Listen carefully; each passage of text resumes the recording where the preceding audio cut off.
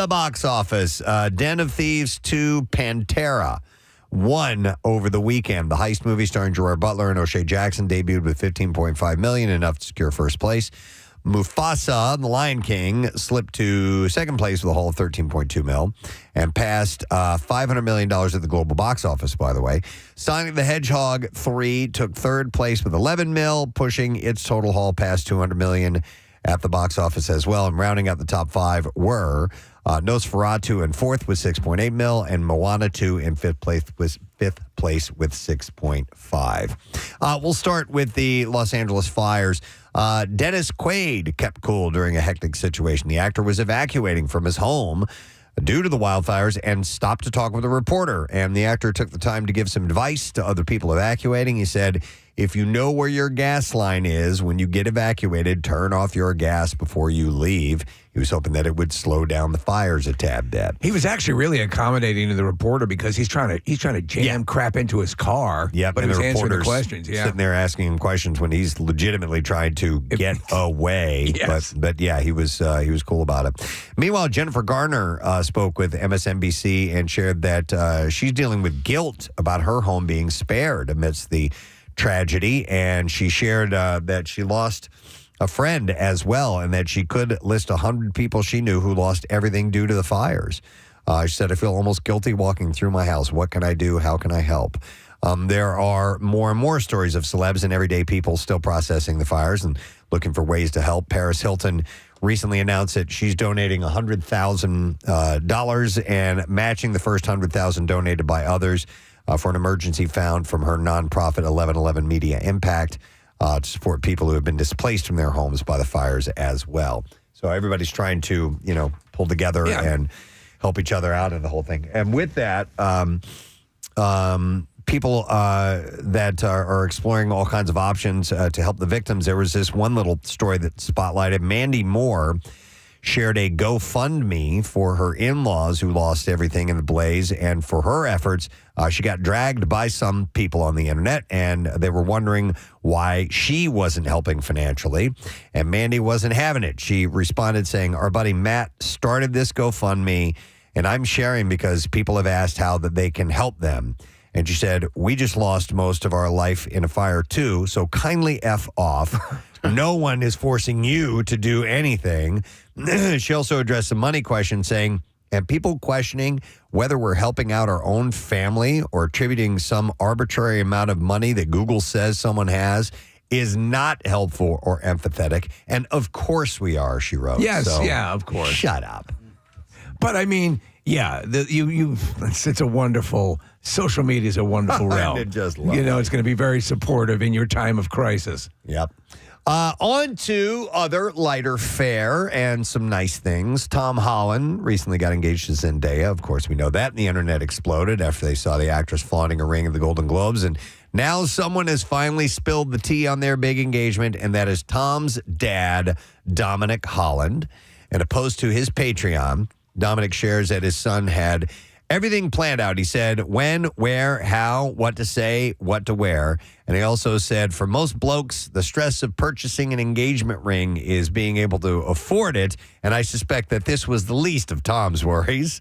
Dominic also noted how hard stardom can be, and the happy couple's combined stardom might be even bigger now that they're engaged, but knew that they had what it takes for the long haul. He said, I'm completely confident that they will make a successful union. So Dominic Holland has a Patreon page. Is he an artist? Is he? I don't know. What am he doing to have a Patreon page? Don't know that answer. Yeah. So who knows? Lily Allen has reportedly checked herself into a trauma center. Oh, man. It costs about $9,000 per week. The Smile singer recently admitted on her podcast that she was, quote, not in a good place, and opened up about her spiraling. And this comes on the rumors of her marriage to actor David Harbour, as the rumors continue to grow after news of their December separation got out, and then Allen revealed that she found Harbour on the celeb dating app Raya. A source close to Allen apparently told the Daily Mail her mental health got worse as she returned to her and Harbour's shared family home in New York last week. She said it was very painful. This source said it was very painful for Lily to return home. David used to be her savior, and now he's a trigger for her. But putting on a brave face for the Grammy-nominated singer still brought her daughters to school and then flew herself straight to rehab, going a day earlier than intended as she felt wobbly and desperate to escape. Well, she's taking the right steps. I'm curious about rehab. What are the protocols in place? Because it's supposed to be for... Is it just wealthy or celebrity or both? I think it's both. Okay. But I mean, I wonder what the parameters are, how they verify the process. Are you invited to be in, or how does it go? Probably just charge you a whole lot of money. Probably just charge you a whole lot of people money, who can't afford it don't do it. They say it's very similar to iFly, Preston. Oh, So, okay. yeah. Well, it's delightful then. And exhilarating.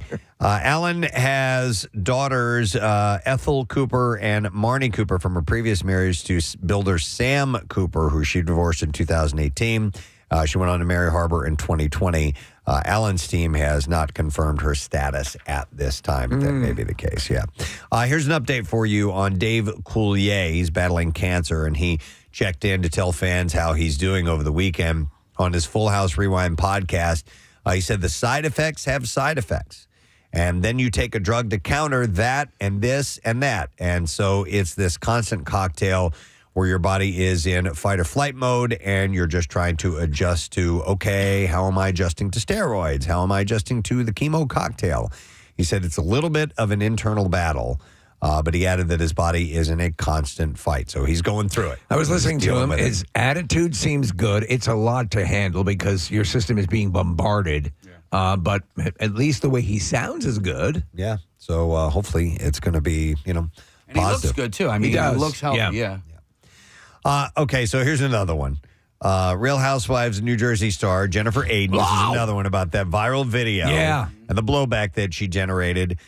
It all wouldn't have happened if she had just listened to her husband. She told Page Six that Dr. Bill Aydin, her hubby, was not happy about it, having told his wife not to post the video. As for Aydin, she has apologized for some of how she reacted and has I'd like to apologize. and has advice for women everywhere. She said, listen to the husband, ladies. Husband knows best. Well, you're talking about an entire show and culture that's based on not thinking about whether or not to hit send. Right. So the fact that this guy interceded and almost saved her this nightmare and business, by the way. She lost that cruise she was going to go do. So, yeah, listen to hubby. Yep, probably a good idea. Over the holidays, Will Ferrell, you guys saw this, I'm sure, brought back his Buddy the Elf character from the film Elf, but it wasn't the exuberant, naive Buddy fans remember. This one was kind of the anti-Buddy, grumpy looking, 3-day beard, drinking a beer with a cigarette hanging out of his mouth as he attended a hockey game. The Flyers game. What brought that about? Well, Ferrell explained it. We're season ticket holders for the LA Kings, and I told my wife over the break, it'd be funny if I just got a Buddy the Elf costume and didn't shave for like a week. And I'm just sitting there with a candy cigarette, and I'm going to sit there for a period and see how people react. And that was it. He said it definitely got people's attention. So the reaction was insane. Like, what is he doing? Is he promoting something? But occasionally, I just like to do weird things that just stir it up. So that's And what he that- did. And that's what that was about. That's all. That's the whole reason that he did that. I loved it. It was a pissed off, down on his luck buddy. He didn't stick around for the third period, though. No, I think he said he sat there for one period and that was it. So in and out. Pamela Anderson is setting Hollywood abuzz with her critically acclaimed performance in her latest film, The Last Showgirl. And with this new recognition, including a Screen Actors Guild Award nomination, she told Andy Cohen the life-changing role is, she said, the best payback for the Hulu series Pam and Tommy.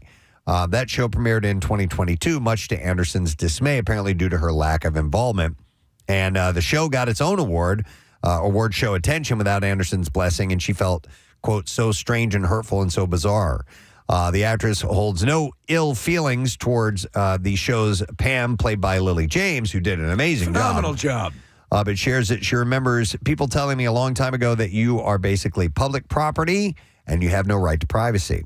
Anderson goes on to say that she didn't dwell on it, and it was kind of a strange thing to pick a very terrible time of my life and make entertainment. By the way, I completely understand what she's saying, but if you watch the series, the miniseries, the Lily James performance is very good, and you feel a lot of sympathy for Pamela Anderson I all the thought way so, too. throughout. I mean, she is really the one who's put upon, she's exploited, but I also understand she had no involvement in this, and it's weird to watch other people tell your story. Yeah.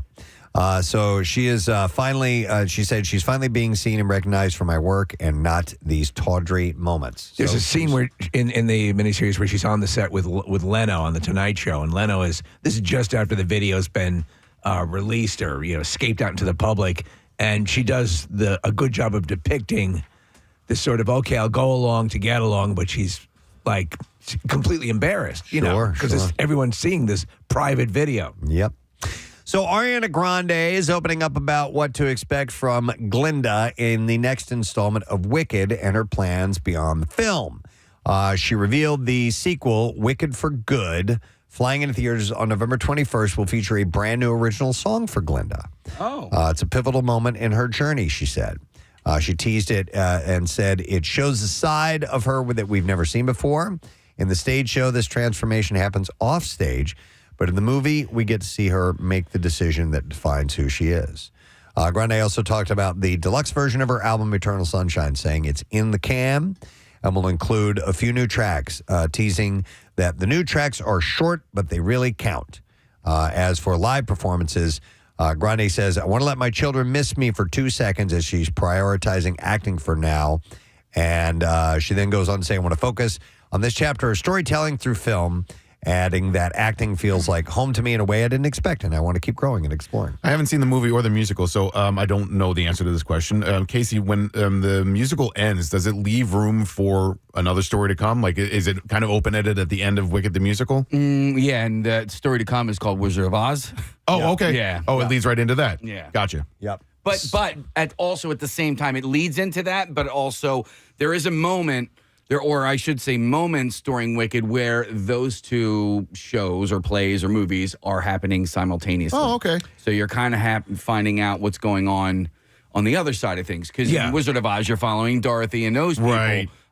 So at a certain point, those stories intersect. There's just so many books, and I don't know how the source material plays into the Wizard of Oz versus Wicked and the combination thereof. But towards the end of Wicked 1, Nick, they get use of this this factory on just over the town line, and so they can dance there. Wait, is there anybody that fights that? Yes. Okay. The town fights it. Okay. So, all right, we will. When is the second movie coming? You just said November 21st. I did say that. I said that myself, November 21st. Thank you very much. Thank you, Preston.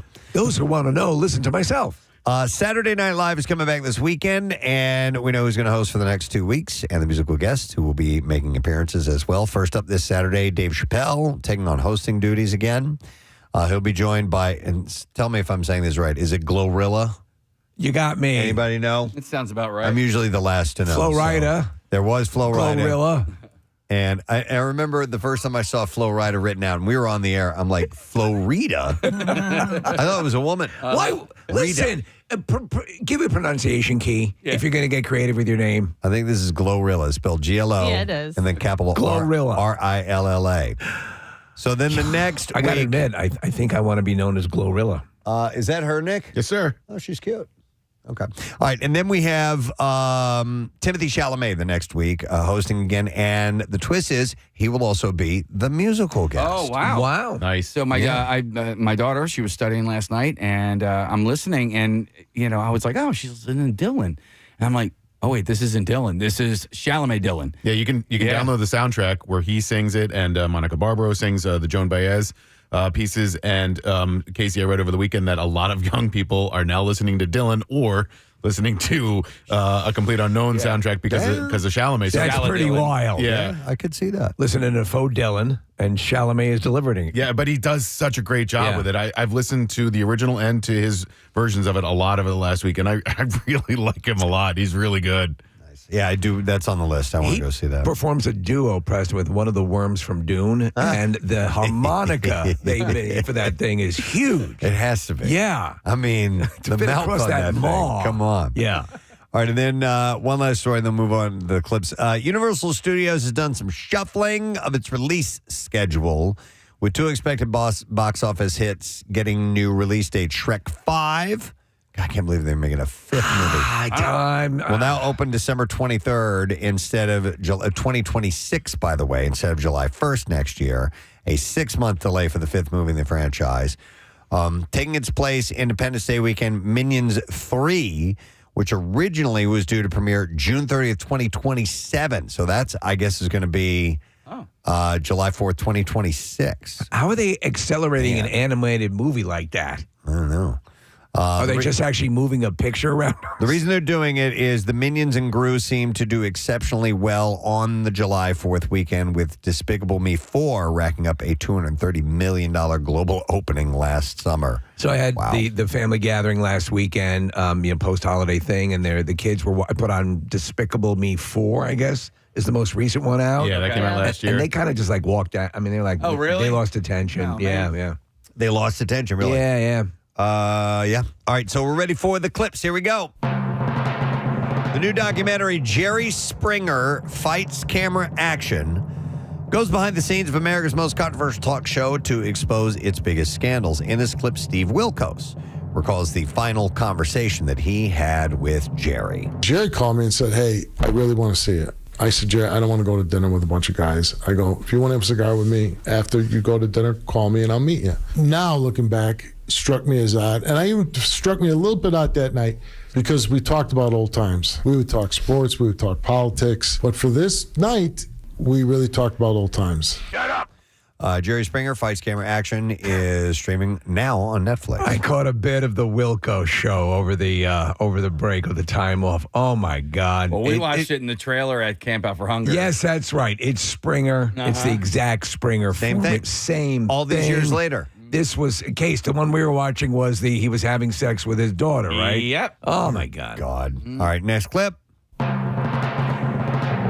In Gershberm's The Vanishing, twins Devin and Cece, who are spending the summer with their dad, find themselves entangled in the story of 5 teenagers who mysteriously vanished in 1994. Here, David Schwimmer professes his love for the project. I mean, this is one of my absolute favorite genres, and I've never had the opportunity to act in this, so doing horror action comedy has just been an absolute treat. Goosebumps The Vanishing is streaming now on Disney Plus if you want to see it. Looks good. It looks, as we said last week, it looks a little bit more adult. Scurry. Yeah, a little. Yes. Just a smidge more scary, and I think they said people can die in this, as opposed to in the other. The word is a little more girth and a little more burps. Yeah. All right, that's the Entertainment Report. We will take a quick break. It's looking like the start of a lovely morning. It's going to be fairly mild, 46 degrees, relatively so. So you should enjoy this because we're going to be only getting into the low 30s the next few days. It's going to be very, very cold after this. We'll come back in a second, so please stay with us. Preston and Steve. And various networks showed reruns up until 2014 when TV Land, Bounce TV, and BET all stopped airing the show due to the sexual assault allegations. Cosby and Manson doing press together for the. Oh my God! at a conference. There were a couple pieces of audio you wanted me to play, Steve. Oh yeah. Yoko. I think she posted this on her Facebook account. Yoko Ono. She had an auditory reaction to President-elect Donald Trump. Oh, wait. Is this okay. It's real. Is it words or is it a vocal? You tell me. It's an auditory reaction. Tell me. In classic Yoko fashion, and this was a message to her followers, and to her followers, this means something. Okay, here we go. I haven't heard this yet.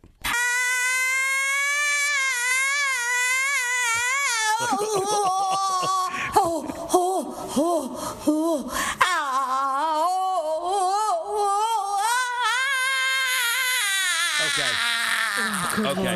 You know what that sounds like? You know when you have a balloon, and you let the air out, but you put it in your mouth and you go, ow, Marissa, can we find a balloon, please? Do you know what it also sounds like? No, I mean an actual balloon around here. I got it. Casey's got it. We need a real balloon. A real man's balloon. We got those condoms. are gigantic. Look at this. All right, well, go ahead, blow it It's up. a weather balloon, It's for a Christ's sake. douchebag is what it is. Either we have a tiny balloon or a Zeppelin. It's a hot water bottle. The hell is this that? Won't work. It might. All right, try it. He's going to pass out trying to blow it up. And you know what? Seriously. Preston is actually really good at just picking up wind instruments, so he might be able to actually recreate this. He might be a virtuoso. Yeah. All right, we'll play it for him while he's blowing. Okay. All right. Stop. Got it.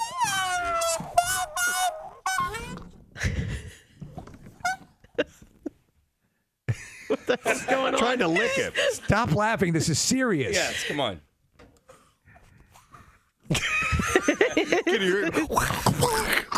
You don't have to get it right up on the mic. Maybe Yoko is I can't talented. get it to squeak. Oh, get out. Yeah. All right, Here we go. Sounds like a horn. No, gotta take it back. I need a different balloon. Not going to work. Go to promotions. Get me. God damn it! Give me a real balloon. Where's those balloons I requested? Can't come out of a Green Day song into a balloon segment. You can't come out of Yoko Ono. Yoko Ono into a balloon segment. Shut that bitch up. Can you do the exploding Yoko for me, Steve? Sure. Yeah. That's one of my favorite bits of all time. Let me know when you're ready. Hey, we're good to go.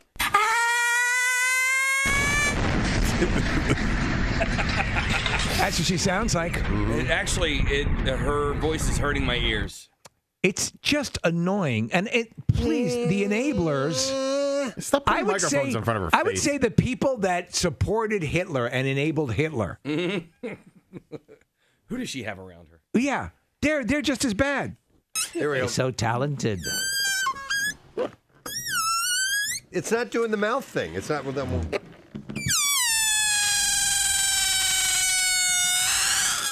Who the hell is doing that? What was that? Nick, it was the balloon. You got to go like this, Preston.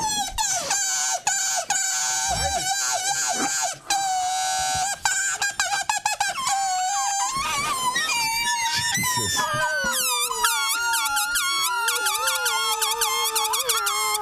Wait a minute. Are you actually saying woo while you're doing that? No, stop that. Why? It's added to it. He asked you a question.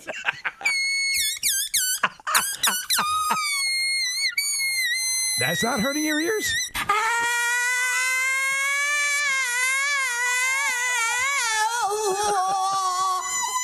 You would get you'd get a more pleasant sound if you ran over a cat with a lawnmower. This is terrible. Okay. Jesus. Well, that's her take on the whole election. Who's doing that? Should we stop? Yeah. Yes. Yeah. See if you can guess what song this is. See if you can what? See if you can guess what song this is. Okay, all right, here we go. Oh, wait, we may have invented a new game. Here we go. What? That's just rhythm. That has no... It's a song you should know. Oh, It's Oh, wait, honestly, that was Limelight. yes, it was. Seriously? It was pulling up. do it again. It took me a minute. Can you do Crash Into Me? That's hard. I can try. Let me get it for you. Here, wait, hold on. Steve's gonna do it. No, I can't.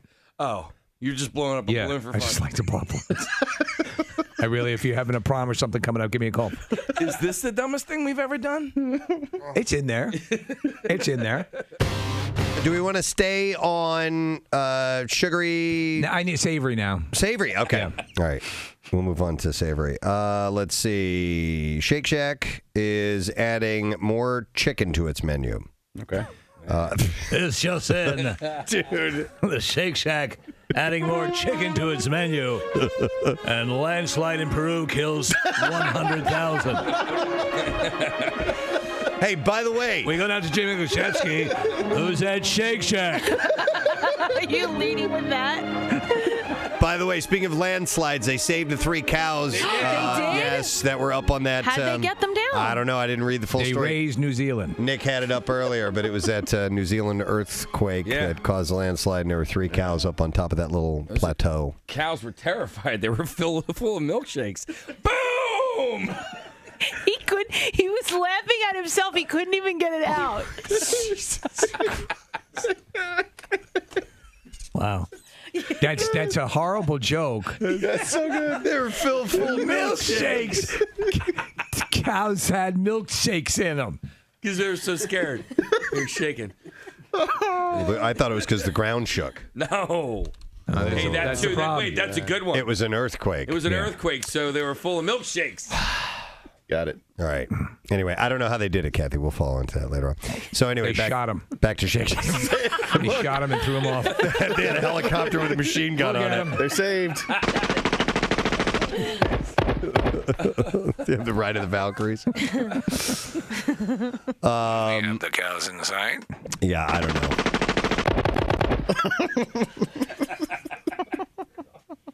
I'm not exactly sure how they God, there's so much of a story here. went about it. We have our cows inside.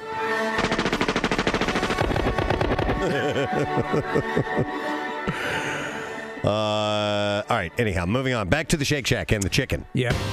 We were speaking earlier this morning in our entertainment roundup about Dwayne "The Rock" Johnson being the sexiest man alive. Yeah, I sometimes don't support those decisions, but I have to agree with this one. You agree with this one? Yeah, on a guy level to a guy, I would say that because he's a cool guy. He seems like a good guy. Mm-hmm. He seems like a guy who would hold you down. Yes.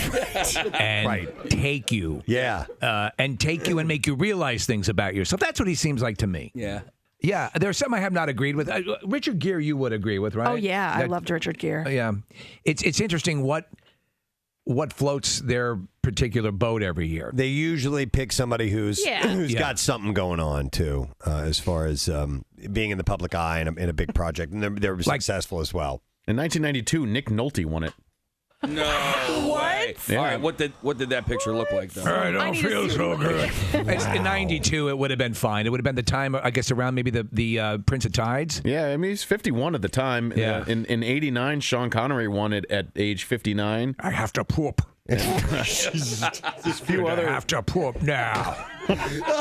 So take your damn picture. Take it now. Take your picture now. I have to poop. He, I guess they were trying to show that an older guy could be. Yeah, that was right when Last Crusade came out.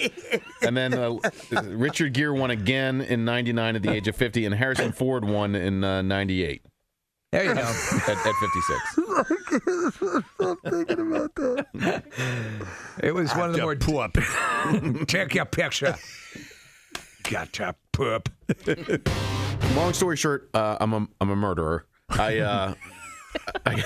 My son is really into fish and fish tanks, so we bought one. I got one for his birthday, which was back in September, and it took me a while to get it up and running. It's the first time I've I ever remember you owned mentioning this. Yeah. Fish tanks seem like a great idea. They at do, the time. and I'm actually overall really happy with the purchase. Right, I have a friend named Cheryl who's been really helpful in guiding me through some of this stuff because I didn't know what I was doing. Are there a lot of fish?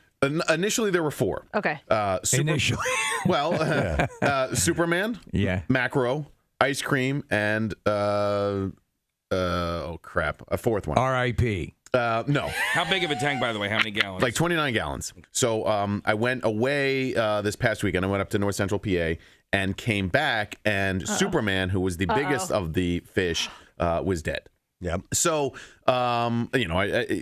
it sucked because I knew that I was going to have to make a decision. And that decision was, do I tell my son whether or not this fish has died? Right. And Is he super connected to it? Does he? Well, it's his. I don't know. It's his fish tank. It's in his room. He picked out all the fish to go into the tank. So he's been very active in the decision making process. He named all of them. I would get attached to my fish. Like I would be sad when they would die. Yeah. And they don't really have a ton of personality, but they have some, and then you sort of figure out which ones stayed at the bottom. WMMR. Thank you very much, Kathy. Well, the city is alive with the vibe, and I have found it all for you. Scoobily wow wow, pounding the street with his photogenic feet. It's Preston Elliott. It's time for the city beat. So There's a lot of stuff going on. There's a lot of stuff going on. You know what? We'll get right to the big biggie with the Sixers deciding not to build the stadium, in Chinatown, the downtown area. I still have whiplash from that story. It was completely unexpected, and I'm wondering how long who knew, at all? People had to know ahead of time that this was going to be happening. Yeah. So I was reading the article in the Inquirer that pertains to it, Preston, and watching some of the news coverage as well. There are a lot of people who are in the same boat who would feel were connected very directly to this, who had to admit, what? Yeah. Where? Yeah. I have a lot of mixed feelings about it. A part of me wanted it to happen, and then the part of me was like, man, it would be a mess or whatever. But the other thing that occurred to me last night was that I'm still bummed that nothing is going to happen in that area. I look at that area of Philadelphia, and I'm like, it's just this wasteland, and they've tried a bunch of different things, and they tried to revamp the gallery, and wasteland's not the right way to put it, but it's an area that could be better, and this would have at least changed things up a little bit and brought in some vitality to it. I understand all of the complaints against it, and I understand the arguments against it, but it would have been cool to have something in that spot. Well, they are, Nick. They're still going to try to do some development there. But not an arena, not that's a sports arena that's an anchor for so much and so much traffic. Yeah. Well, and the thing with that, Nick, with a sports arena, that's guaranteed crowd for sure. People would be coming to it. But then you have things like the gallery and all of that have kind of fizzled out. Starts off with a bit of a fanfare and then goes away. But you know what sucks is that structure, that building, it's really nice. Yeah. You go in there, and I only go in for movies. There's a movie theater there, and so we do screenings and stuff like that. But you walk in, you're like, this is really nice in here. It's a waste. Yeah.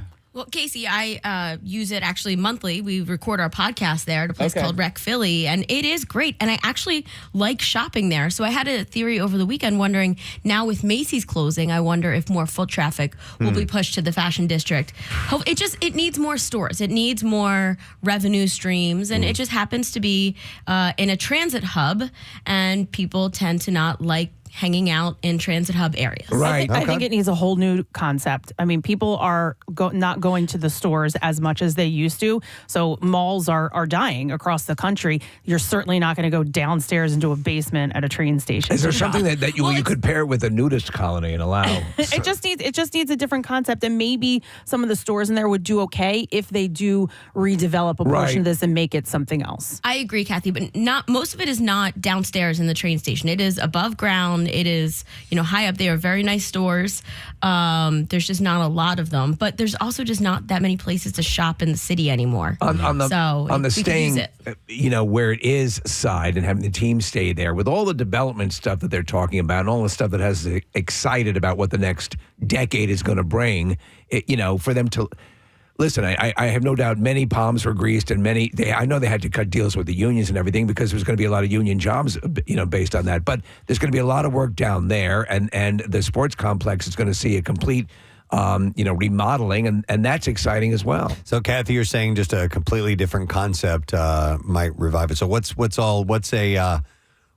hot and happening right now? We could make it like a pickleball court or something like that.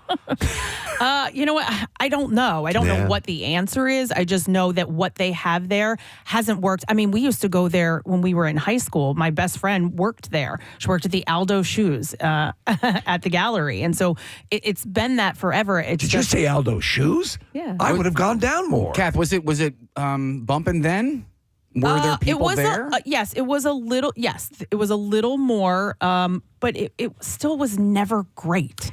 It just hasn't been for a really misses long the mark. time. Yeah, you need something, but that's for mine's better than mine. So the article I was reading this morning was talking about the history of that area and the Chinatown community. They have fought a series of proposed developments since the 1960s, including casinos, a prison, a baseball stadium, a highway, the last of which dissected the neighborhood. Wait a second. When that opened in 1991. A prison with stores. Okay, all right. Right? I'm listening. So every other cell is a little kiosk. Do you remember there was going to be a big Disney thing down there too for a while? Yes. That was they were going to make a big deal out of that. Disney Quest or something along those lines. Yes. How about Disney Prison? Well, and that's also another good reason is the Chinatown residents. I mean, they fight hard, and anything that's going to go there, you're going to have a strong fight. Well, what they're seeing are their smaller businesses and stores and everything just get wiped out. out when all that comes in. Yeah. So it's generational, so you can understand their passion. By the way, the No Arena Coalition that had formed to try to block the proposals said in a statement Sunday that City Council's embrace of the 76ers proposal demonstrated that the city needs politicians who respond to people's needs instead of corporate greed. They said, we're relieved to hear the nightmare of a Center City Sixers arena will not haunt our city anymore. In their statement, they said to every Philadelphian who called, marched, testified, and warned City Hall that this was a raw deal. This win belongs to you, and the lesson for politicians is to trust the people. Do you know what might work down there, and all parties involved might appreciate this, if we put in a smaller airport down there? I think everyone would. A small one. Center City Airport. A Center City Airport. Domestic only. Domestic only. Puddle jumpers. I think that would go over very well. So with a new stadium or arena or whatever you'd like to call it in the the proposal now or in South Philly, any idea? I know that they've obviously we've seen renderings of what that whole area is going to look like. Any idea where this would go? Well, they haven't even yet? officially confirmed it. So Yeah. that'll probably happen today at 11. The mayor is going to have a press conference at 11 a.m. this morning. So they said she's going to give a lot of information. So we'll probably find out more about it then. I'm just wondering where the hell they'd put it other than on a parking lot. Yeah, And then that's where? less parking. Yeah. So I don't really know. All right, we'll stroll into something else and we'll stay in Center City. Marissa had mentioned the Wanamaker building and Macy's. So what's going to happen of that? There was an article in the Enquirer over the weekend about this. Most likely, after negotiations are complete, it will fully belong to TF Cornerstone, or TFC, a real estate company with deep roots in Manhattan. The company has owned the 435,000 square foot portion of the building that contains Macy's. They've owned that since 2019. They purchased the debt for the struggling 954,000 square foot office portion of the structure last year, and it's currently in negotiations to purchase the whole building with Philadelphia-based Rubenstein Partners, and has been consulting with city officials about the plans. The company said in a statement, TFC, they said when Macy's closes in the spring, TFC plans to begin the transformation of the 114-year-old landmark from retail to predominantly vacant office space into a mixed-use anchor for Center City with new entertainment and fitness outlets, shopping, office, and loft apartments all under one roof. Yeah, this is kind of what they're known for doing, is taking these types of buildings and rehabbing them and rechanging the direction. I'll be curious. Again, this is, as our previous conversation, it all has to do with people going back into the city, re-embracing a lot more of what's going on. And honestly, for you, Preston, the consideration of going into the city, this isn't always the second question. What about parking? Oh my God, yes. So traffic, parking, those are the two main things. That can be really handled and mitigated properly. I think you're always going to have a big issue. Yes, you'll always appeal to the people within walking distance, but you want something like this to work. You have to make. I remember years ago a campaign that I was involved with. This is when I was up in New York, and there was there was DRE in New York and DRE in Philadelphia, and we do production up there and send it down about there was an active campaign to all the things that were going on in the city to get people from the burbs on into Center City. That's they gotta start that again. Yeah. So the company described in a rough outline with city officials that could include 3 or 4 floors of offices above the building's retail space. The rest of the upper floors would be converted into apartment uses, while the space now occupied by Macy's would be divided in order to allow multiple smaller format stores. And the company has discussed the idea of having the iconic Wanamaker Grand Court organ. A lot of people are curious about that. Yes, which is legendary. the largest functioning instrument of its kind in the world. Wow. But they said play not just on holidays, but at certain times every day. They were talking about, Preston, turning it into one of those super huge steam-powered Sybians. Oh, wouldn't that be... is it only one person at a time could use that? Oh, hundreds. Hundreds at a time. Wow. All right. By the way, there is a great account that I follow on Instagram. It is the woman who plays the pipe organ at Royal Albert Hall. Yeah. And we were there. We spoke to the manager of, was it that? Yeah, that's who we spoke to, right? Right. The manager of Royal Albert Hall, yes. And it's really cool. These instruments are amazing. So the fact that we have the world's largest right there at the Winery building locally is pretty damn impressive. They said there's really no demand for a single tenant to take every last square foot of Macy's that Macy's occupied. So they have to break it up and do some stuff. So this might be a good site for Preston's new Picklitarium. You know what? Maybe. Yeah. Right. I think people might come from miles around. Do you ever... We all do it. Oh, that place is available? I wonder if I went in with some people and if we could open up a place and... the amount of times things like that, any venture, any business, look at that. We had all this firepower behind this new arena for the Sixers, and it caved in. Yeah. It's always a massive crapshoot. Steve, I was talking with a potential investor last week about a space that's closed. It's been closed for a while, and it was a really interesting conversation, but there's some possibilities for this place. Anyway, the conversation shifted to money. And I was just like, it was staggering amounts of dollars. And I'm like, okay, well, I can't help there. You misunderstood. I'm a thought guy. I'm an idea guy. I'm a visionary. I mean, tens of millions of dollars. I'm like, oh, all right, well. Yeah, well, you guys will get that together. Do you guys like Dunkin' gift cards? Yeah, dude. I mean, like, I've had people approach me about investment opportunities. And, okay, so the introduction is, this amount. And I'm like, you're out of your goddamn mind.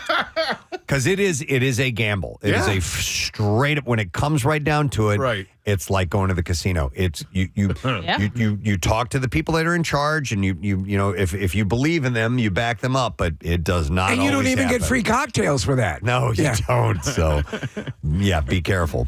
All right. So we'll see if the Wanamaker. But this makes sense. What they would do at the Wanamaker building is if this is the case. I'll tell you one thing. That building is designed in the way it's built. The conversion will be less complicated. What they're talking about, and another article that related to this, is that you're dealing with a lot of glass tower offices, that converting them to standard retail and or apartments is much more difficult because... Oh, really? Yeah, because you're talking about a whole set of different requirements for residential living as opposed to floor-to-ceiling windows. Right. By the way, last year, the company announced a $1 billion collaboration with Dune Real Estate Partners aimed at converting struggling office structures into residential uses in D.C., in Boston, Philly, Los Angeles, and others. So Dune Real Estate? Yes. Are they off-world as well, Preston? I think they are, yes. I think they're on Arrakis, actually. That's where their headquarters are. A house that's close to a large supply of spice? They're currently working on expanding to Gidi Prime, but they haven't gotten there yet. All right, let's see if there's another City Beat story to pass along. Obviously, Birds win, huge. City is excited. Everybody is stoked about the victory. But one of the showstoppers outside of the team's performance yesterday was apparently, according to social media, the national anthem. It was great. And it was very impressive. It was just, if you did not see it, just a single guy playing an alto saxophone. His name is Vanya Sax. And he went out and did a very cool, straight-ahead rendition of the national anthem. I loved it. It was phenomenal. I think it's a beautiful sound anyway. I love the sax. It is, yeah. But it's a soulful and I think you can step out of the standard singing thing now and then, and they did it right. Something happened, while he was playing that I absolutely loved and I would love to see more of.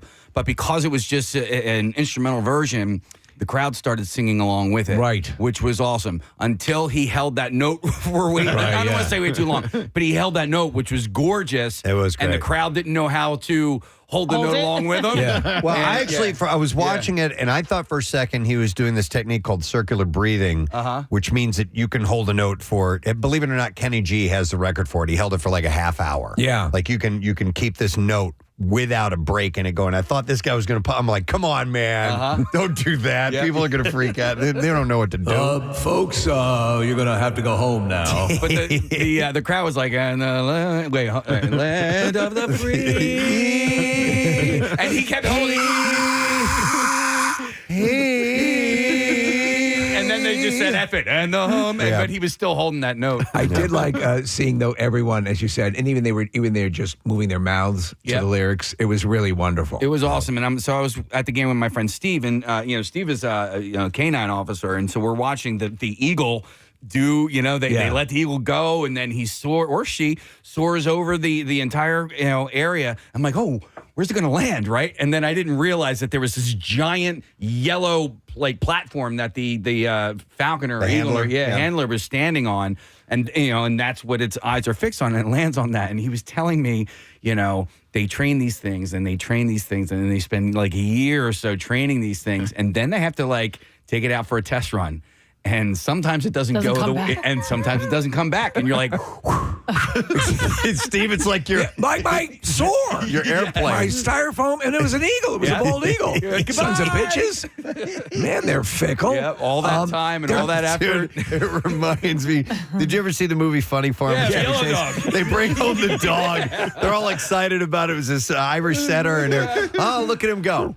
Hey, look at hey, where you going? The dog is just gone. It reminds me of. And then, a month later, they see the dog run by. Yeah, every once in a while, you'll see up on the horizon. You chasing after your dogs on the beach that one time, Preston. Because once they're going to go, they're going to go. They're gone. But it's such a great confluence of visual and audio. It was wonderful. Do we have the audio by any chance? Yeah, actually, we do. I don't want to play the whole song. No. But I'll play a little bit of it for you. Nice.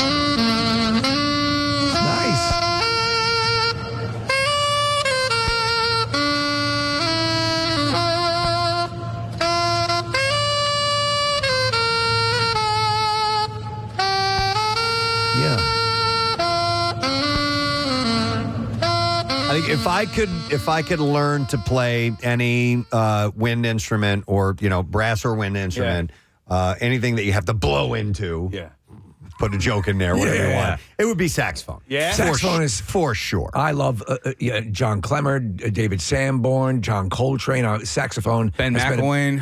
Ben McElwain. Yeah, my son plays. Yes, he does. He's really good, actually. It's annoying. He's so good, and it pisses me off. Let me ask you, He's Nick. really good at piano, and he's really good at Steve. Here's what Ben can do.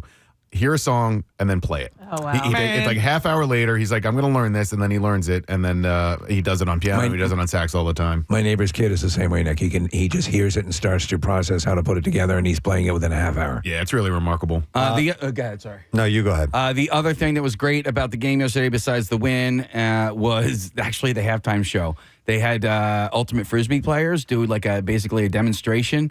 I'd never watched Ultimate Frisbee before.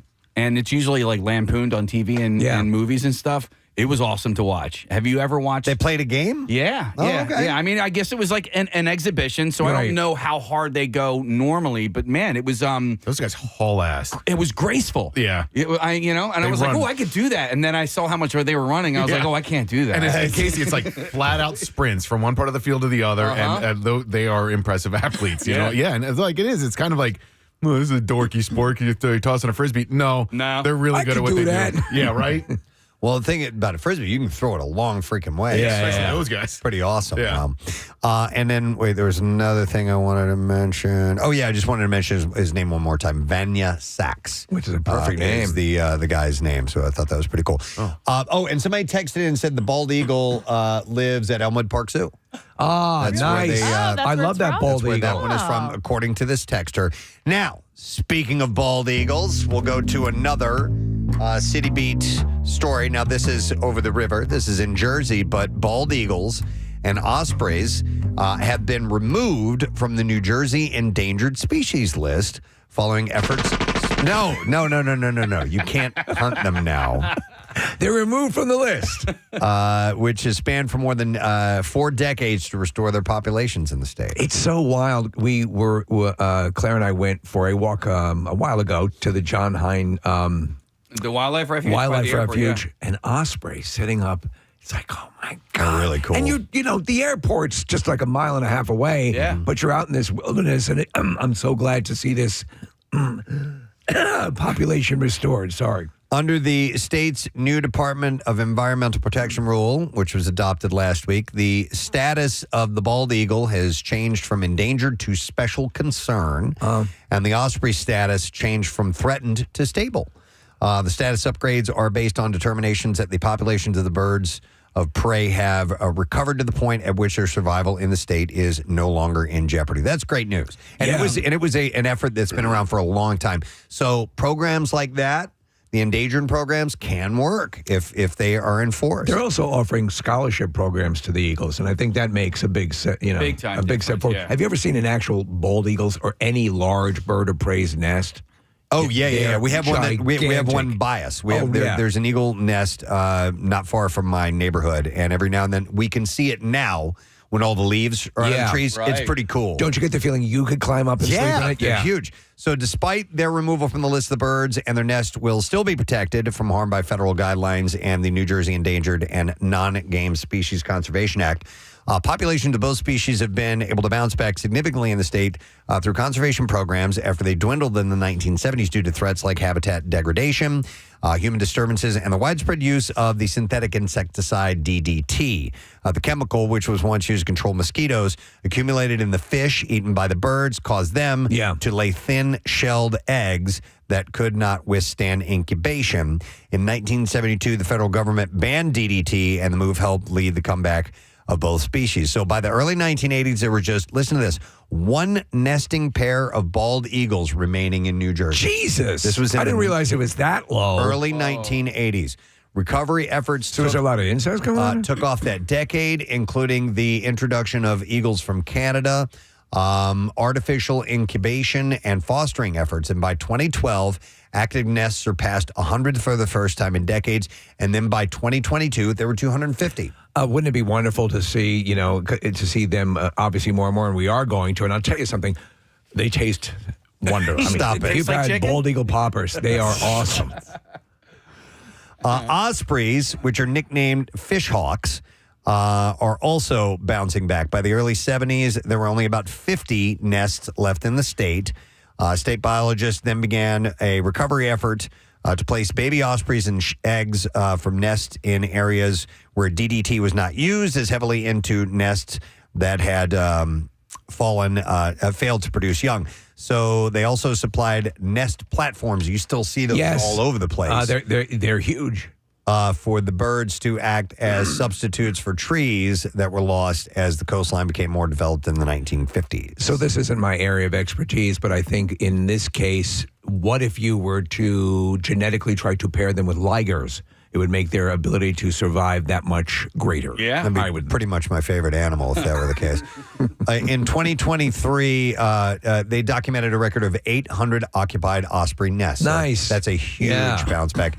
So they're not listed on the endangered species list, but they are protected from hunters by the U.S. Migratory Bird Treaty Act. Historically, ospreys were never found in large numbers in Pennsylvania, but the state's current population is the largest since European colonization, with 148 nests documented as of 2016. So good news for the birds. Yes, that is good news. Birds all around. Hey! Birds. Go birds. All right, here is another City Beat story sent to me by my field reporter Kathy Romano. Oh, wow. And it has to do with New Hope, Pennsylvania.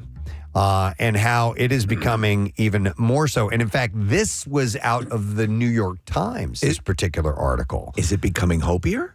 Well, it's becoming more celebier. Oh, well, we know, one of the Hadids, right? Well, so I can give you a little bit of the history. Yes. It was in 2017 that Yolanda Hadid arrived. Yes. Okay. And, Yolanda! She bought a farm just outside New Hope to be closer to her daughters Gigi and Bella, who were then living in New York City. The 32-acre property became a family retreat. The Hadid's social media feed started filling up with all these images from the area. The presence of the Hadids attracted other famous people to Bucks County. In 2018, Zayn Malik, the British pop singer who was in a relationship with Gigi, bought a farm there. He had said at the time, it's quiet. This was in an interview with British Vogue. He said, there are no... He said, and I quote, there are no human beings. Wow. He's a little delusional. And Gigi gave birth to their daughter at the home in 2020. So it was back in the spotlight the next year when TMZ and Billboard reported on an altercation between Mr. Malik and Gigi and Yolanda that took place at one of their country homes. Facing 4 charges of harassment, Mr. Malik pleaded no contest and was sentenced to 360 days of probation. So it turns out there are other people out there. They broke up after that. And then 2023, Bradley Cooper reported to have succeeded Mr. Malik and Gigi's love interest role. Paid $6.5 million for a 33-acre gentleman's farm close to Yolanda's property. And then came local sightings of Leonardo DiCaprio and Justin and Haley Bieber just across the Delaware River from Rocky, Ricky, Danny, Terry, Mikey, Davey, Timmy, Tommy, Joey, Robbie, Johnny, and Brian. All those. They're all there, all the celebrities. No, but they were in Lambertville, New Jersey. Julianne Moore and Sydney Sweeney were filming a movie there. And suddenly New Hope and the quaint neighboring towns were becoming a celebrity enclave.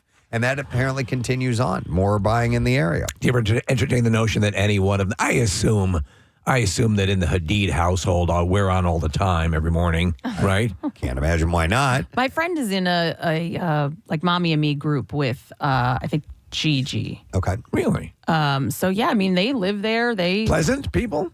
Yeah, she said, she people said. of the earth? She's this little group that this actually will go to this article and what you're saying. That this Mommy and Me group is like a lot of Gigi's, but not the name. Yeah. But you know what I mean? That class of people. Right. So, it's not, she said when she comes, it's not that big of a deal because everybody else is They're sort all of, the beautiful people. Yeah, they're all sort of All like right. that anyway. But I mean, she enjoys it. She said they're nice. She said she's the only one who comes with her kids by herself. Everyone else brings a nanny or has somebody there. And the one girl says she's like, I cannot believe you do this. She goes, it's okay. She goes, my mom did it with me.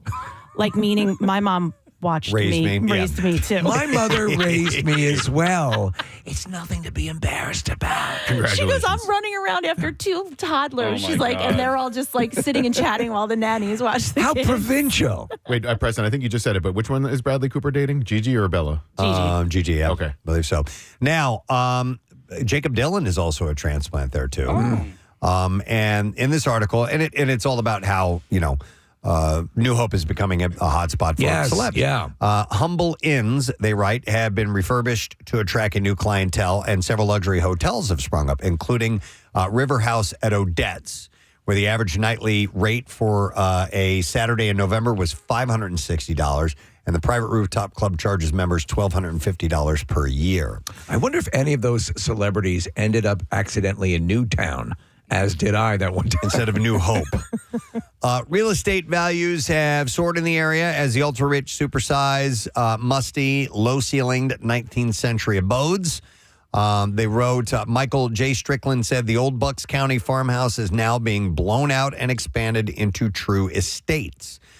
He's a real estate agent with Curtis Sotheby's International Realty, who moved from Manhattan to Bucks County full-time in 2000. So there's a reason, because people are buying up those properties. So you walk the fine line. If it, does it transform completely and lose its sort of, rustic? Yeah. Also, does it price out the other people who already live there? Does it destroy the tax base, and so therefore you can't even afford to live where you currently live? Yeah, that might happen. Yeah, but a lot of people that listen, I know there's people that are in a normal tax bracket, but a lot of people that live out there already have that money. Yeah, but I mean, if you're still increasing property values and you're pricing out people that might work there, they're going to have to live further away from where they were. It's weird that they're gentrifying a place that doesn't need any gentrification. I mean, because that's kind of what happens in these city places. People come in, they invest, and they price out the people that already live there. And so now this is happening. But I mean, if you drive around, I understand what you guys are saying, but if you drive around New Hope, there are neighborhoods of mansions, giant homes. Of course, there are more reasonable homes, but the majority of it out that way is that. I'm a little surprised that Bradley Cooper hasn't called in to weigh in on this, because I know he is our best friend. He is our best friend. Probably listening right now. Probably in the shower, can't get to the phone. All right, one more City Beat story, and then we will wrap it up. And this is another one from field reporter Kathy Romano. Wow, she's really getting all the scoops. Well, she sent me an email, actually, which was a follow-up to something we talked about last week, and the fact that the staple, Feeney's, is closing. And this was an email from Allison Stewart, who wrote in and said, "Hi, Kathy. I was listening to the recorded show Friday morning, heard the discussion about Feeney's in Feasterville, And I wanted to say that the decision came after the very recent passing of the owner, Jim Feeney. I said, I know it may not be worth bringing back up in the studio, but I wanted to express to you all how special that man was. I was an employee of his, along with my mom and many of our friends and family. Mr. Feeney's love for his store ran so deep that even after he retired, he would still be in the store every single day well into his 90s. Wow. They said I've included his obituary below for reference. If you could give a shout out to Mr. Feeney and his Feeney's family from over the years and all the amazing things he has done for the community and joy that he brought, that would be amazing. He also is a massive supporter of the Ronald McDonald House. Thank you again for talking about the store's magic on the show. And like I said, that's from Allison Stewart. So you went there, right? I did. I went on Friday. As soon as I was done at the gym after the show, I ran out there because I wanted to get out there and back home before rush hour traffic, because out that way, traffic is wonderful, horrendous. Yeah. So I went, and I thought, okay, it's the first day of the sale. I know it's going to be busy, and people were messaging me after we talked about it, and I was like, but it's the first day. People are at work. It's I think I went out at like 1:30, 2 o'clock in the afternoon on Friday. The parking lot was like gridlock. Oh, really? I happened to pull in, and I was like, oh, I don't even know how I'm going to get out of this parking lot now. Like, that's how jammed it was. And there was a random spot open. I was like, oh my gosh, I pulled right into the spot. I'm like, all right, I got a spot. I went in. I would say there was some stuff left. You definitely could filter through everything and pick through and find some things. But the line to check out. Okay, so if you've never been there before, it's sort of like a warehouse style. Like, that's how big it is. You walk into the main room, and it's huge. And then they have little offset rooms with, different things. And then you can go towards like the chimney. Then you go into like a whole separate building. Again, like another big warehouse. The line. There was a line in every direction. One went through the one side of it. The other went through the other side. I walked by some woman. She goes, I think I've been in line for 2 hours. Whoa. I go, really? Now, the woman in front of her goes, no, it hasn't been that long. But I mean, it had to have been at least an hour, if not more than that, that people were waiting in line, and people had carts full of stuff. And there were some things there that I probably would have purchased had the line not been that long. I wasn't going to wait in that line. Well, this is a beloved location, and I guess once we probably helped that a little bit too by getting the word out. But yeah, that's everyone wants a piece of that. Yeah. So how long did it take before you were finally out? Well, so then when I went to leave, I was parked. They had these like 2 spots against a curb, not like in the actual parking lot. So that's where I was, and all I needed to do was pull forward and make a right-hand turn. It's okay, I'm on the radio. Well, but I couldn't make the right-hand turn because there was a car there, right, waiting to pull out and make a left-hand turn. But then there was a car blocking both of us because she wanted my spot. I had to like K-turn, pull here, there. Somebody had to back up. It was nuts in the parking lot. And apparently it was like that all weekend. So I can't imagine there's much left now, especially since Friday. There was some stuff, but the shelves were definitely getting bare. Wow. All right. Well, we want to send that out to the family and Mr. Feeney. That's from Allison Stewart. So, but that sounds like, people are going to miss that. Yeah, for sure. It was a little sad to be there and see it all empty. Yeah. All right. That's all we have time for in the City Beat this morning, folks. Hope you got something out of that. We do have Bizarre File stories plenty that are on the way, so we'll take a quick break, come back in a second. The weekend was kind in its weirdness, and I will share it with you when we return. Stay put. Preston and Steve. Which ones never move? Which ones never move? And Which just ones sit there on the bottom? Which ones hide behind the little hut at the bottom of the thing? Which ones decompose? Which ones decompose? Which ones eat other ones? Yeah. So I took Superman out with the little net and put him in the toilet and flushed him down, and he went to fish heaven. Yeah. So this was over the weekend. It's now. Where's that coming from? It's so damn loud. There we go. Okay. Go ahead. So it's now Wednesday, and I have yet to tell my son. And so I don't know. Here's the quandary. Do I inform my son of what has happened with the fish and teach him the lessons of life and that death is a part of life and that we move on? Or do I just go out and get a replacement fish and pretend like it never happened? I tell you what is an easy swap out is a turtle. Yeah. Those little turtles. There's a great storyline in the movie My Blue Heaven. Joan Cusack accidentally knocks a turtle into the garbage disposal. Well, speaking of the garbage disposal, about 2 years ago, actually it was a Christmas present. Santa brought Jace a betta fish, a pretty red betta fish. And I was cleaning out the nice vase that the betta fish lived in, and I put it in like a little cup, and that damn thing jumped out of the cup. I guess I filled it up too high and went into the sink, and Jace is sitting there. I remember he was eating lunch and he was sitting watching the whole thing, and I was like, oh, the fish, and I was like, don't move, don't jump, don't flap anywhere, because he was in the sink. Yes. So I tried to cover him with my hand so he wouldn't go down the drain. Well, he did, and I freaked out, and I was like, he's down there, he's still alive, what do I do? So great idea. I turned the garbage disposal on. Oh my God! What am I gonna do? What are you? You're a Oh my murderer. God! My child is trapped in the wood chipper. Turn it on.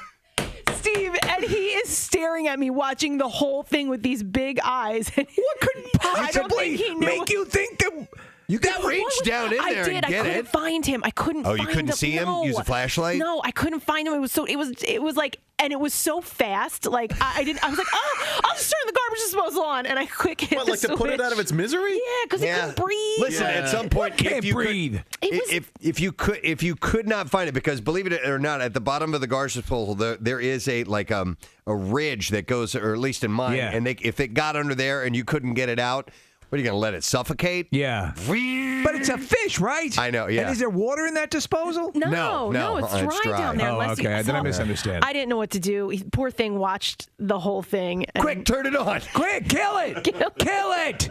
Mommy wants you to kill it. I didn't know what to do. Jace, we're going to teach you a lesson now. You have to turn the garbage No, disposal on. God, no. Stop it. Kill it. Come on. Spartan mom. Is that for Kathy? Me? Are you kidding? Everyone here is freezing. You guys all have coats on, don't you? Yeah, yeah. Look at all the ladies who are putting their coats on. Has coats on. I'm cold. You should put a coat on, Kathy. I have a coat and a blanket. You should wear a t-shirt if you're going to sweat constantly. He doesn't sweat, though. His pits have been shut off. Well, he's hot as hell. Take your jacket off. Oh, and that's I just put one on. right? You take yours off. She said it. She said it. I knew it. He's hot as hell. Hot as hell. You said it. There's a little. Oh, no. I slipped. There's a little struggle with the thermostat here in the studio this morning. The main struggle is that it doesn't work at all. Well, that's the problem. Casey Well, complains it's not accurate. Yeah. that it's all the way up. It's like it's mental for him. He sees that it's all the way up. Meanwhile, it's still freezing in here. It does nothing to move it, and then he moves it down, and it becomes an ice box. I think the thermostat was made in another country because cold is spelled cod and heat is hort. Kathy, there is an official sign on the thermostat. I know, but Casey, I look at can't it, take it. read it. Literally, when you walk in here and it feels like an ice box, that's ridiculous. I'll work with you, but it's an ice box. It's only an icebox when you're in here. No, that's not true. Look around. Everyone is bundled up because it's freezing. She is making a point. They are bundled up. It's cold. What if you both made love? Ew. Hell no. Would that help? Stick me in an ice box and let me die there. Wow. So I'm taking that as a no. By the way, do you call the refrigerator an ice box? No. Okay. The Because some people. refrigerator, I can handle refrigerator temperature. I can't handle ice box temperature. Wow. Is your friend here? Is your I want to monthly friend curse. here? I want to curse so bad. That's how effing cold it is in here. Is your friend we call your friend Daredevil? No! Always. Not yet! It's coming, isn't it? Well, here's a question. I mean, there you have needs. What if in space and long missions, if you're taking care of yourself, what does that look like? Right? I mean, because there seems to be a whole bunch of ports in that thing. Yeah, right? Yeah. Something's got to fit. This looks good. I don't know. This looks like Lisa Ann. Somebody's had to have done that, right? Of course. To All bang the a people- how in all the years and people up in space, you mean to tell me someone's never rubbed one out? Yeah. No, I'm saying somebody's had to have done that, right? Yeah. Right. They're on the space station for a year at a time. That's actually what caused the Apollo 13 issue. Right. It wasn't, the mixture wasn't correct. Oh my God, we have a problem.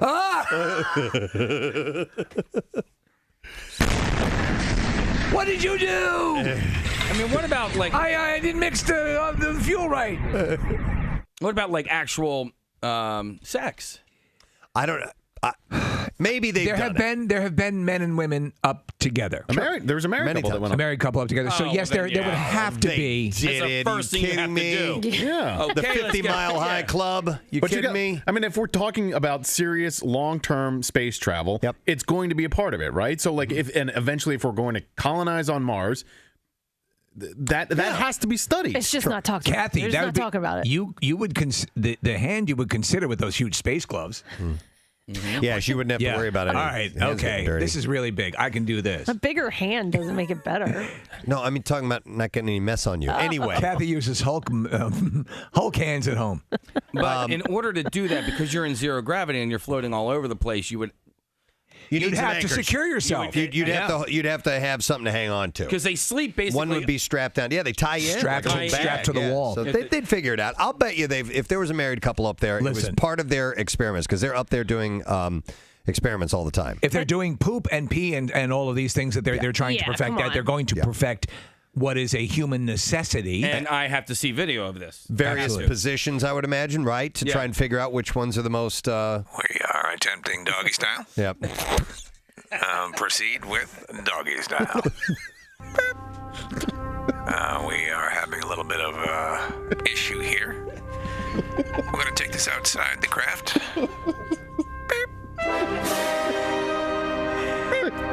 Odyssey, have you tried the cowgirl yet? 69. Tried the cowgirl yet? 69. In 3, 2, 1.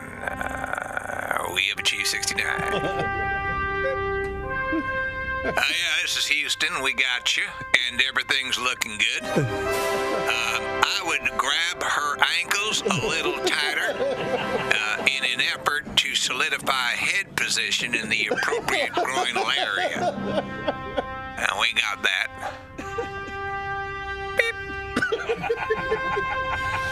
All right. NASA can reduce sex to completely mechanical. Totally. Sex experiment. Tell her she's a pretty girl. Tell her she's a very pretty girl. Please welcome from The Last Witch Hunter, Elijah Wood and Rose Leslie to our program. Good morning, guys. Welcome. Hi. Hi there. Good to see you. All right, so you're in hyper promo mode for this. You're on tour and doing, hyper promo mode because it's coming out. Yeah, in fact, you guys are leaving. Initiate hyper promo. I like that. Yeah. When did you get into Philly? And you guys are leaving later on this afternoon, correct? Oh, yes. Yeah. We got in late last night. Well, not that late. No, we kind of landed around about 7. Yeah, we landed. Yeah, we didn't land. We definitely the didn't train land. just sort of like arrived to the station. We took a train from New York. Yeah, there you go. It's what you both got here is the essential point of the train whole thing. landings are very strange. Well, let's talk about the movie a little bit, and then we're going to geek out on you guys because we're fans of a ton of your work. Ah, cool. But The Last Witch Hunter, so Vin Diesel is starring as this main character in this. Yes. And there are a lot, like I said, there are a lot of names. There are you two, and also Michael Caine is in this movie as well. Yes. But this is an original story. This is one that we haven't come across before. It's not coming from books or franchise or anything along those lines. Right. So tell us a little bit about what the whole plot line of this film is. Vin Diesel's character, he plays Calder, who is an 800-year-old immortal witch hunter. Okay. And he's basically keeping black magic at bay. So black magic is illegal. Right. And that would be the scourge for which would be a danger to humanity. And they're good. You are a good witch. No, not in an Oz reference. Glinda variety. Yeah, you're not in the Glinda variety, but he is reticent to do so, but you prove an ally to him. And you, Elijah, are an ally because you are. How's it pronounced? It's a Dolan. A Dolan, yeah. Right, not as in Mickey Dolan's, but in. But wait, isn't that? Don't they do deliveries at home? That's a doula. That's a doula. A doula. Yeah. But you are. There's an order of priests, correct? Yes, correct. That provide protection to these. to this immortal character that Vin Diesel is playing. Indeed, yeah. Calder. So basically, Dolans are priests in a long line of priests tasked with serving Calder, the witch hunter, and basically aiding in the background of his effort. Are you obviously?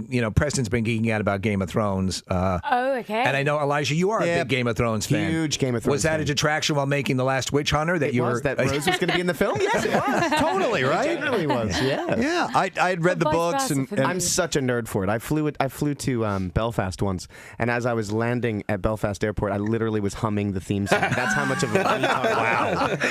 Yeah, and I'd read going to the land of Game of Thrones. Reading the books, I loved the character Ygritte in the book, and then they eventually presented you in the show, and I'm like, oh my god, they hit it spot on. She's a badass. You're sexy, and at the same time, and where now for your guys' scenes, obviously you're north of the wall. Where was that? Was that in Iceland or? Yes, exactly. Okay. So we shot in Iceland, and I think for those three seasons that I were in, we were there for like a solid 4 weeks, and it was amazing. I mean, we were shooting in ridiculous temperatures, though, something like minus 18, where we, like, as a crew, we were getting paranoid that the lens would start freezing over, and then we wouldn't be able to shoot. And particularly in the kind of winter months, I mean, we had four hours a day of work, so we kind of we worked from 10 till 2, and then we just carried on drinking. Let me tell you, it's funny because Preston is unsure as to which of you to geek out more on, but Rose, you take the baton on that one. Yes, on this one. one. Time, man. I was going to geek out about Elijah. Do it. Go ahead. No. I mean, I just the whole series, the Game of Thrones series, has been. Man, you got to wait too damn long. That's the only problem. For the next. I always dread the finale every season. I do too. Every season. I'm like, please, I just don't want to watch it because I know that I'm going to have that inevitable feeling of something won't have been tied up, something will be teased, and I have to wait a damn year for it. Well, you look at something as Herculean as the Lord of the Rings trilogy, but every Christmas season, a new one was coming out. Yes. Let's get it together, folks. This may be just wiki BS, and I didn't realize this as I was looking. But Elijah, were you in the for every 93.3 WMMR? WMMR presents Preston and Steve's Bizarre File. Brought to you by Pro Team Collision. If you find yourself in an accident, trust the pros at Pro Team Collision, your trusted auto body repair shop located in King of Prussia. And you can go to ProTeamCollision.com. All right, let's begin with this idiot. A Tennessee man is facing charges after he allegedly opened fire on a family that was sledding in snow, purporting that the family was on his property. Benjamin Cook is facing 6 counts of aggravated assault in connection with the shooting. Additional charges could be filed pending the outcome of the investigation. Deputies responded following a report that the man was shooting at a family of 6 playing outside in the snow. Information from the scene showed that the parents and their 4 children walked down the street to go sledding down a hill in their neighborhood. But around 11:30 a.m., the family said they heard gunshots coming from the direction of a house down the hill.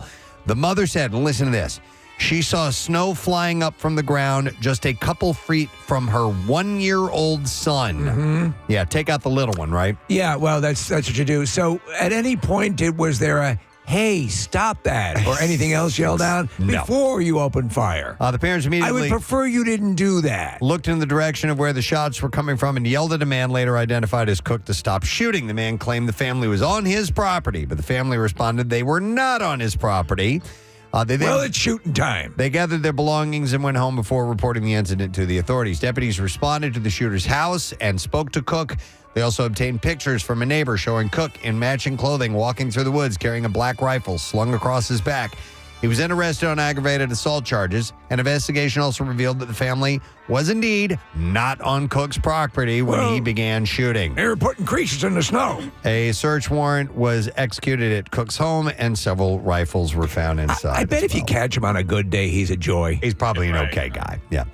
All right, so a man accused of threatening to shoot store employees who caught him trying to steal Hot Pockets from a Michigan store was eating Hot Pockets when the police went to arrest him. Well, when you want a great meal without the big deal, I mean, that's your option, yeah. Daniel Hudson went into Dollar General and he began stuffing Hot Pockets into his pocket. When an employee confronted him, Hudson took the Hot Pockets out of his pocket, grabbed a container of chicken wings, and began yelling at employees. Take those Hot Pockets out of your pocket. While doing this, he allegedly showed his gun that was in his coat pocket, threatening an employee that he would, quote, blow his head off. The manager told Hudson to leave. For a Hot Pocket? Called the police. Both employees told authorities Hudson was a regular customer at the Dollar General and knew where he worked. And boy, does he love his Hot Pockets. Officers went to Hudson's workplace where they found him in the break room eating Hot Pockets. He was then taken into custody. Officers found a 9mm pistol in his backpack during the arrest. And they learned that although there's no record of the gun being reported stolen, it was registered to a different person from Detroit. Wait till you hear his excuse here, okay? Yeah, please. All right, and by the way, he didn't have a valid carry license for the gun. So he said when he went to the Dollar General while he was on his lunch break, he told police that he didn't intend to steal Hot Pockets, but he didn't see a clerk leading him to putting the Hot Pockets in his pocket. When he was confronted by an employee, he said he put the Hot Pockets back on the counter, pulled his gun out, and then put it back in his coat pocket. He told police he never pointed a gun at anyone. When he left the Dollar General, he said that he went to the supermarket next to his workplace to get 2 Hot Pockets again before returning to work. When authorities asked Hudson about the statements that he made towards the employees, he said he told the workers, "Maybe I should blow your ass," he said. Wow. When he was told he was no longer allowed to make a purchase, when asked to clarify his statement, he said it was, quote, basically a threat. Hudson explained to police the gun that he originally, this keeps going, the gun he had originally belonged to a woman he used to talk to, and she gave it to him in September. He said he was supposed to bring it back to her, but never did, and he said she might tell police that he stole it from her. Of course she will. He also told police that he shot the firearm one time behind a liquor store near him, but didn't recall the date. While saying this, went out shooting behind the liquor store. While saying this, he reportedly mentioned that he didn't want to walk around with it, knowing that he's a felon. And then he spoke about his 2017 conviction for carrying a concealed weapon. Listen, I don't know the company that makes Hot Pockets, but if they don't hire this guy for an ad campaign. He also reportedly admitted that he had previously lied to a detective saying the firearm he had was a BB gun. So he faces charges of being a felon in possession of a firearm. Listen, I really like Hot Pockets. All right, let's see. Oh, this is... Yeah. Is another Hot Pocket story? No. No, wait, hold on. I have an even better one for you. Yeah, there is. This is great. All right. So the Polish defense minister dismissed a high-ranking general who is allegedly responsible for losing anti-tank mines, and they were eventually found at an IKEA. Wait, They've got everything. Yes, they do. And Swedish meatballs. The Polish defense minister shared a post that said, "We would like to inform you that on January 9th, by decision of the Minister of Defense, the head of the support inspectorate, Major General Artur Kepczynski, was dismissed from his post." Now, Kepczynski's job as the head of the support inspectorate was, among other things, to manage the logistics support system. And according to reports, soldiers failed to unload part of the train carrying over 1,000 tons of explosives in total, and the anti-tank mines continued to circulate around the country before they went missing. On paper, false information about the number of mines was provided, and officials apparently became aware of the problem when the weapons were found sitting in an IKEA warehouse, at which point someone had called the military to ask, and I quote, "Can you please come and collect your mines?" How close do they get to being put out on the store floor? So an investigation into the matter was opened last year, which is currently ongoing. So the site that I get this from is a great site called Fark. It's a news aggregator, and they make fake headlines, and they said IKEA introduces their new Kaboom line, which I thought was great. I haven't been to IKEA in forever. I talked to a guy yesterday. He was telling me that now, like when you check out at IKEA, they ask you if you want a hot dog. Yeah. I was like, yeah. I'm like, sure that was a I didn't think I wanted a hot dog, but I guess I do now. So they offer hot dogs at the point of yes. And wow. mines as well. Mines, yeah.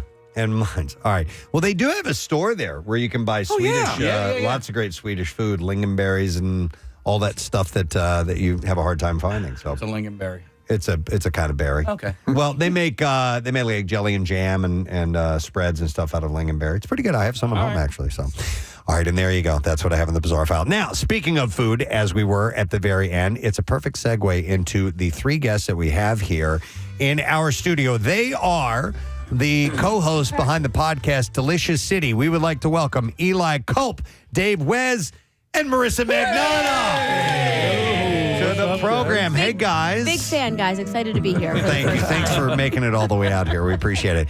No, Marissa, you were actually telling me about this event a little while back because you had posted something about it, and I asked you, and it's called the Tasties. And you guys have created an award show. Yeah, I give all the credit. It came from the mind of Eli Culp over here. Guys, I got a duffel bag full of Hot Pockets. There you go. Man, those things are hot. Yeah.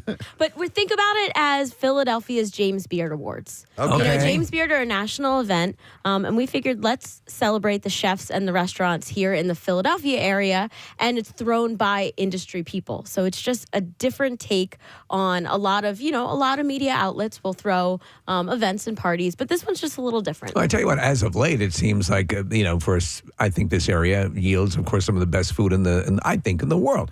And in the past couple of awards, it seems like we've been overlooked. So I think it's about time for this award show. That's right. We agree. Make your own if you don't win. Yes, right? that's right. Right. So, Eli, what was the inspiration to do this specifically? How did you come up with the idea? Well, listen, it's really hard to get on these national awards, right? If you're in the James Beard Awards for the Mid-Atlantic region, you're literally up against Philadelphia. You got Philadelphia, you have Baltimore, you got D.C., and these are all really great, restaurant cities. New York included in that or no? No, New York has kind of their own region, right? They break it up in regions. And this idea isn't novel. Doing a regional award show, actually DC does one called the Rammys, which is like a restaurant Grammys. Yeah. Chicago does one called the Banchette Awards. So we figured, Philadelphia has so much going on. There's so many great restaurants, so many great stories, so many passionate people, and we thought, hey, why not do this? Because it didn't exist. You have awards for influencers, right? Right. Yeah, Dave Wes over here. Yes, Dave. One of the finalists every year.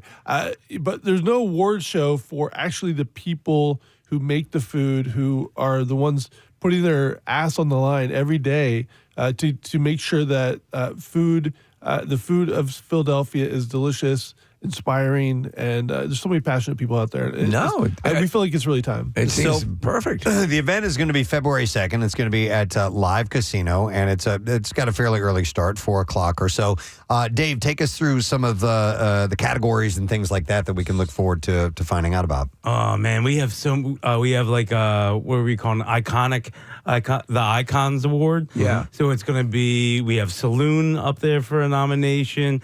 We have, who's our other two? We got Zahav. Yeah. And third one is Oyster House.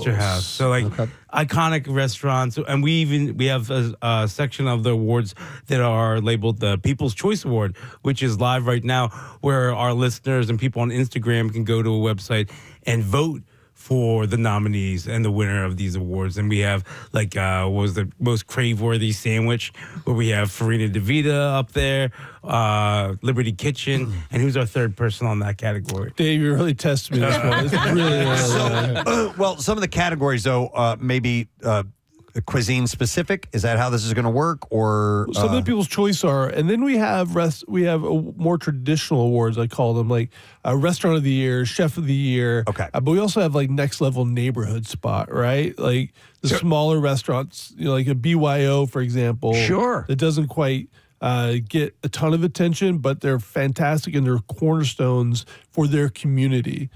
So we have 15 categories altogether. We even have a category for a dishwasher that we're taking.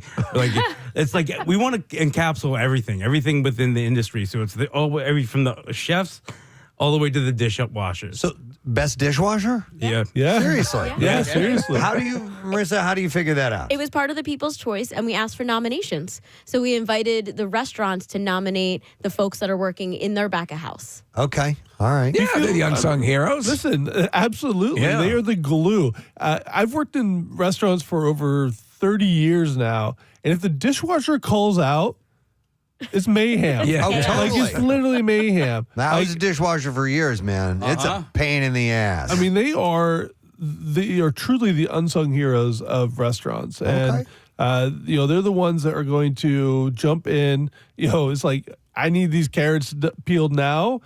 Do that plus all the dishes for the evening as we're going into service. So they're really important people, and we want to celebrate them, because when is the last time you saw an award? Yeah, porter or dishwasher. It's about friggin' time. That's right. And there's a purpose to this all. There's a charity component to it as well, correct? 100%. Yeah. So you can talk about Manna. You've done so much work with them as well. Yeah, Manna is one of our favorite charities here in Philadelphia. They help feed so many people within the region and the larger region, tri-state area.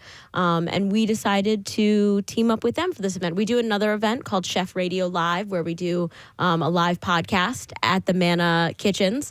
And it was one of my favorite things. I was lucky enough to get to bring Eli to the Manna Kitchens for the first time and see his face when he saw the setup that they have there. I mean, it looks cool to me, but to see a chef impressed by their setup. Yes. I mean, anytime you see a kettle that you could fit a small family of 6 in and make some really great soup, that's impressive. I mean, they literally have a 200-gallon kettle. Wow. I mean, they're serving over 100,000 meals a month to people who are going through a medical crisis, a recovery after an illness or surgery, and they're not just giving meals to that one person; they're feeding their entire family. They're so impressive. If mom's going through some sort of battle with a disease, and she's not able to provide the way that maybe she used to, so they're just an incredible organization, and I think we do this will be our 3rd event that we do throughout the year with them. Cool. And the cool thing is that in addition to making the food, that when they actually deliver the food, and in many cases they will hang and socialize and bring a little bit of conversation or a little bit of company into people's lives. Their record is unimpeachable, I should say. Absolutely. Yeah. So, like I said, the event is February 2nd at Live Casino. Is everything already locked and loaded? You guys already know who the winners are? And no. In that regard. No, we literally, like the Grammys or the Academy Awards, we have a law firm who is Price Waterhouse. So you guys won't even know. That's excellent. Yep. Okay. We will find out when everyone else finds out. Very nice. I love the award itself. The statuette is a little pig, a little golden pig. Whose idea was that? Eli. Yeah. Nice. Yeah. Eli's the idea guy over here. The rest of us just flesh it out. No, so we did this last year during our Christmas party. We had a very small scale, and the winners all put their trophies in their restaurants, and they love to post them on Instagram. And I think that was a start of wow, this is really something. We're celebrating it. It's industry people celebrating the industry, and it's just extra special. All right. And so if people would like to go to this event, how do they do it? So deliciouscitypodcast.com is where you can get tickets. You can also go on Open Table. You guys talk about making reservations all the time. If you go on the Open Table app and type in Delicious City, they're one of our sponsors for the event, and we are selling them through there. Okay. That's excellent. We assume the food's going to be good, correct, for the evening? Do you guys want to give a little taste? So there's going to be an award show and then an after party. And you can buy tickets to both or just the after party if you would like to do that. And we are setting up, liquor tables and areas. We have food and restaurants that are coming in. We're doing an agave room. Yeah, really? Immersive experience after the event. It's going to be with Patron and the new mezcal brand that's out is called Ilihal. Okay. We also have Tito's involved. We have Shanky's Whip. You ever hear of Shanky's Whip? No. It's like Irish cordial. They're involved. Plus, you have some really great restaurants. We have Lark, which is over there close to the studio, right? Emi, we got that spicy food coming. Absolutely. We got Bolo, which is a great Puerto Rican spot. We have La Croix. We have Messina Social Club, Kiddo. I mean, we have there's 17 or 18 different restaurants that are involved with this. Curated by you guys. I'm sure it's going to be sensational. I mean, these are a lot of friends of ours, a lot of people who've been on the podcast also. Yeah. Okay. So they're really excited. And then the amount, the level of quality for the awards themselves, the nominees, is just going to be incredible. So if you love food, if you love restaurants, you want to come rub shoulders with the people who are making it, You like to party? Like I do? Like we do? All right, so Dave does. I can tell by the teaser promo you guys are going to be black tie that night. Is that everyone or? I think it'll just be us. I think Okay. we'll plan on because we're hosting it, so we'll. Yeah, we're saying dress to impress. Sure. Dress Which to would impress. mean, which can mean a nice flannel too. You know? If you have friends who are easily impressed, then it's going to be very casual. Besides the event, the Delicious City podcast comes out how often and where can people hear it? Comes out weekly. You can hear it anywhere you listen to podcasts. Okay. Every episode, we talk to a chef or an influencer or somebody in the food world. We like to switch it up a little bit. Absolutely. We do best bites, or we're doing eating around. So we always talk about what restaurants we've been going to lately, the best dish that we had, something that stuck out, and we all. It's very rare that we all pick the same place. Yeah, right. Sure. Every once in a Every while. once in a while. Like we have some of our favorites, but it's cool because like we all have our own tastes and like different vibes of dining. So we just every week we get to talk about that. And Dave eats out 20 times a week. So we just listen to what he's eating. We're like, all right, that's cool. Marissa's all about the steakhouses. So. Yeah, I'm down for that. No, it's really fun because, I mean, on this show, I'll have a lot of restaurant recommendations. You guys will come to me for city ideas. I know a monicum of the restaurant world compared to these two guys. So it's really fun just learning about new spots all the time and new spots that are opening and old spots and classic spots. And we have such different tastes in food that we, cover it all. Nice. Excellent. Well, whether you're a foodie or not, this will be a great evening. And it is February 2nd at Live Casino. And like Marissa was saying, deliciouscitypodcast.com to get the ticket information, all that good stuff. We'll remind you about it too, of course, because we have a little tie in it here. Yes, we do. Appreciate the support, guys. Really appreciate it. Eli and Dave, thank you guys for being here. Thank you Marissa, for having get us. back to work. All right. Thank you guys. We appreciate it. And again, it's called the Tasties. We are going to take a break. We're going to come back in just a moment, so stay with us. Preston and Steve. Yeah, that was the first job I had as an actor. That's true. Yeah. That's wild. See, that ruined me for all other videos because I can't. Where is this? I want to see it. It's on YouTube like everything else. And you can tell it's you. Yeah, oh yeah. That's a good song, man. All right. It was directed by David Fincher before he started making movies. There it is. We didn't get David There it Fincher is. directed Oh wow, look at that. You can just pull it up on the television. Oh, we're now. pulling up a video. I don't know at what point in the video he Where's Elijah? Oh, Elijah popped up. There was a girl. There he is. Oh, you It's played coming a up. cute little girl with pigtails. That's not me. Someone was also texting it, and that you were in Back to the Future 2 as well. Yeah, that was the first job out on a film. A film, yeah. That's me. Well, I know Look, there he is. That's me. Yeah, Did you just break a pencil? I did. I was yeah. He's stressed out. What are you feeling? It's the stress of daycare, correct? Just so stressed. Look, he's yearning for his lost love. Yeah. By the way, Steve, last time Elijah was here so long ago, we were both 200 pounds fat, yeah. heavier. You guys were fat and I was skinny.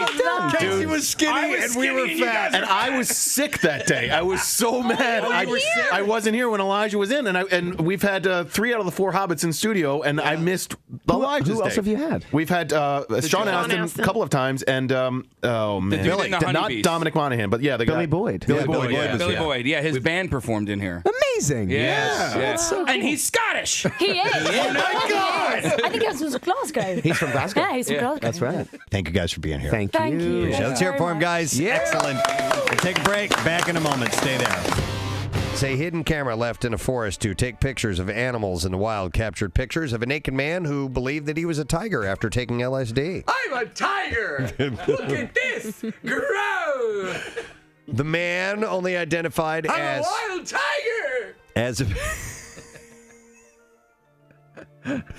The man only identified as Merrick from the Czech Republic took the drug to try and treat his depression. I'm Merrick the tiger. Growl. But after taking LSD, he then ran off into the Polish forest, stripped naked, and started behaving like a tiger. I must leave you now and return to the world of tigers. Later, foresters look back But I at hope my message of peace lives on. They look back at the footage to try and see if they had captured any wild animals on camera. But after watching footage of the man, Oh, this is a straight up the ass shot this camera got. oh yeah, he's totally naked. Yeah. He handed the brown eye of the tiger. Yeah.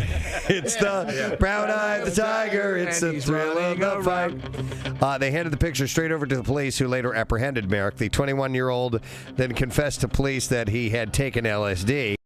I'm a tiger. I'm a tiger. I'm a tiger. Running around.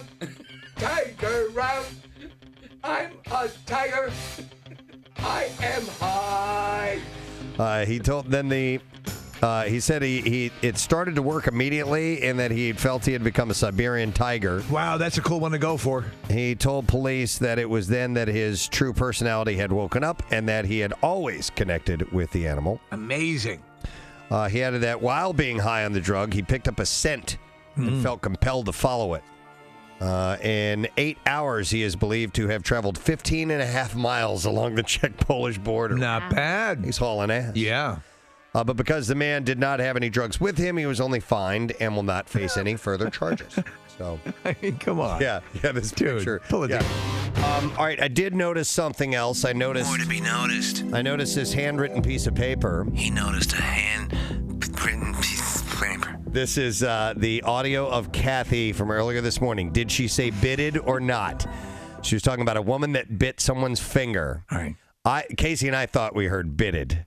I might have heard bitted as well. And she says it wasn't, but and texters have gone either way on this too. Okay. So it's nope. Let's see. She heard bit, and yes, I heard bit. Well, I tell you what, if Kathy's right, passes to the movie on Wednesday night. Okay, to who? To Rogue One, to Kathy. No, I mean to give to Kathy. Okay, sure. What were you saying? There's a possibility that she said bit it, but I think she said bitted it. Then I'm going to go with bit it. I'm going with bitted it. Okay. All right, here we go. Remember, there was also another woman who bit a woman's finger off. Bitted a woman's finger off. You heard it. Wait, play it again. All right, here we go. Remember, there was also another woman who bit a woman's finger off. Yes, ladies and gentlemen, audio proof that Kathy said bitted. No, I didn't. Can I hear? I want to go in. Hold on, yeah. Marissa is Hold on, she here. edited. Another one who. You ready? Yeah. In slow-mo. Okay. Bitted a woman's finger off. Play it from the beginning slow like that. That's exactly what happened. I was there and the woman bitted the other woman's finger off. Did I tell you I was a cheerleader? How about your winter activities? My winter activities, I had to not do a few of them during the camp out. I nearly bitted my fingernails off, worrying about it. Worrying about it. Okay. All right, play it, Casey, slow. All right. Remember, there was also another woman who bitted a woman's finger off. Wait a second. That was also. Is that you? What I said was bit it. When are we going to do our wine club again? Where we get together and watch that Nick Lachey show. Listen, what I said was bit it a woman's finger off. Like I Like It, that song? Bit it a woman's finger off. Oh, you're still going to fight it. Yes. You just have to talk so fast with you guys because you either get cut off or shut down or you can't finish your story or your statement or a word. Exactly. I'm like a falcon just waiting to jump in. Not you, everybody in here. Well, I do it the worst. I know. Steve, can you do a little bit of the traffic in her voice? Somebody's texting you for that. Okay, on the northeast-south conduit, traffic is backed up. And at the Woodcrest station, which sounds like a giant wooden lobster. Seen their stand-up routine? I don't know, but you should. Please welcome. You know them from the Broken Lizard crew. We have Kevin Heffernan and Steve Lemmy who are here. Yeah. Oh, thank you. Yeah, thank you. Thank you. Gentlemen, good to see you. Thank you. Nice to see you. Yeah. Fresh off the red-eye flight in from the West Coast. Fresh off the red-eye. Yeah, we had to get here on time. Yeah, and we listened to your show all the way in. Oh, I hope it was enjoyable. You Dick didn't tips. Dick tips, great runner, great runner. Kowtowing, best joke of the last 30 minutes. you like that? Kowtowing, yeah. And Camel towing, man. Kevin had a stranger sleeping on him. Yeah. Yeah. On the way. A lovely elderly Asian woman fell asleep on my shoulder. Now we were talking about your ability to prior to coming on. You rock the plane sleeping, no problem, but you cannot use a neck pillow. No, your body naturally forms a pillow that keeps your head up. Yeah, I don't have a neck, so my head is just propped on my shoulders. Yeah, so my head doesn't tilt. I can just sleep anywhere sitting straight up. So did you let her sleep on you? Why not? He didn't know. He didn't know. Thank you very much, Kathy. Question: you guys with your cell phone, your number, how long do you think you've had it? Be a long ass time, right? Yeah, at least been a while. 25 years. At least how long? 25. 25 years? Yeah. I'm trying to think of when I first got mine. I still have the same phone number that I had on my car phone, my Comcast car phone in my car. Really? It's the exact same one. So the first time I was ever able to make a call outside of a landline, I've had this number. Okay. And I assume I have too. Now, so it's probably been, 25, 30 years, something like that. I would imagine, yeah. I mean, because we've had various phone promotions. You always keep the same number. You always keep the same number, yeah. Well, and you can now port from carrier to carrier. Carrier, yeah. Correct. Oh, yeah. So the reason I asked the question is I saw this article over the weekend, and this guy writes that 2 years ago he got a new phone number. And then he writes, in the eyes of Amazon, my bank, and the state of Pennsylvania, that effectively meant I lost my identity. Oh, my gosh. And only recently, he said, have I emerged from this technology-induced quagmire. I can tell you now more than ever, and I've just noticed it recently, when you roll into the new year and subscriptions and things and services that you subscribe to, it extends into the new year.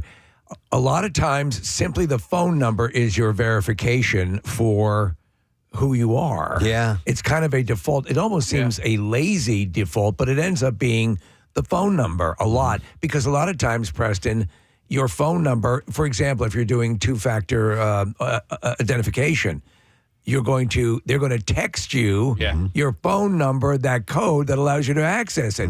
If it's been changed or screwed up, you're in a world of hurt. That's part of what this guy what he's talking about. fell into. Which, by the way, another password or authentication thing that I think is kind of antiquated because anybody could know it is when you go to pick up a prescription. Yes. I need your date of birth. Yeah. Really? Yeah, that's all you need? I can pretty much find that out for almost I know anybody. the first three letters of my last name. Yes, exactly. Yeah. Last name and date of birth. Right. Okay. Here you go. Give Here me are my your script. amphetamines. Yeah. So he writes in this article, I not only had forgotten my Instagram password, but also no longer had access to my old phone number. Since I'd last logged in, I'd switched to a money-saving family plan with a new mobile provider. To get past Instagram's two-factor authentication security. There we go. Where the app verifies your identity by texting you a secret code and regain access.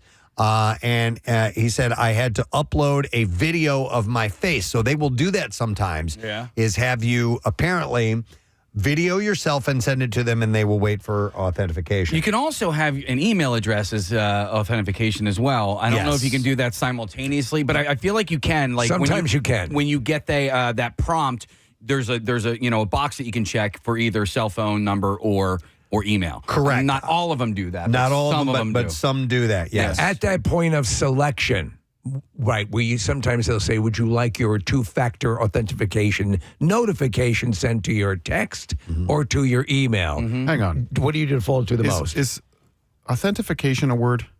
Or is it identification and authentication? I don't know. I think it's authentic.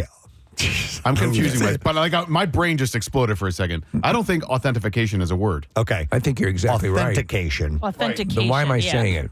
So Because you're thinking identification. Yeah, you're kind of just marrying the two words. So anyhow, so he sent this video of himself, and he said a few minutes later an email arrived, and it said, your information couldn't be confirmed. We were not able to confirm your identity from the video you submitted. You can submit a new video, and we will review it again.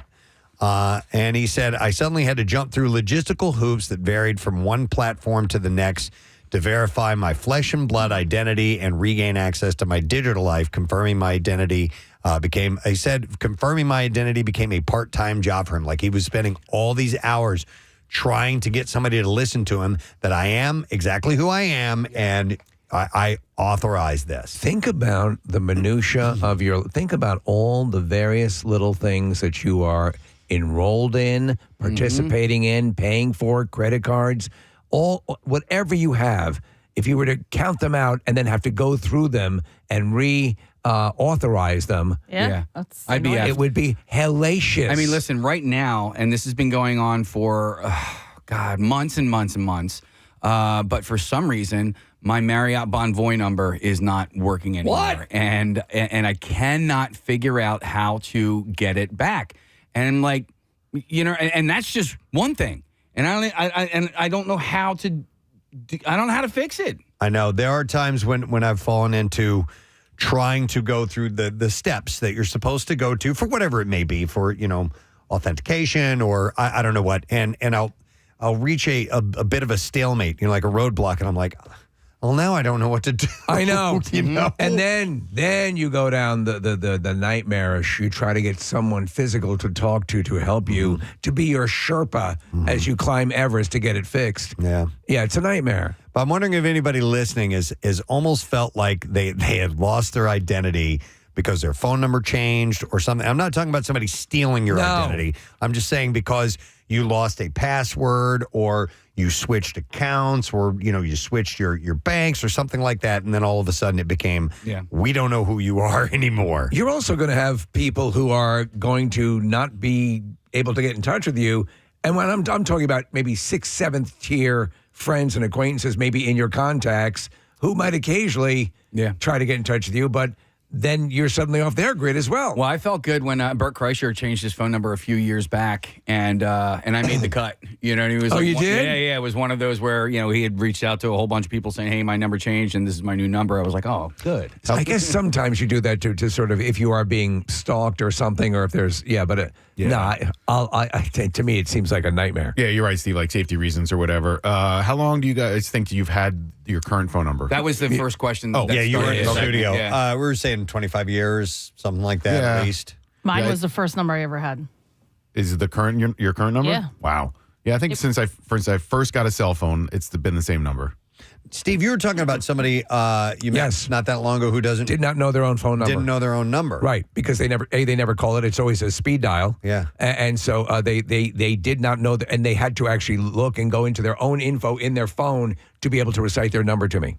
I had a case where it was not too long ago where I had to give my social for this account, and it was saying we don't recognize it. And I'm like, damn it, I know my social security number. And I texted Rochelle, I'm like, it's this, right? Because she knows all the numbers. Right, yeah. She's like, yeah. I'm like, thank you. Because every now and then I'll be at the gas pump using my credit card, and it'll ask me to enter my zip code. And I'm like, oh, God. and I'm running through all the numbers in my life. I'm like, no, that's my... that's my address. That's not the zip at the end of it. Is this like A Beautiful Mind where everything just kind of it is. All these numbers start floating in front and of your it profoundly periphery. sucks. What did I have? Our code to log into our conference call. Oh, yeah. In the evening. I'll forget that one every now and then. And I robotically, I muscle memory it into the phone every time, and then. Oh, my God, I remember the one time I'm like, I can't remember the number. Or the We've sequence. been on vacation for a little bit. Right, I knew the numbers. I forgot the goddamn sequence. But, Steve, I've entered my zip code. Your zip code. Instead of and I'm sure when asked for my zip code, I'm giving them our conference call code to enter. Oh, the worst was when I was hybridizing my old house number and my current cell number. So my landline with and I'm like, no, that's it. No, it's not. Hang on, I want to go to Chris. Hey, Chris, good morning. Hey, sorry to bother you guys. It's all right, man. What's up, bud? So when I was like 11, maybe 12 years old, I got an Xbox Live account. Yep. And, of course, your email address changes more frequently. So as I was trying to be a little bit more professional, I got a more professional email. Also, CompuServe no longer exists. CompuServe. But anyways, I have no idea how to change anything on my Xbox settings because it's all parental locked. And if I try and remove the parental lock, we'll send you an email to an email that doesn't exist. Uh-huh. And I only don't care because for some reason somebody's getting billed for my Xbox subscription because I haven't paid for it in years. Oh my God! Well, you would assume at that point they would terminate it, correct? I imagine they would, but anytime I do anything, it asks for my credit card verification, which I definitely don't have a credit card when I was 11. And my mom doesn't have whatever one I probably signed up for. Right. But she also is now like completely retired, so she's not off the grid, but she doesn't deal with credit cards or anything like that because she's on a monthly payment plan, if you will. Right. So I have no idea who's paying for my Xbox subscription. I hate that morass of stuff. I mean, listen, obviously it's a little bit more benign because you're not being called upon to enter an Xbox tournament, Right. But I mean, it's still one of those things that lingering out there, and then you're sure that maybe a Russian operative has gotten a hold of your Xbox account and is trying to hack the Pentagon with it. Thanks, Chris. Yeah. Appreciate it, man. Yeah, no, my son, so I'd gotten a PlayStation 5 for, I don't know, Christmas a couple years ago or whatever, whenever they came out. And I went to go, so we have an account. We have I was going on trying to fill out the information and so I'm like, Carter, I need your email address. He's like, oh, I haven't used that email in years. I'm like, well, then how can I get into, my archived work that I've already played games with? And he's like, he tried and he's like, here, we'll just make a new one or something like that. I'm like, son of a bitch. You just lost everything. But it's gone. Yeah, it's all gone. So, this happens all the time. So my wife was she set a password on something, and she finally got a little password digital container, basically a separate unit from everything that is actually a digital wallet, so to speak, that has all this information. And she enters I'm sure you've had this happen. You'll enter the password, and then, verify. Okay, and then what happens is it logs you out of it, and then you log back in with your new information and your newly created password. Password does not exist. It's like, I just entered it. Yep. Here's a little, and I found this out more often. Tip?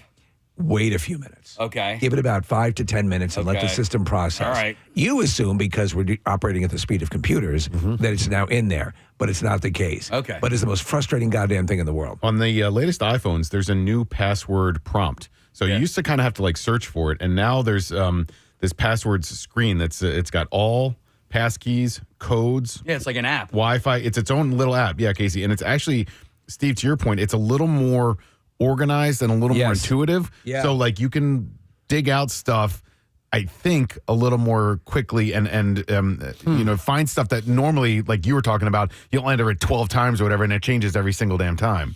I keep and this is probably a dumb thing to do, but I keep a document on my laptop of all passwords, and I just have them written down. I know you don't really need it because you can always create a new password if you need to. Like the strong passwords. Sure. And you can do that every single time you log in if you want to. But I keep these all written down, and you're not supposed to do that because what if someone found that information? They're not going to steal my laptop. It never leaves my house. So Stop and think about it, though. When you go back in, when you're going to change your password and they're going to verify it's you, what are they going to do? They're going to text your phone. Right? Yeah, exactly. So if you don't know this morass of stuff connects to each other, and then you're using the fingerprint thing on your keyboard that is really great on the Macs. Yep. And half the time you don't even see the password that's going in. That and facial recognition and all this stuff. Now it's like you're a dead man. No. At a certain point, you realize that if somebody wants your CompuServe account, they're gonna get it. Damn it, Nick! I wanted to ask you something. What did you just bring up? That password key? Yes. Yeah. It's an app? Yeah, it's its own little app, and it shows up automatically on the new iPhones, and it's literally called Passwords. And if you have a newer iPhone, it should be on there, and it's got 3 different keys. One is yellow, one is green, and one is blue. And so all of your stuff should be in one way or another stored within that app. It's a better way of searching for it than it used to be. It says but it doesn't give you your password. Yeah, you kind of got to dig around for it a little bit, Kathy. But once you start using it, the other nice thing about it that I found is that you can actually share passwords with people with whom you want to share. So like, if you want to there's a shared groups page, and you can share stuff with your wife, with your kids, whatever. You know what I just found out? I have 185 compromised passwords. That's the other thing. It helps you dig through that and figure out, do I need to update this one? Do I need to delete this one entirely because it's outdated or compromised? Preston, I was just posting as you on Raya, and that's probably one of okay. The Preston, it also tells you if your password, like if you reuse the password for multiple accounts, like different sites, or You do? So this tells you this. Yeah, but it tells you which email it's associated with, which could help you, but it doesn't give you your actual password. But what does compromised passwords mean? Does it just mean you? Sometimes your data will be swept up. For example, it'll let you know that, like when there was the massive breach of the PlayStation Network, Preston, you were mentioning, that it was part of that. Does it mean that there is a cabal of thieves who are now using your information to launch missiles? All right, so here's one. Wait, it means it's obtained by unauthorized parties. Yeah, so here's an app that I haven't used in forever. It's First in Math. It's like when my kids were in like second grade, their math. So it says you should change this password immediately. Your First in Math password was detected in a data leak and may be compromised. Yeah. So. And so that's a good, either delete it or get rid of it or change come it. in here. I have Casey Foster's First in Math account. I mean, sometimes you're linked up to wireless accounts that no longer are valid. So, like, for example, I'm just going through this now, and there's a home that I lived in 3 houses ago. So I don't really need that wireless password anymore. So I think it's good to go through those and delete them from time to time. Wait, how many passwords do you have? Do you have a number, Nick? Yeah, 311. Okay, I have 384. And there's alerts on 344 of them. Yeah. I have 244 and I have alerts on 185 of them. So, yeah, okay. Wow. I mean, here's free Wi-Fi network for the Newark airport, so I can probably delete that one. Some of the stuff really ends up being outdated or you shouldn't keep it in. Like, here's one, typing.com. What the freak is typing.com? Yeah, when have I ever been to that website?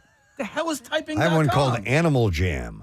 I got one called Animus Chocolate Guest. I don't know what that is, but it sounds good. It does sound good. I have one called Knocked Up Sluts. I don't know what that is. What is that? There's a restaurant that's closed. It's kind of a walk down bad decision lane, isn't it? This is true, man. Nick, I didn't realize they had fleshed it out this much. I knew they had sort of a precursor to this. It's a good system. No, thanks for turning us on to it. Yeah, and I really start. This was like something we started doing over the holidays. But the shared groups is a good way for us within the household to keep track of them. We're going to go to John because he works for a defense contractor and can explain compromised passwords to us. Hey, John. Good morning. Zooks, gang. Gadzooks, buddy. What's up, my man? Not much. I called you guys couple months ago, I think it was. I discussed this before because the app was just coming out. Yes. But how the compromised password works, and it sounded like you were leading down the right path there. I think Nick was talking about it.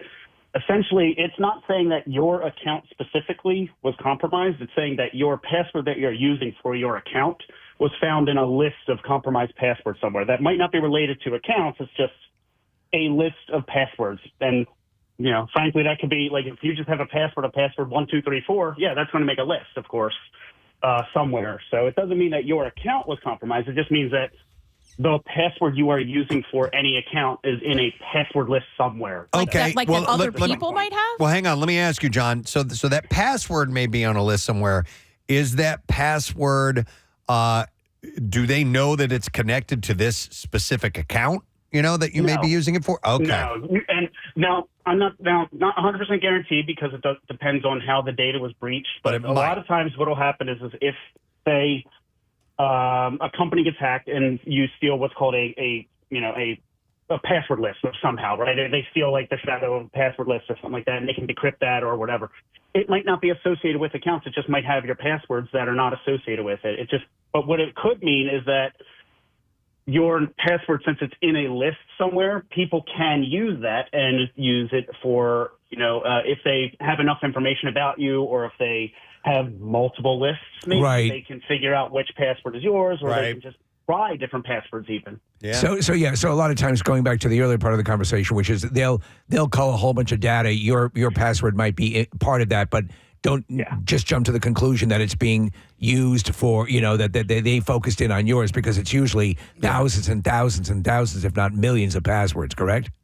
Correct. Yeah, that's 100% correct. There are lists and lists and lists and lists of passwords that are out there that you can use. Now, it makes it harder. It's really hard now to do what's called brute force, which is just like keep trying over and over again because accounts get locked easier now. Yes. But there are still ways to do that. And just a quick question, if I can jump in. You're talking about, you for example, you try 3 times and you're locked. You're locked out of it. Yes. Okay, gotcha. Or you have to, like you said, you got to answer a text message or a phone call or something like that. Okay, yeah. That's that is multi-factor authentication is what they call that. And the Passwords app in iOS and macOS has that built into it as well. You can use it to use for like one-time password keys and things like that. So it makes it so it's more protected. One thing before I go is if you're worried about, if you're trying to figure out which account might have been compromised, if you go to a website called HAVEIBEEN, have I been pwned, PWNED. Right. You can put in an email address and it'll tell you if it has been compromised or if it's in a list. And it'll tell you which list it was compromised in. Oh, I'm on Have I Been Boned. It's a completely different site. So I also, in my security and my passwords, like Presley, you were saying, out of 300 and some odd passwords, 167 have a security tag on it, and you go through it, and some of them just says compromised password, and then others just say reused password. So it just means that you used it on you. Perhaps you as a user have used it again. Yeah. Okay. And that is the reason why you shouldn't use your same password for things, because if one gets compromised, may have compromised 300 of them. No, that's true. Interesting. All right, John, thanks for the heads up again, man. We appreciate it. Stay safe out there, guys. What a source of information. Yeah. But I find changing the passwords overwhelming. Like I literally have 344. Listen, at the rate at which you can recall them, I kind of follow your same model, Preston. I have backups in different ways. I even have a hard copy that I keep in the house on a sheet, and I update it just to have the backup. Yeah. Because you never know. Yeah. It's all a variation on butt sniffer 11 ampersand. Now, he said, have I been pwned? Yeah. All right, so that's how people started saying owned. Yeah, but this does. All right, so it might be trying to take me to a website that's not actually a website. How'd you spell pwned? I thought he said PONED. POW. But there is no O. PWNED. Okay. Oh, PWNED. Sorry. Yeah. And it works. Like I threw my email address in there, and there was 1, 2, 3, 4, 5, 6 places that it was compromised. Did you guys see the email from Ryan Shuttleworth over the weekend? Because there's a computer that we share in the booth studio, and they've had to change the password so many times that it ended up with like 7 or 8 or 9 exclamation points at the end of it. So finally, he was just like, all right, I've simplified it. And Steve, I think he used an ampersand or whatever. But it's changed so many damn times over the years.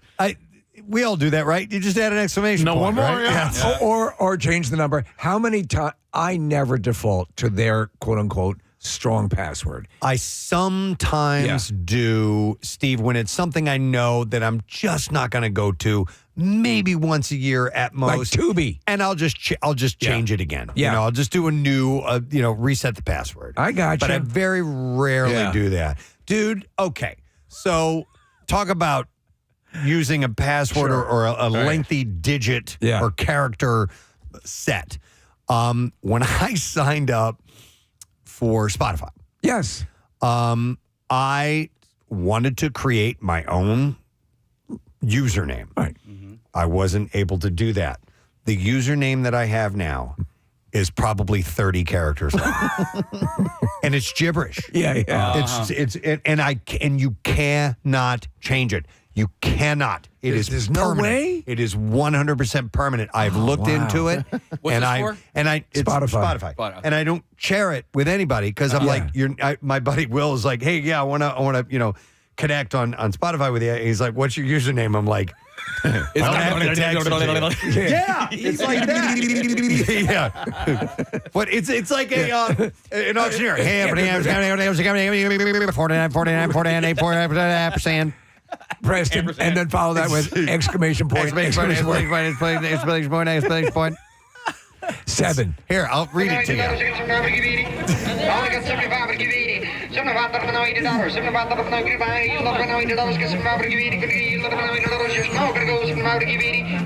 .com. It's ridiculous. And I can't change it. I've looked into it. Unless somebody else knows a way to do it, please get in touch with me. There are some that make it difficult to do that. I hate that when you do it. I have one in particular. It's for an editing app that I use, and I keep looking at it. I would like it to have something that pertained to me instead of not look like a prison number. Yeah. Well, I don't like that either. A couple of people on hold. Let me go to Sarah. Hi there, Sarah. Good morning. Sarah, you're on the air. Hi, good morning, guys. Hey, what's up? I'm good. How are you? I'm wonderful. So what do you want to share with us?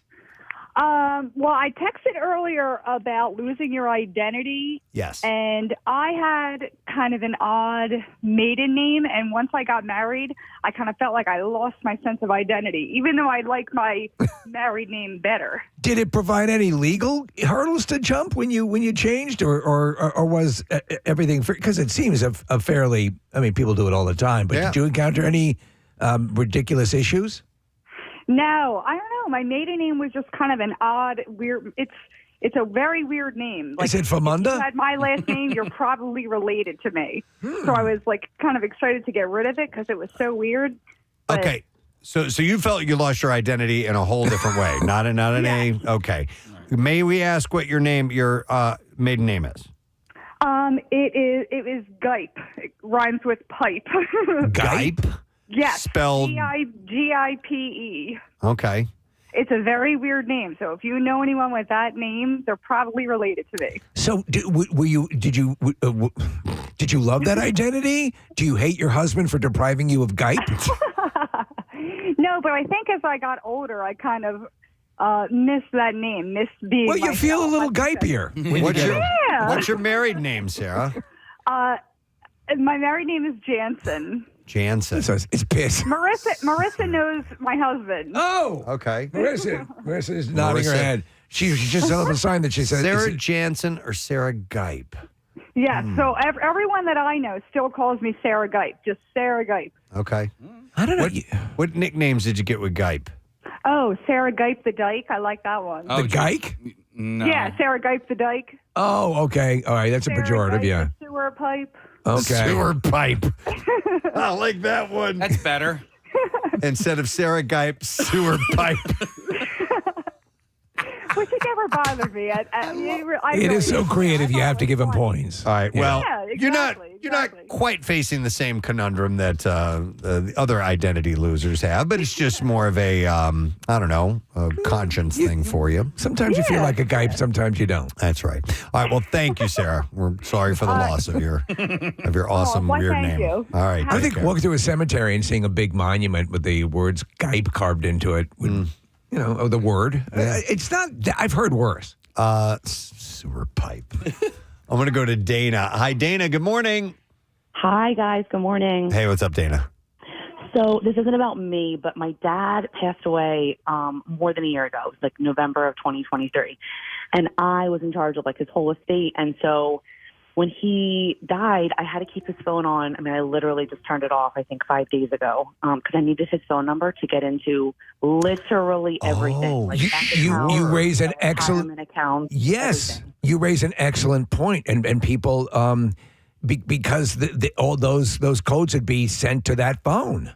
Right. Yeah. So it was everything, and even like really dumb, stupid things that you don't think about. Like I had to like turn in his PA license plate, and like you need a phone number to get into like your account on like the DMV, and just like every little thing needed his phone number.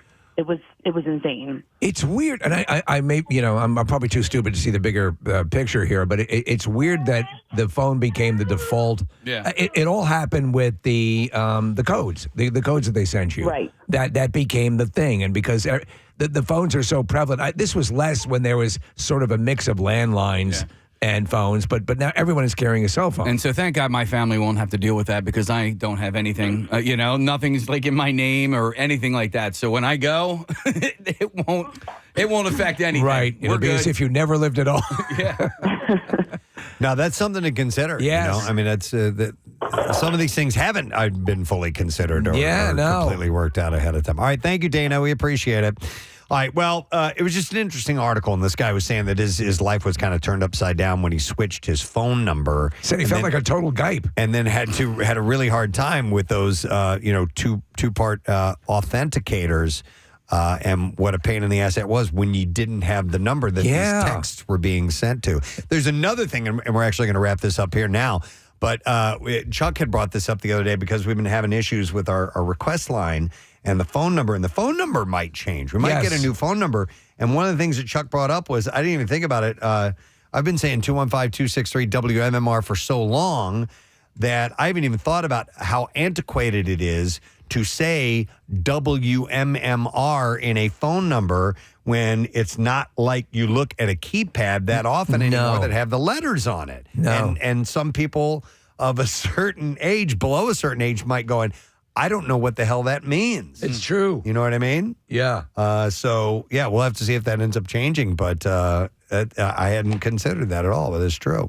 So on the actual keypad, obviously the numbers are the most prominent with the letters underneath. I mean, I assume at a certain point, will they stop doing that? Will they stop doing the letters? Yeah, I wonder. Yeah. That's a good question. I don't even give out the letters anymore when giving out the station's phone number. I just say 9667 because that's how most people, or more and more people, think of it. I didn't even know it was 9667 until you said it just. It took me memorizing Klondike 5. Pennsylvania 65000. Yeah, I had to memorize it in order to commit it to my brain. But nobody. You just don't use the letters on a phone anymore. Steve, Clara, can you ring Sheriff Taylor? I'll do that. Yeah. Wow. He's down at the shop. All right. Well, anyhow, thank you for the calls. We do appreciate it, and make have your passwords protected. But Nick, thanks for the heads up on that app. It's very useful. It's called Passwords, and should be on the newer versions of iPhone. Just look for the picture of Alan Ludden. No. There's 3 little keys on there. All right, we are going to take a quick break. We'll come back in just a moment. Don't forget our Word of the Week prize this week is cash prize, $500 from Paramount Pictures, and it's from the movie Better Man, the story of Robbie Williams. We'll come back in a moment. Stay with us. Preston and Steve.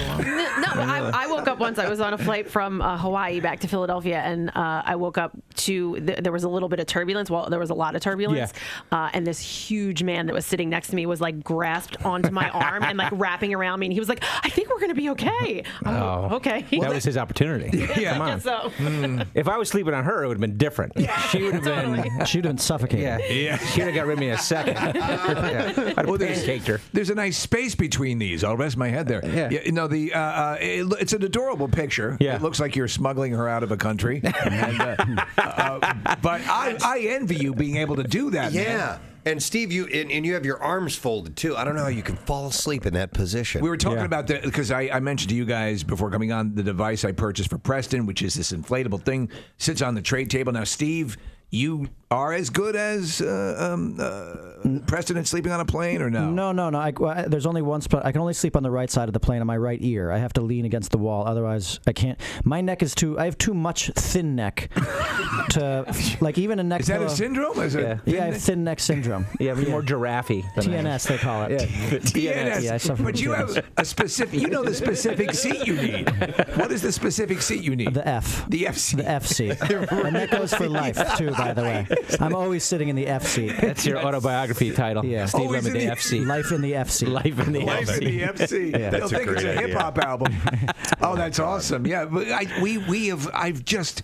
And it'll screw up any sort of your long-term trip if you go overseas. You know, you'll ruin a vacation because you lose 2 days because you didn't sleep on the plane. Yeah. And I've never done that. I know you're flying mostly within the United States, but now you just got it down to when you get on. How long before you're asleep? Like minutes. I recommend people have their necks removed, and then it's easy to sleep that way. It really is unbelievable how you can sleep on. Like, it pisses me off. It pisses me off. Yeah. Because sometimes, like, one of his eyes remains open for the sleep. Like, you only know he's asleep because his mouth opens up. Right. But his eyes are open, and when his mouth is closed, you can talk to him. But when his mouth is open, that's how you know not to disturb him. It's true. So Kevin, you're acutely aware of the fact that Steve's going to be awake taking pictures. Oh, that's of you. all he does of me. He takes pictures of me while he's sleeping. I think have a whole album a fetish. It's a fetish he has. How do you fall asleep knowing that's going to happen? Nah, it doesn't matter. Doesn't bother him. I'm a performer. You know what I mean? I like to perform for people. So I walked into the bathroom, the airport bathroom, when I got off, and I had a gigantic drool stain all the way down my T-shirt too. So no, it was a good sleep. It was a good sleep. Yeah. That is great, especially when you're walking off the flight. Everyone knows exactly what that is. Hey, guys, I know that a lot of people were excited when they heard that Super Troopers 2 was going to start production this year. It happened in October. You guys we shot it. Yeah, you shot it. It's done? It's done, wrapped. yeah. We're in the editing room now. Yeah, that's why we red-eyed out, because we were editing yesterday. So, wow. But we finished about first week of October, and we shot for 2 months up in Boston. So with the with your stage show, and you guys go out and tour, and you've done it for a while. The other three, I guess, go off and do their deal. But yeah, we're the funny ones. You're the funny ones. Yeah. But I love your kind of your stage show is a synthesis of different things. It's a storytelling and stand up, and it's almost like an evening with. Yeah, we each do a traditional stand up comedy set, but we also we come out together and we'll tell behind the scenes stories of the making of our movies. In fact, this weekend we're telling a fresh new story about Super Troopers 2. A tease? Because I'll tease it. I love the... I'll tease you, Steve. Tease me like crazy. Tickle my ass with an ostrich. I'll tease. So tease, yeah. What is it? I have a really exciting love scene in Super Troopers 2. I have a very exciting love scene. It's... Which Carlito's Way member do you look like? No, it's me with my mustache, but I'm going mustache to mustache with Rodney Farva. Wow. Kevin and I have a love scene together. Yeah. Really? We have a thing. Yeah, we make out in this movie. Yeah, we can't really give away how it happens, but it does happen. Yeah, I love that. I love because I was watching a lot of your stuff, and there's an elaborate Patrick Swayze encounter story that I thought was hilarious. And you, Steve, are a huge Patrick Swayze fan. We're all Kevin and I are both big Patrick Swayze fans, but Kevin missed his opportunity to meet him because he was over at the free buffet table. I had a moment. The window opened for a second, and Kevin was not open there. Bar, dude. What I loved about it is that you guys are, because you guys, you obviously have this degree of success, but you're just the same sort of guys that we all would be in the same situation. When you meet someone you're sort of a fanboy for, and you realize in short order that you were that annoying fan. Oh yeah, totally. Yeah. No, we were like, we saw Swayze, and we ran down the list. Like we were like, all right, what should we say to Swayze? And we ran down the list. Yeah, Point Break, Young Blood, Dirty Dancing, Roadhouse. Yeah, we were zipping through all the movies. You were trying to pick the movie to lead with because you wanted to set the tone. I was just gonna have him just talk about every single movie he ever made. And Kevin. We didn't think we were actually gonna speak to him, but Kevin walked away, and our Super Troopers producer came over and said, I know Swayze. Do you want to come meet him? He's about to leave though, so you have to come right now, which is why Kevin missed the opportunity. But then I got Swayze. I brought him over to a Japanese lantern in the corner of this party, and then I froze. I couldn't remember a single movie. And and then I was like, so is Swayze your stage name or? And you saw him do the non-discreet security hand movement that. Yeah, he made a little signal. I caught it. I didn't register what was happening until Matt Dillon swooped in between us. With his back to me. He was like, "Excuse me, bub." And after about 60 seconds, I was like, "Oh my God." Swayze gave him the signal, the help signal, and they were not coming back to me. And I sulked and I walked away. And then Heffernan was waiting for me, and he was so fired up. He was like, "Oh my God, Patrick Swayze and Matt Dillon, tell me everything." And I had crashed and burned. So, in retrospect, what movie should you have led with had you have remembered? What is the ultimate Swayze movie? Point Break. Point Break. Yeah. Okay, definitely. Point Break or Roadhouse too. Yeah. I should have gone. I think Next to Kin gets forgotten a lot. Next to Kin is great. Black Dog is a deep cut, which is pretty solid. Ghost, I could go Ghost. But you're a Dirty Dancing guy.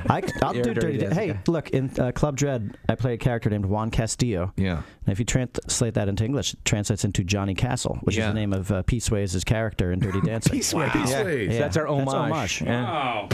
Sofia Vergara's attorney, this is a follow-up, spoke out about the reports the actress is being sued by her own embryos and an ongoing legal battle with former fiance Nick Loeb. Are they going to put the embryos on stand? I'm wondering if that's a bold legal maneuver or not, and if they'll try it, but we'll wait and see. The Right to Live lawsuit was filed on behalf of the fertilized eggs, listed as plaintiffs Emma and Isabella on Tuesday in Louisiana. The defendant, Sofia Vergara. The plaintiff, her embryos. Loeb and Vergara created the embryos in 2013, and Loeb has since been battling to have them carried to term and then taken to custody. And then he takes them to custody. The latest maneuver, this is according to her attorney, this latest maneuver is nothing more than another attempt on the part of Mr. Loeb to keep himself in the public eye by keeping himself linked to Miss Vergara. You notice that's always what lawyers say. This is another attempt at publicity. Another shameless attempt. They always go there. We have every intention of putting the embryos up on the stage, and I will cross-examine them vigorously. So there's the... Look at you. You're not even developed. You have no arms or legs. You're simply an embryo. You're a gelatinous mass, and you show up here without even wearing a suit. You insult the court system. I think you should be held in contempt. Yeah. Mm-hmm. Not entertain this circus. Loeb's suit comes just 1 week before it. Besides that, you left a slimy trail all the way up to the stairs. And everyone else will now slip in it. And that might be a lawsuit. That could be another right? lawsuit in the making. And I am frankly shocked that the court would allow this to happen.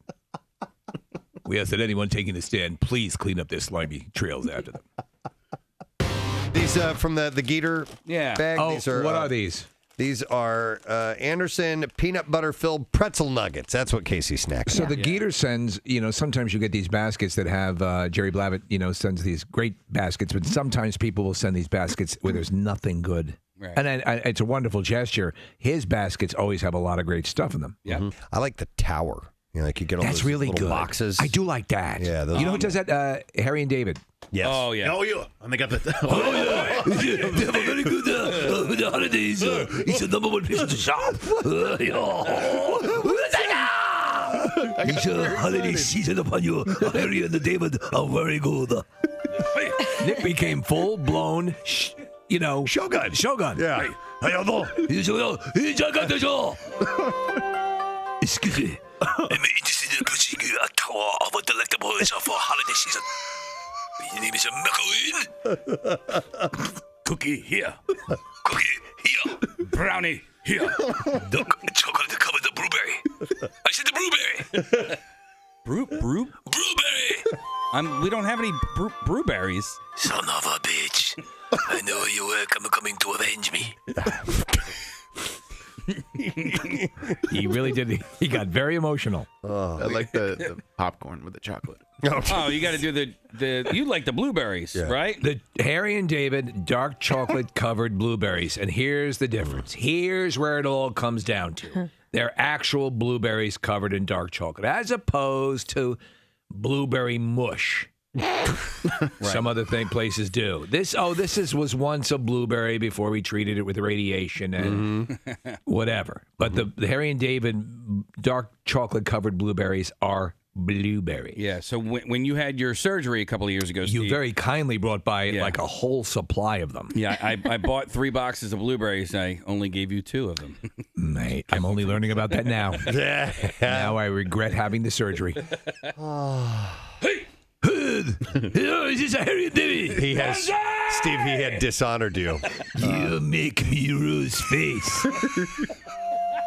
In front of Harry and David, I will kill you. You have dishonored my tower of chocolate covered popcorn. Nick, that was just so guttural, so raw. You're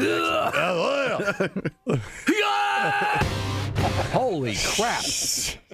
If that doesn't tell you how cold it is. I mean, it's like an alien. I don't swear to God, know it's like what a thing from another planet. Two sets of eyes. Is that 2 or 3? So to describe, just a moment. We had a Number one, it just looked like a black mass that walked in through the door here. And then as this thing got closer, we realized that it's actually Pierre Robert. I thought it was Sasquatch. He's wearing a huge, thick, down black jacket. He has, of course, his hair flying out all over the place, and he has a huge hat on that's fuzzy, all kinds of fur all over it, which is fake, I'm sure. And then he has a pair of sunglasses.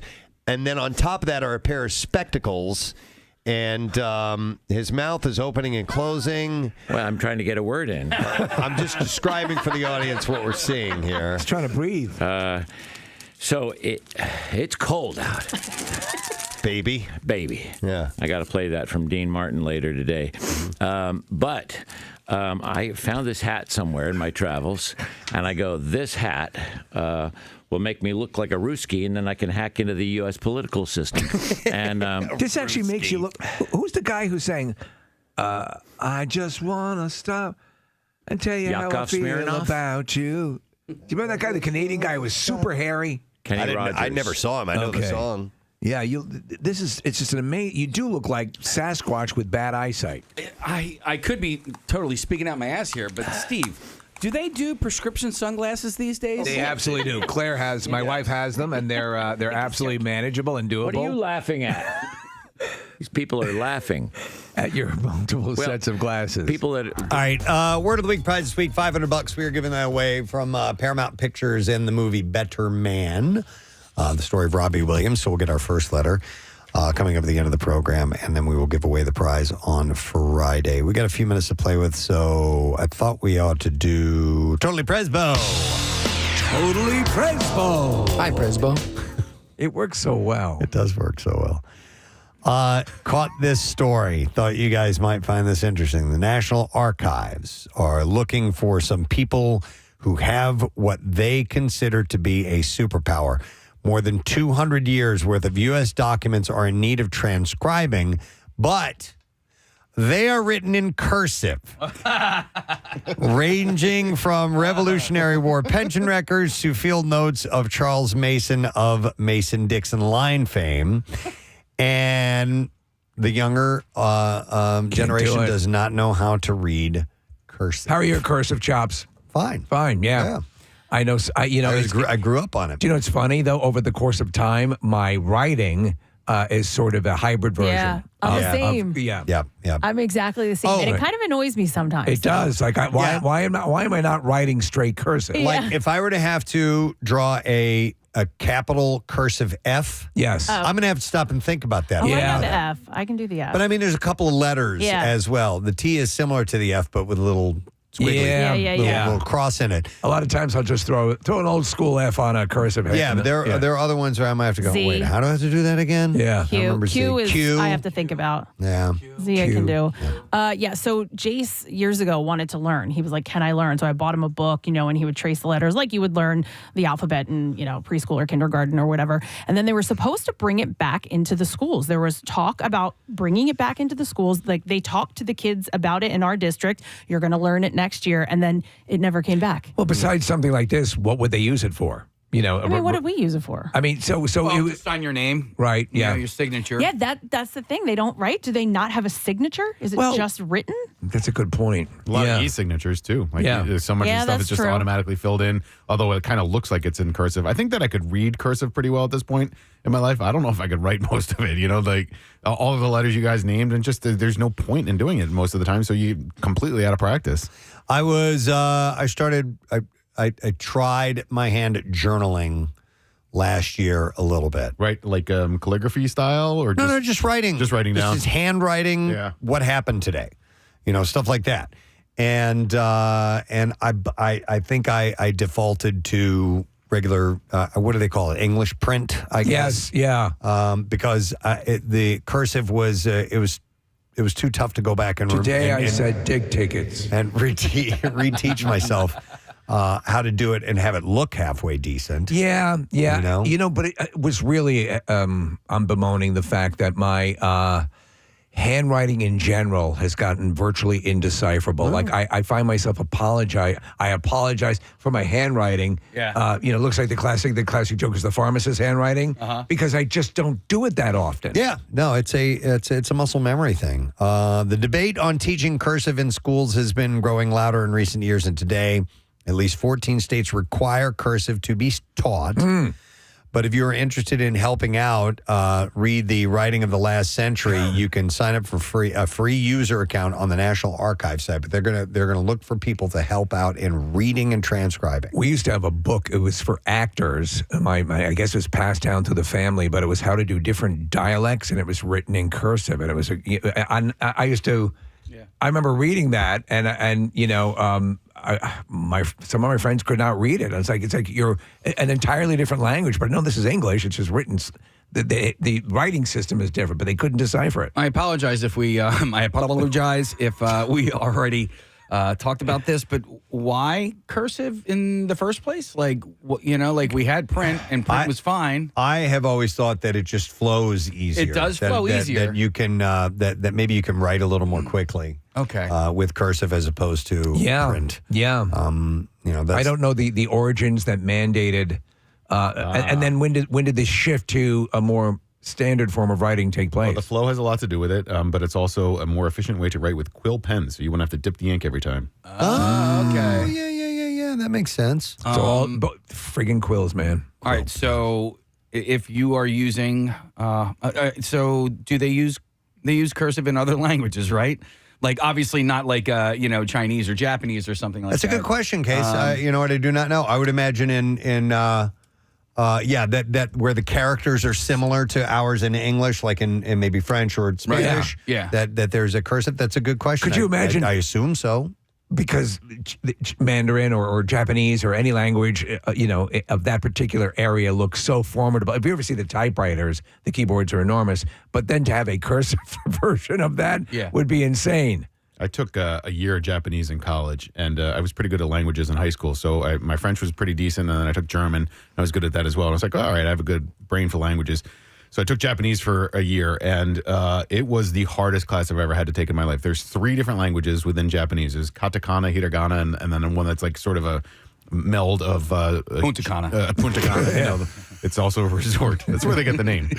And Punta Cana is Japanese. Well, originally, and but they adapted it for the Dominican. That's a good case.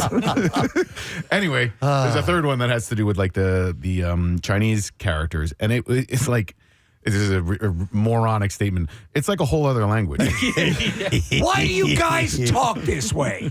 What's with your alphabet? I want to, and I never will, but I would like to learn Spanish. I would also like to learn American Sign Language. The problem is... First, remember all your passwords. All right, I should probably step one, remember your passwords. But like anything else, like teaching cursive to someone... It is something that just takes a whole lot of practice. That you don't have. It takes a lot of time. The clock's ticking. You're going to be dead soon. Yeah. I'm currently taking a Spanish class. Are you? Yeah, Jason and I have 7th grade Spanish. Ooh, la la.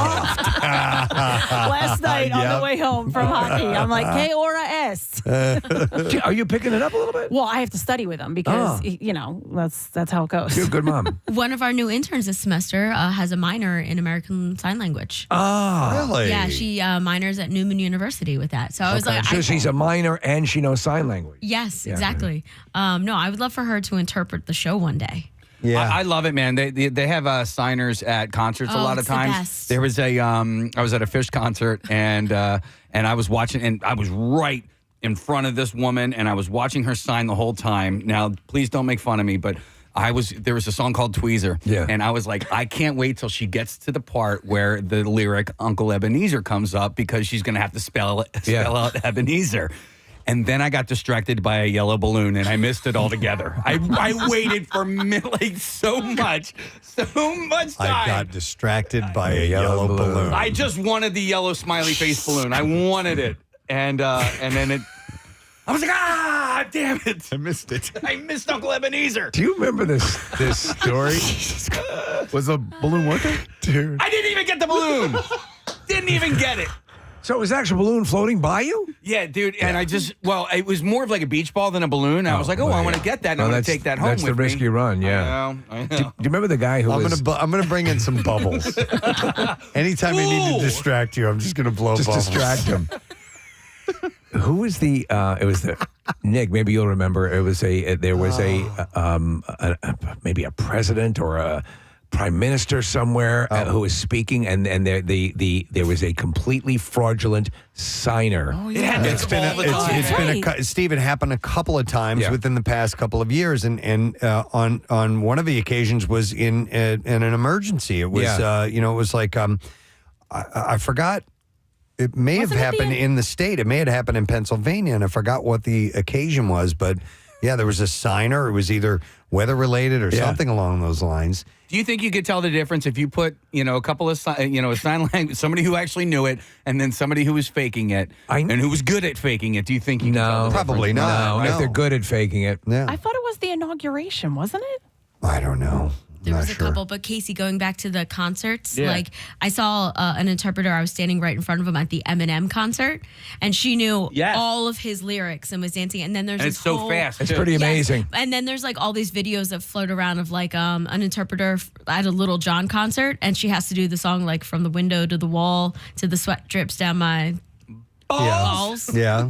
Like it's hilarious. Yeah, it's I'm great. sure. But like, because they're so into it, they find these people who are like really good at really into the culture and really love the music. I would, like I said, I'd like to learn that, but what you need is, from what I understand, and like with foreign languages, you need to converse.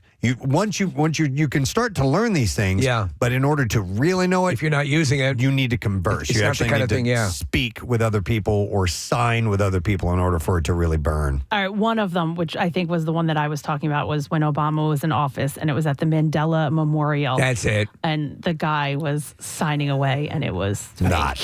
It was just total fake. And there were people who spoke, who were people who were very capable with sign language, saying, this means nothing. This is gibberish. I'm going to go to, hang on, going back to the story here that kicked off this conversation. The National Archives is looking for people who can read cursive to help them be translated or to transpose some of these documents. I'm going to go to Tony. Hi, Tony. You're on the air. Good morning.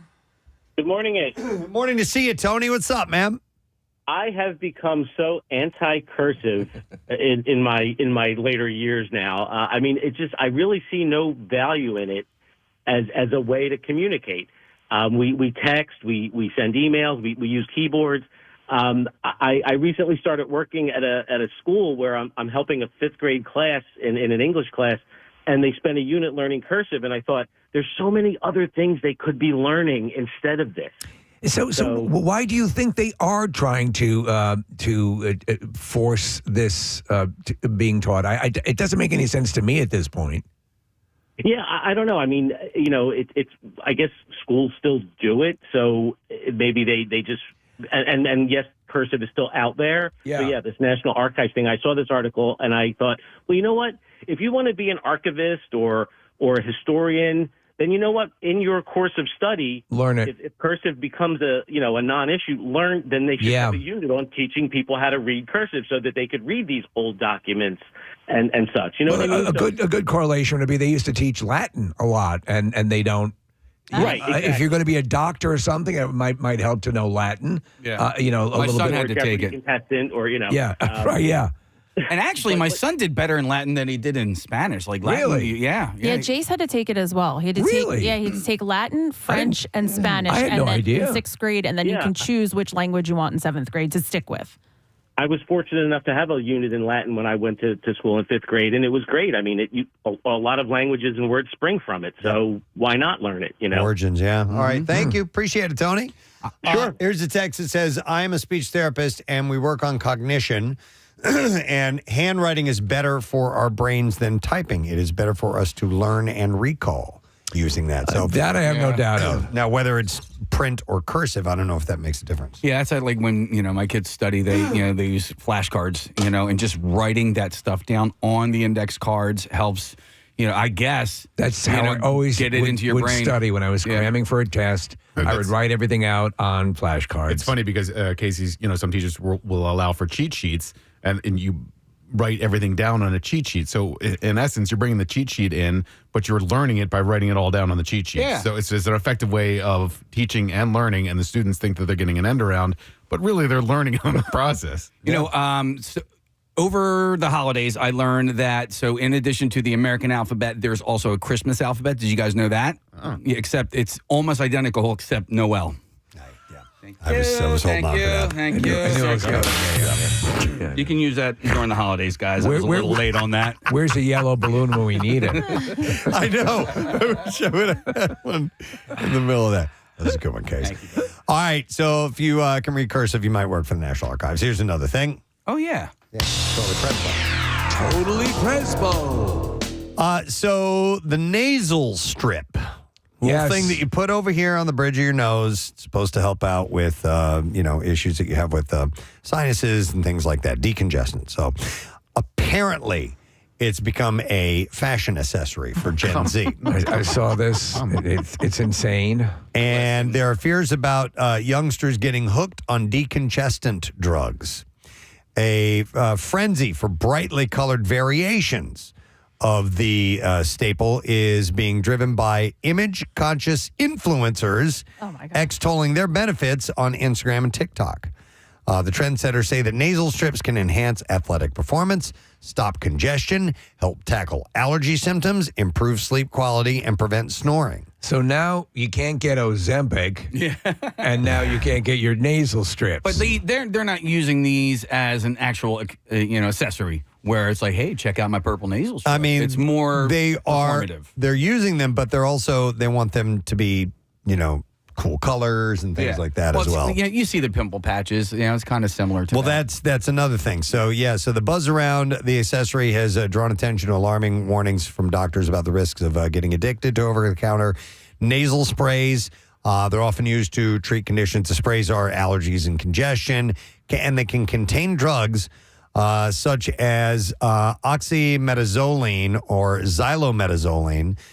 The products, which are used by millions in the U.S., are harmful if they're used for 3 to 5 days at a time. However, doctors say some people are becoming hooked on the treatment. According to Dr. Suj, a popular TikToker, he said some people need to use them every hour.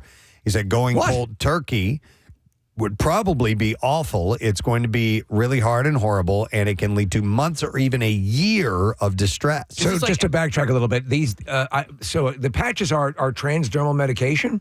No, they just they kind of like lift open your airway. But there's other stuff. Are you talking about like Afrin or? It sounds like what he's saying is that there's Yeah, but they're not becoming addicted to the nasal strips. They're becoming addicted to the other, right? The other nasal sprays. Now, they're saying that unlike, they're saying the surging popularity could be fueled by fears of youngsters getting hooked on decongestant drugs. Now, Kath, I don't know if there are some that might have a medical aspect but to I think the strip. I think I think what you're reading is saying that they're using this so that they don't go on the medicines and get addicted. Oh, is that what? All right, let's backtrack a little bit. Yeah. We'll listen to the podcast. Because Kath, you used to do. Was it Afrin? What was the stuff that you used? It wasn't Afrin, but it was like an Afrin. It was Vicks when I was in high school, and it basically closes up your airway, your nasal passage. That's not good. Yeah, it gets inflamed, and you can easily be addicted to it. Yeah. So I don't know why they make the leap then, Kathy, in this article. I recently used Afrin. I finally gave in. I never touch that stuff for the fact that once you start using it, it's really hard to stop using it. And I'd gotten so clogged up. I mean, there was nothing coming through. And it Did felt it work? like, I'm like, it did. Oh. It ended up being, because I was going to bed and I'm like, I do not want to lay here all night. Just, And so I used it, and fortunately, it worked for the night. I was fine the next day. Mm-hmm. Thank goodness. But you weren't giving handies and alleyways for Afrin. But I did it so hesitantly. I just did not want to be a slave to that stuff. No, and it's you need to be aware of the. I mean, listen, we've talked about people becoming addicted, and I could use it right now, to chapstick. Yes. Oh yeah. Yep. Same thing. Yeah, I was addicted to that once too. Never drugs, just nasal spray and chapstick. Hey, it's a powerful story. I'm reading about the nasal strips. They don't contain medication. Okay. They just hold the nose open. Yeah, they hold the nasal passage open. I've never really liked to be a chapstick guy, but like you're a balloon guy. I am a balloon guy. Just love yellow balloons. But I started using this Blistex because it's just this winter has been brutal so far. Yeah, I don't feel like this stuff is as addictive as chapstick is. And Kath, I know that you're a lip balm kind of person. I don't know what your take on that is. No, I won't use chapstick because at all. I was addicted to it. No, it makes any kind of lip balm. I won't use chapstick. No, okay. It will make it makes my lips drier. I use Aquaphor or just lipstick. Got you. Okay. Aquaphor. So apparently, if you use the spray too much, things can happen down the road if you're abusing them. So you can get nosebleeds. Yes. Withdrawal symptoms, side effects of nasal spray addiction include headaches, sleep disturbances, and anxiety. Imagine when you have to stand up at the 12-step program and say, I'm addicted to nasal spray. My name's Casey.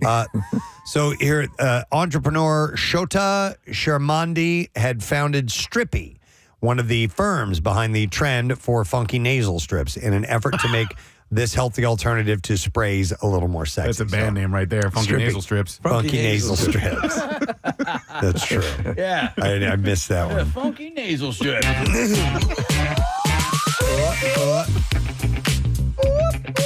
All right. So the nasal strips, yes. The spray, no. Totally Presbo. I thought this was kind of interesting. For more than a century, English Springer Spaniels have proven invaluable to huntsmen as loyal gun dogs that sniffed and flushed out their quarry. But now, the animal's acute sense of smell is to be harnessed to thwart the threat posed by the world's vineyards by viruses and bugs. Yeah, I saw this. I was talking to my mom about it over the weekend. Yeah. Okay. A study has found the English Springer is adept at detecting mealybugs and leaf roll. So they put them out into the vineyards? That can decimate grape harvests, producing some of the finest wine. So the pilot research project in California, which involved 2 English Springer Spaniels, one named Salvi B and one Zinni. Oh, I get it. I get it. There's more good names coming up. Discovered that using these working dogs was the cheapest way to efficiently scour acres of vineyards for potential infestations and contamination. Salvi B works along with a German Shepherd short-haired pointer named Cab. All right. Was able to detect him and the presence of vine mealybugs 97.3% of the time. Yes, here's some mealybugs. May I have a treat, please? As well as rule out such an infection 100% of the time. That's amazing. Zinni worked with a black Labrador named Melbeck and was successfully able to detect the leaf roll 3 virus 93.4% of the time. That's pretty amazing. I hang out with all these dogs. So they are the so-called Winery dogs, which actually was a band. That Mike Portnoy was in. Could help protect vineyards from common forms of blight. The vine mealybug is a pest that carries the leaf roll 3 virus, which adversely affects the vine's health and reduces crop size. It spreads quickly because it regularly reproduces during a single season. It can be transported by birds, pruning shears, and mechanical harvesting equipment, which means intense cleaning routines to help prevent its spread. The dogs will go out and they'll sniff this stuff out. They must get trashed. And then they will receive a reward after spotting infestations, leading them to view the work as a game. And the animal's detection rate is expected to improve over time as they become more efficient through practice. Isn't it amazing that they can teach dogs to do this and that their sense of smell is that acute that they're able to, like I remember a few years ago reading this article where some dogs were able to smell like when a seizure might be around the corner. Oh, they do all the time. Or some cells might be cancerous or precancerous and they're able to pick that up. And obviously like bomb sniffing dogs, I mean, that's a remarkable thing. And the fact that they can train them to do that is even more remarkable. I was watching footage of a dog and they had it in a special room and there were samples on a spinning wheel and they were cancerous cells. Yeah. And it nailed it every time. Every time. And it could write in cursive. Wow. That's a good dog. And then it eats its own poop. Right. Yeah, so there's always something, right? Some strengths. But it's pretty amazing. So that's going to open up a a whole industry for the people that work in the wine industry. If you watch the Netflix has a special on about dogs and cats as well, but their olfactory senses, their ability to retain information of a smell of a certain area is so astonishing. I mean, stop and think about the dogs they'll put on the bow of boats when they're trying to do a search and recovery, or they're looking for a body that is sunk into a lake or whatever. The gases that are coming up through the water, the dogs can detect that. Yeah. It's amazing. It is amazing. Yeah. So I thought that was a cool new application to canines. All right, let's go to another one. Totally Presbo. There are lists that come out each year from states that have rejected license plates. Yes. From the year prior. And so I have rejected license plates from Illinois. There's a bunch of them, so I just highlighted a few of them. And these are ones that people had submitted, and then they got rejected. So here's one, jagweed. That's pretty funny. Jagweed. I personally would love to see jagweed out on the road. Yep. Bitchin' is one, B-I-C-H-I-N. Bitchin' is such a benign colloquialism. Here's one I don't understand why they would have rejected, munch. Like ass munch or something? M-U-N-C-H. Yeah, but munch is eating. But by itself, munch is not. No. It's when you add something to it. So a character on whose munch was on NYPD Blue, or I don't know. Who's Munch Was on? there? Yeah, there's a cop named a cop character named Munch on a popular show. It's a casual social gathering for people involved in or interested in BDSM, kinks, and fetishes. No way. Didn't know that. That is I have never heard that time. I'm today years old. Yeah. When I heard that. Wow. Yeah. Oh, boy. Oh, it's a Belzer. Wait, playing. Kathy snorted. This should be good. It's someone who's only into Go ahead, say it. Say it out. Nick. Say it graphically. like Go for eating it. tacos without getting anything in return. Oh, all right. Oh, okay. So they don't want any reciprocal. They just like to have tacos. They're taco givers, not taco receivers. Okay. I had a friend, Preston. You have a strange connection to this guy, and I'll tell you off air. Who was a munch guy, and he would cross the finish line that way. You've talked about this I know what you're before. talking about, and I know what You know who I'm talking about? I know what professional hockey player you're talking about. Yes. Oh, get out! Really? And you may or may not have his skates.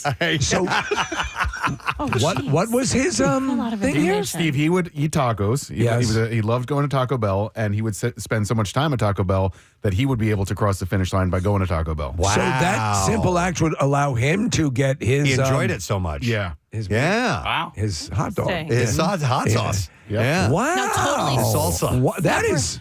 Totally separate question. What hockey player skates do you have? Oh my God! Stop it. We're not doing that. Oh. I think you've already been revealed. Let's just say that Casey's thrilled when he calls his No, phone. that's not true. No, not at all. I never got his case. All right, so here's another one. A band license plate. Bad Arse, B-A-D-A-R-S-E. Axhole, A-X-E-H-O-L-E. Axhole. That's actually pretty It's good. actually I like very that. good. Yeah, we should use that. What is this one? I'll see you, T-U. See you next Tuesday. No, I-L-L-C-U-T-U. I'll cut. Yeah, I guess I'll cut you. Yeah, thank you, Casey. Another one that was rejected is ho, ho, ho. It's H-O-H-O-H-O-E at the end. Okay. Ho, ho, ho. A bad MF. Yeah, but let's go back to ho ho ho. There's nothing bad about that. Well, the E on the end. Makes it no, because a hoe is just H-O. A hoe that you use in a garden Is H-O-E. Is H-O-E, so Yeah. true. Yeah. So that lasts. So then it was for the first two then. Yeah. Not The first two hoes. Weenie was another one. I like weenie. I think it's a... Weenie's a very Yeah. I think that's he a said kid's it. insult. I think it was clean, Press. We'll Son get of back a to you on that bitch. on post production. What? He said So, what did I say, Case? I'm not going to say. Preston likes weenie. Yeah. Oh. I'm pretty sure it was very, very clean. Right, it was. Another one is duck off. Yeah. All right, that's too close, I guess. This is my favorite one. Huge wang. That's great. Ugewang. I like Huge that. wang. Huge wang.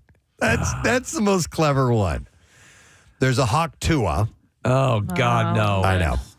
And then this one is thick AF. All right. THICCAF. I assume any version or iteration of AF is going to get because of it directly means that. Yeah, as F. So, Have you ever flirted with the notion of a creative tag? Long time ago, and then I'm like, that's stupid. What were you going for? I don't remember. Thick AF? I don't remember, but last thing I need is having a recognizable license plate. If you do something stupid, right? Yeah. If say you're caught in the heat of a moment, you flip somebody off or whatever, or you yell at someone, or you accidentally cut somebody off, you have a very recognizable tag. Then they see your car parked in a lot, and they know that's you. Yeah, that's mainly why I think it's not a good idea. I've seen some ones that I thought were cute that either reference drumming or golf that were my two passions, and I'd be like, that'd be kind of fun. Yeah, and shout out to all the MMR Rocks license plates owners out there. Yeah. Yep. We do appreciate that. All right, we have time for we have Totally Prespo.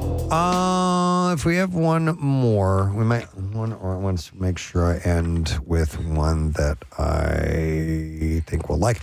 All right, how about this? The most let's see, Peachy, an Australian adult toy store, has come up with the list of most sexually curious states in the U.S.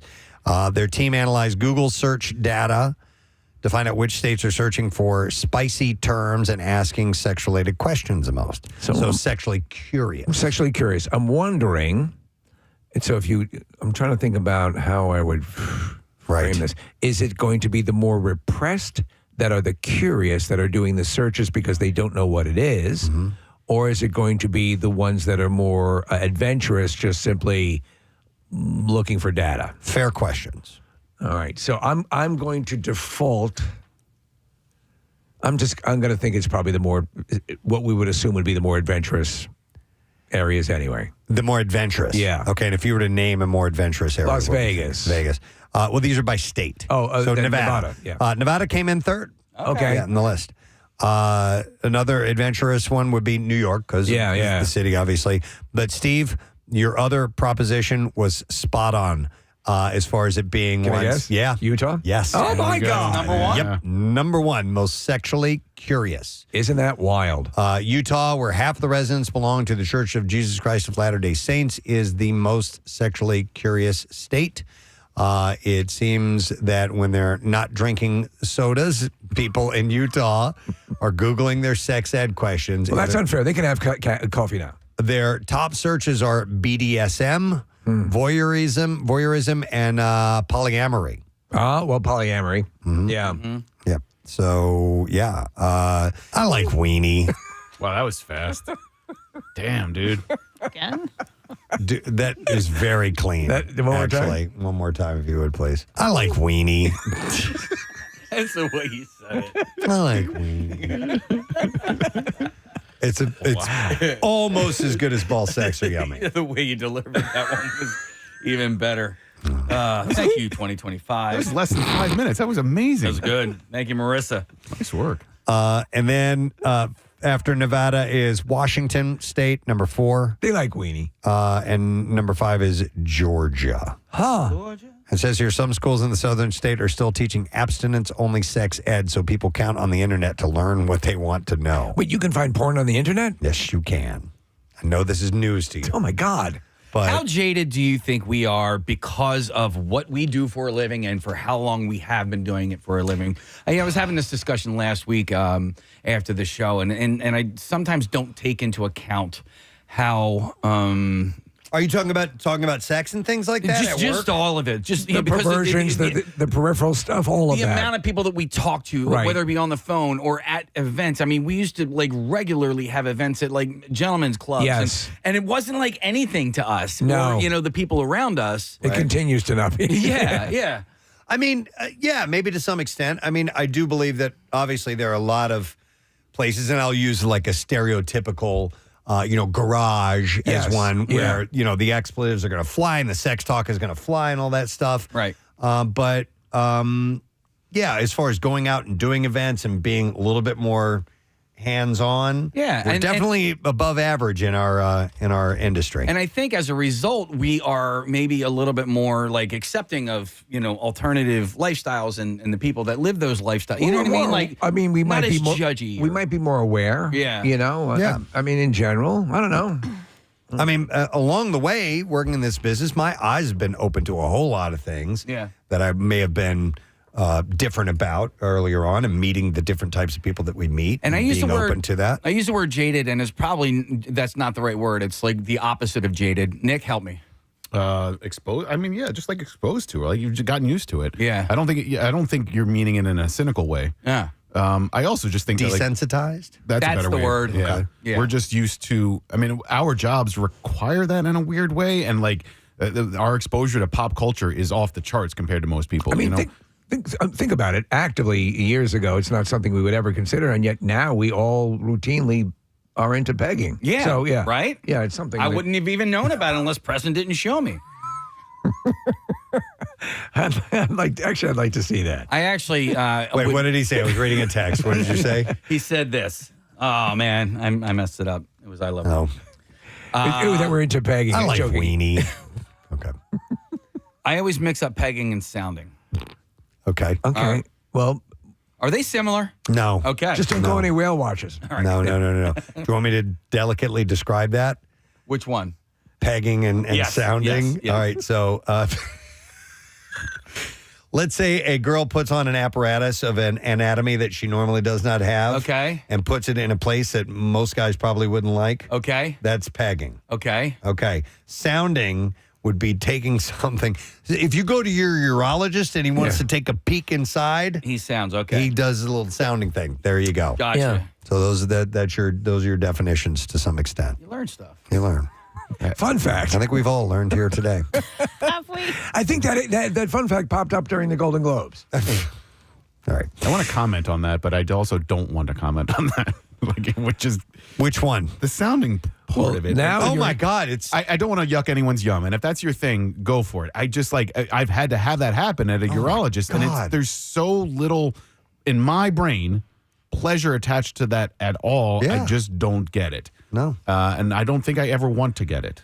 No, I agree 100%. If it, I tend to think of more of that as an egress. Yeah, and it hurts. Yeah, that seems like pain to me. Yeah. But to one's pleasure is another's, or another pain is another's pleasure. So I guess There is this weird when you talk about how your brain operates, the line between pleasure and pain is so close in the nerve receptors and the way that your brain synapses fire that I get it on that level. I just All right. Anyway. All right. So those are my thoughts on sounding. Glad we covered that. Yeah. All right. It's very similar to a good dad joke. We do need to break up. So. Bye, Presbo. Yeah.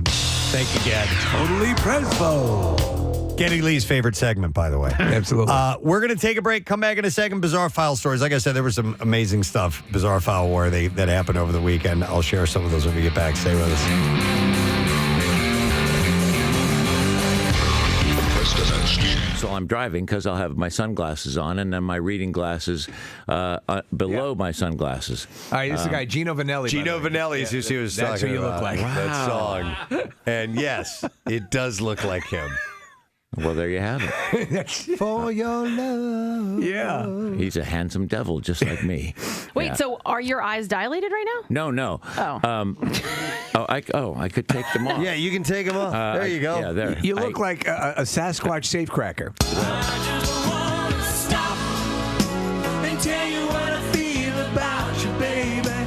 This is Gino Vanelli, by the way, who Pierre looks like this morning. It's this big black fuzzy fake fur hat with flaps. As I was leaving the premises, I'm thinking this will be good today. But it's not the cold. There are bursts of wind. What? I keep seeing Jaromir Jagr. Yeah, from the side when he turned sideways. Yeah. Yes, Because it kind of looks like he have a mullet, and he actually brought it back. He's a hockey player. He's a hockey player, yeah. With the I shouldn't mullet. have used the sports reference. I thought it was another movie thing that I'd missed. No, it was a hockey The Break thing that you Bad missed. Guys. So Darth Vader's cousin. Okay. So it is. Yeah, here we go. Yeah.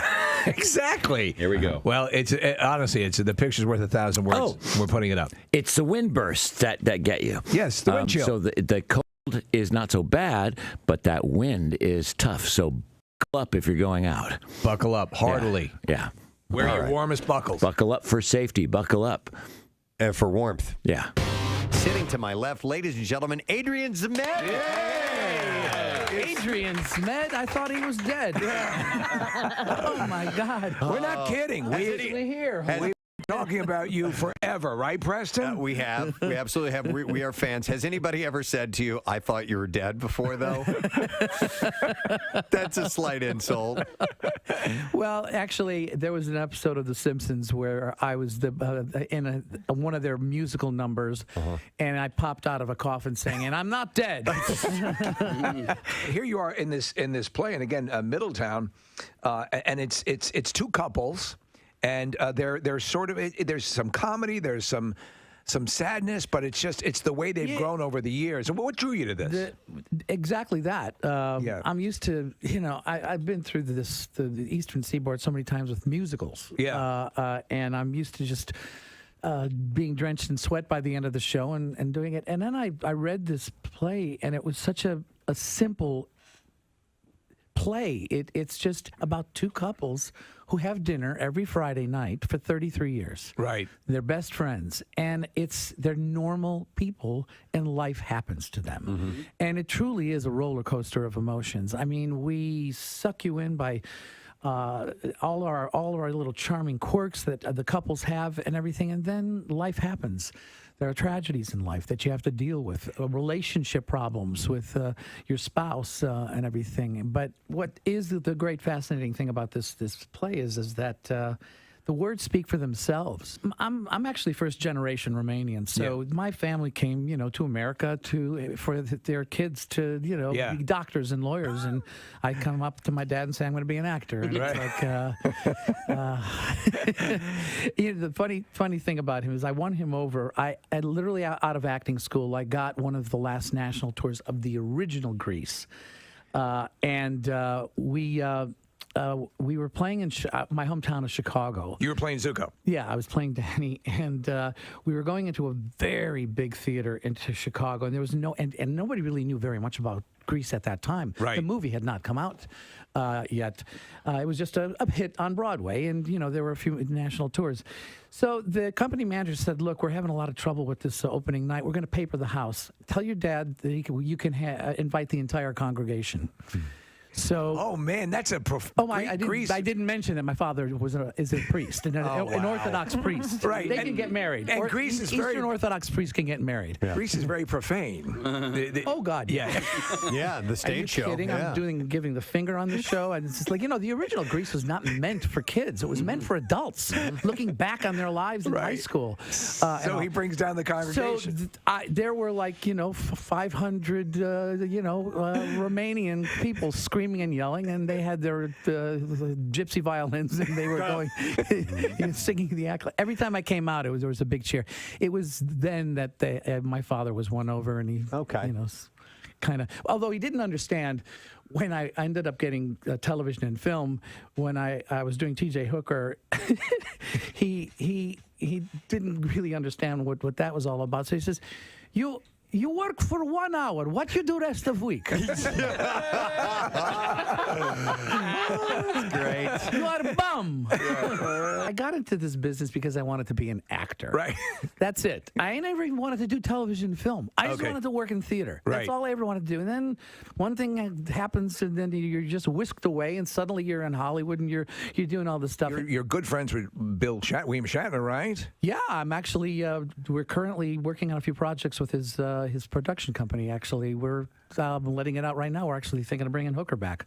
Oh, in a comical way. That'd be awesome. Perfect. Bill is 88. Yeah. But the funny thing about it is that when we did Hooker, Bill pretty much did push the envelope on asking for ridiculous things for Hooker to do. Okay. I mean, we had technical advisors from LAPD there, and he said, "Look, no, I got this idea.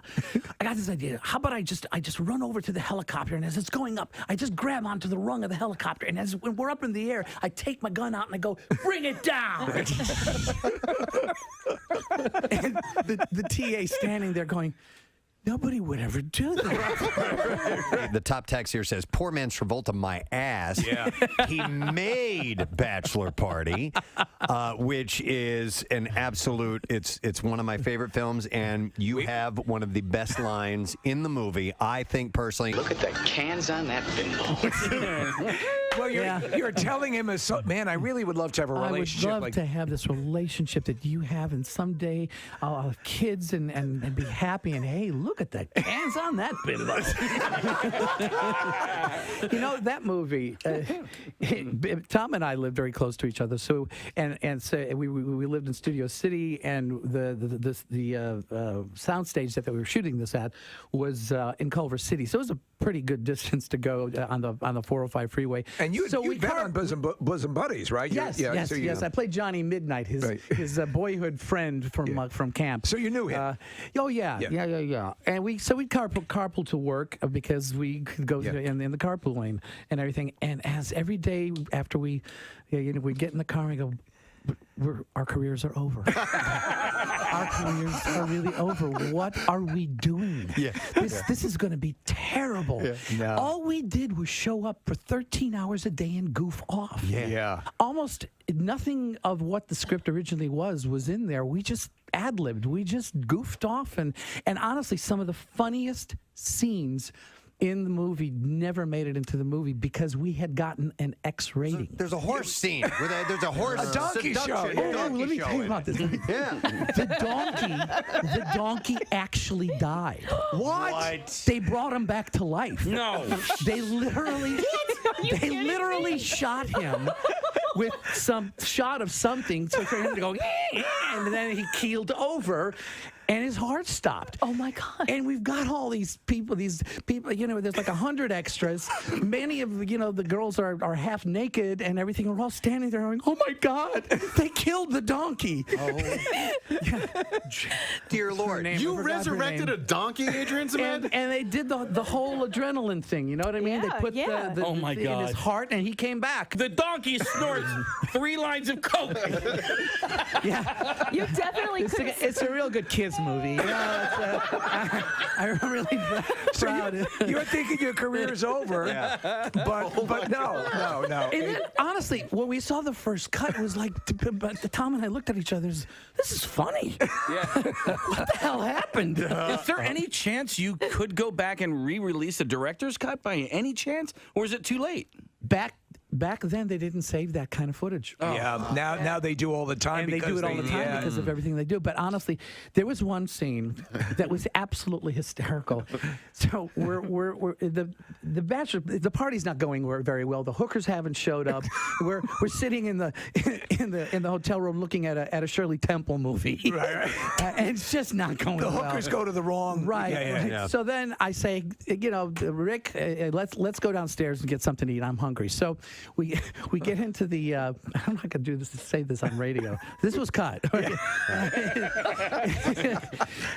said, sit in this booth. This is the best booth in the place. So he sits in there, and all of a sudden you hear a zipper sound. His eyes light up. Right. There's a girl underneath who is taking care of him, going to give him a happy ending of some sort.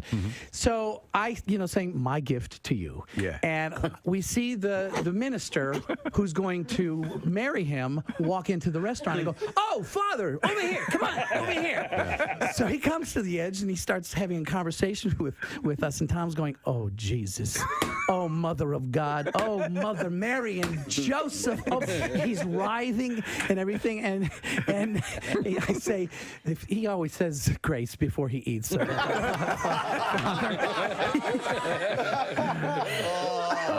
That's great. He can't take it anymore. He gets up and runs out. And I said, "Father, sit here. It's the best seat in the house." Close up on his face, you hear the zipper sound, and his eyes go like. That's great. Didn't make it in the movie. We had offended everybody else. They didn't want to offend the Catholics. It's so freaking funny. You and Tom were friends. Could you tell then what a talent he was and what he was going to go on to and be? honestly, one of the nicest guys in the business. Everything that's ever happened to him, he deserves every bit of it. He's a great, great guy. That's great. Very talented. Wow. Yeah. I wanted to ask you. A lot of people don't know this, but Tom was not originally cast in that role, and neither was Tawny Katane. Tawny Katane was the it girl of the time, and she was the White Snake videos. It predates, I think, the White Snake video. Who was? Well, we shot 1 month with the other cast. Who was it? Oh, no way. It was Paul Reiser. Really? And Kelly McGinnis. Oh, my goodness. Did they get fired? Well, the producers just felt there wasn't a chemistry going on and everything. And Tom, they had just seen a screening of Splash. Okay. Oh. And they said, we really need to get that guy that's like for this. I couldn't even imagine. And Paul Reiser's talented, man. But he's great. He just doesn't have the kinetic. He was very funny. Was he? He was very funny. Yeah. There just wasn't a chemistry that was going on. That's happened before. Back to the Future. Eric Stoltz was. They filmed for quite a while with him in the lead role. And the scene where he falls and hits his head. That's Eric Stoltz's head. When he falls out of the tree, bonks his head on the. I didn't know that. Yeah, that's Eric Stoltz. Wow. Okay. Did not know that. It's if you've never seen Bachelor Party, and it's worth going back for a visit. A number of people also texting in asking if we're going to bowl tonight, Adrian. It's funny. I've had the great fortune and lucky to have 2 cult classic movies that are really. They're targeting completely different people. Yeah. And it's just really kind of cool after all these years. In theater, which is really my first love, and that's why I still do theater. If I'm going to be doing television and film, I'd rather be behind the camera these days. But if I'm going to act, I'd rather be on a stage because that is the actor's medium. It's electric. It's like a drug. Yeah. Grease too. It was an opportunity to put it was my Danny Zuko that I put on film. Right, because you weren't. They had to created another character, which is basically Danny Zuko. Yeah, and it was a weird thing because you had Grease comes out. You have Travolta's on a WMMR. Let's do one more run at some bizarre file stories. WMMR presents Preston and Steve's Bizarre File. All right, we'll start in Houston, Texas. They have a rat issue. So the Houston Police Property Warehouse, where thousands of pounds of drugs, blood samples, and countless pieces of evidence have been collected at crime scenes, is now in desperate need of a cleanup as it has been attracting rodents for years. Mayor John Whitmere and the District Attorney Sean Terre announced that they are joining forces to tackle the issue of decades-old evidence that has led to a rat infestation in the evidence room. I'm so tweaking, man. And to explain the volume HPD has to deal with in its evidence rooms, Whitmere detailed a growing problem of rats invading old evidence. He said, we've got 400,000 pounds of marijuana in storage that the rats are the only ones enjoying. So they're consuming all of this stuff. Yep. The department keeps over 1.2 million pieces of evidence in storage, some of which are no longer needed due to those offenses having already been passing through the legal system. Whoa, double rainbow. But apparently the storage of case notes, drugs, and other pieces of evidence is putting a strain on the resources, and even destroying evidence incurs a price tag. So they described the rodent infestation as affecting only older cases from marijuana confiscated in the 80s and 90s. Wow. So I assume marijuana does it increase in potency or does it decrease? I would think it decreases. That's what I would think. I was actually wondering that, Steve. Yeah. Nick, can you look that up? Will marijuana decrease its potency over time? I think we're thinking in wine terms, and I'm wondering. Yeah, I don't know if it does or not. But its proximity to more recent evidence could be a problem in this particular case. So rat infestations are not uncommon in evidence rooms, and they pose a problem across thousands of police property rooms in the United States. Rodents, bugs, fungus, all kinds of things love drugs, and it's a challenge storing large quantities of drugs. So they're saying specifically marijuana. Was I assume cocaine as well, or anything that was a drug? They store that stuff in there, but I don't know what the rats are getting What into. do the rats prefer? They said mainly the weed. I'm totally coke. Currently, the Houston Police Department isn't allowing to dispose of narcotic evidence collected before 2005, regardless of the case. Regardless if the case has been dismissed. But Terre says that his office has changed the rule so that they can start destroying evidence that has been obtained prior to 2015. So they're working. You always see the footage of them taking out loads of confiscated marijuana and burning it in a field. or even other drugs and getting rid of it that way. Why is this hanging around so long? All right, here we go. Nick found this. When stored properly, dried cannabis keeps for 6 months to a year. Over time, it begins to lose its aroma and potency. All right, there you go. Oh. So this would be basically useless. It loses roughly 16% of its THC after 1 year, and it just keeps dropping from there. Wow. Okay, did not know that. Good to know. A woman in Australia has annulled her marriage after realizing that a fake wedding ceremony she took part in for social media stunt was actually real. Oh, what? The unknowing bride said her partner was a social media influencer who convinced her to take part in the ceremony as a prank for his Instagram account. She only discovered the marriage was genuine when she tried to use it to gain permanent residency in Australia. A Melbourne judge granted the annulment after accepting the woman was tricked into getting married. So here's how it happened. Started in September 2023. When the woman met her partner on an online dating platform, they began seeing each other regularly in Melbourne, where they lived at the time. In December of that year, the man proposed to the woman, and she accepted. 2 days later, the woman attended an event with the man in Sydney. She was told that it would be a white party where attendees would wear white-colored clothing and was told to pack a white dress. But when they arrived, she was shocked and furious to find no other guest present except for her partner, a photographer, the photographer's friend, and a celebrant. I asked him what's happening, and he pulled me aside, and he told me that he is organizing a prank wedding for his social media, to be precise, Instagram, because he wants to boost the content and wants to start monetizing his Instagram page. She said that she had accepted this explanation as he was a social media person who had more than 17,000 followers on Instagram. She also believed that a civil marriage would be valid only if it were held in a court. So the woman called a friend and voiced her worries, but the friend laughed it off and said it would be fine because if it were real, they would have had to file a notice of intended marriage first, which they did not.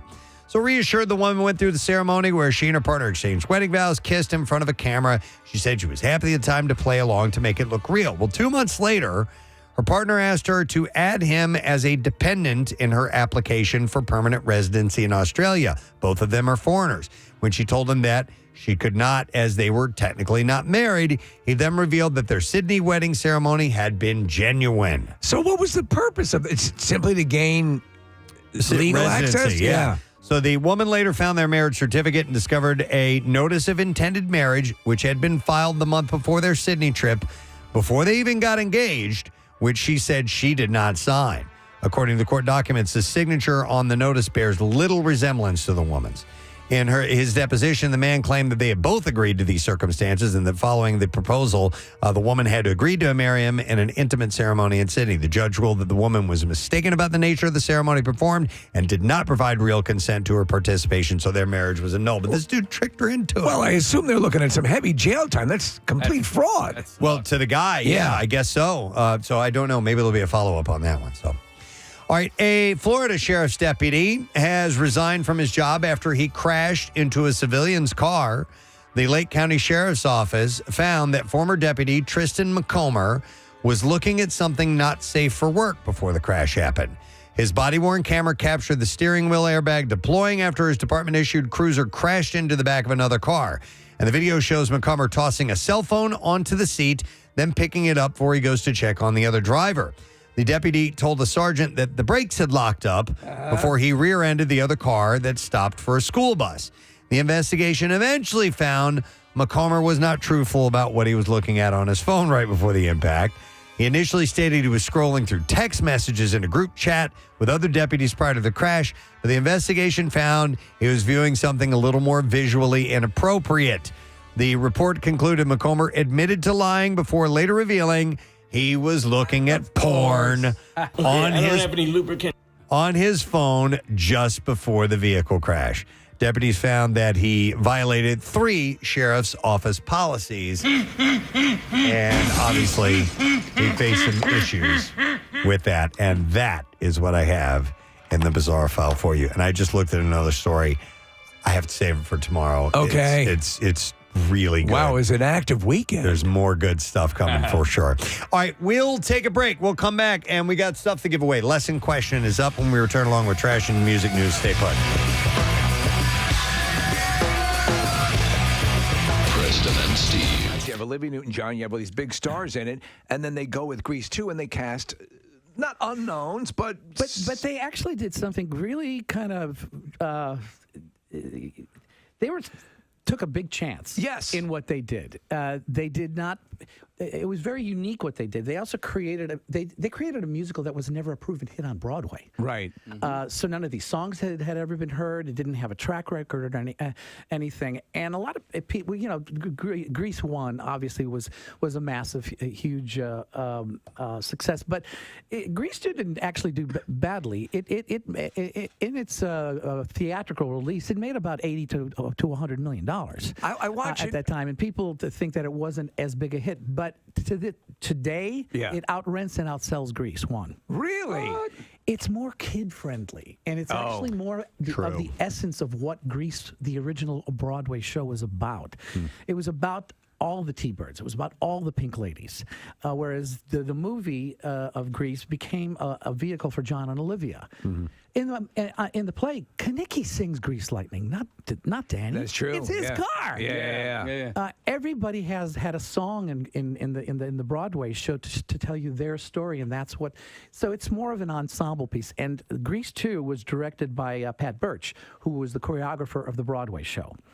So she wanted me to do that role badly because they wanted to put a rock star in that role because there weren't any known faces. Michelle had just done, I think, Hollywood Nights. This is Michelle Pfeiffer with Tony Danza. Right. At that point, it wasn't a big hit or anything like that. Remember, and Maxwell Caulfield was not. He was an English actor, but hadn't done much. And they really wanted a rock star in that role, but Pat wanted me to do it. So she strategically brought me in.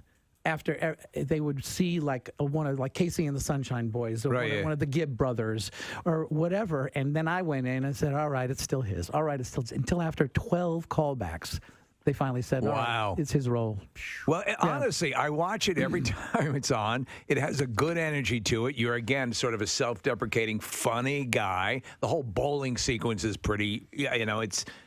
You can't help but get swept up in it, and it has its own energy. And to this point, you had a lot of talented people involved with it. Yeah, a lot of people came out of that thing. Even the Seagal twins went on. The girls who were the cheerleaders went on to have their own series. You have a lot of fans in Philadelphia, and to prove that, I'm gonna show something to you. I don't know if anybody has made you aware of this or not, but I think Steve made an offhand comment one day about somebody getting an Adrian Zmed tattoo. So we do this feature every Tuesday called Tattooesday. People come in and actually get a tattoo from our show. It's called the Preston and Steve. They'll get a tattoo with us in it, and we've been doing it for years and years and years.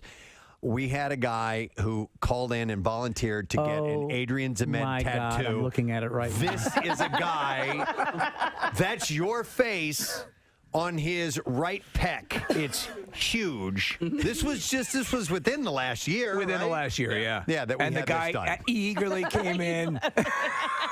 Please tell me that's not permanent. That's permanent. That's a real tattoo on this man's chest. So when he's 90 years old and I look 90 on his chest. Yes. What was I thinking? So we took a picture of you from Grease 2, and that is now permanently on this guy's chest, Adrian. This reminds me of something that Sally Struthers said about tattoos back when we were doing Grease. She said, "Oh yeah, back in the '60s, I was a flower child. I got a tattoo of a butterfly on my butt. Now it's going into its cocoon." We're so delighted that you had a chance to come by here. We are big fans. Nice to come in. We knew you'd be great. Yeah, be with you you'd guys. be cool. That's great, man. Excellent. It's my pleasure. And you know what? We should do a promotion where we go bowling with Adrian sometime. Yeah. How cool would that be? Yeah. Ladies and gentlemen, some love for Adrian Zmed. Thank you so much. The first time Zoe Kravitz and Channing Tatum met, she called him out for wearing Crocs.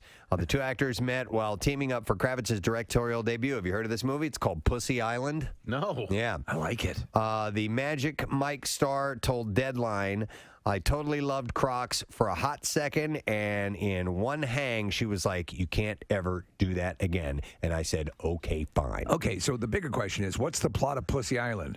I think it's not what you think it is. I think the name... About vaginas? It's not that. Oh, okay. It's something else. At least that's what I read a blurb. I didn't go into detail about it, but I heard it's not supposed to be vulgar. Like Lord of the Buttholes. There you go. It's pretty much the same story. Yeah. Yeah.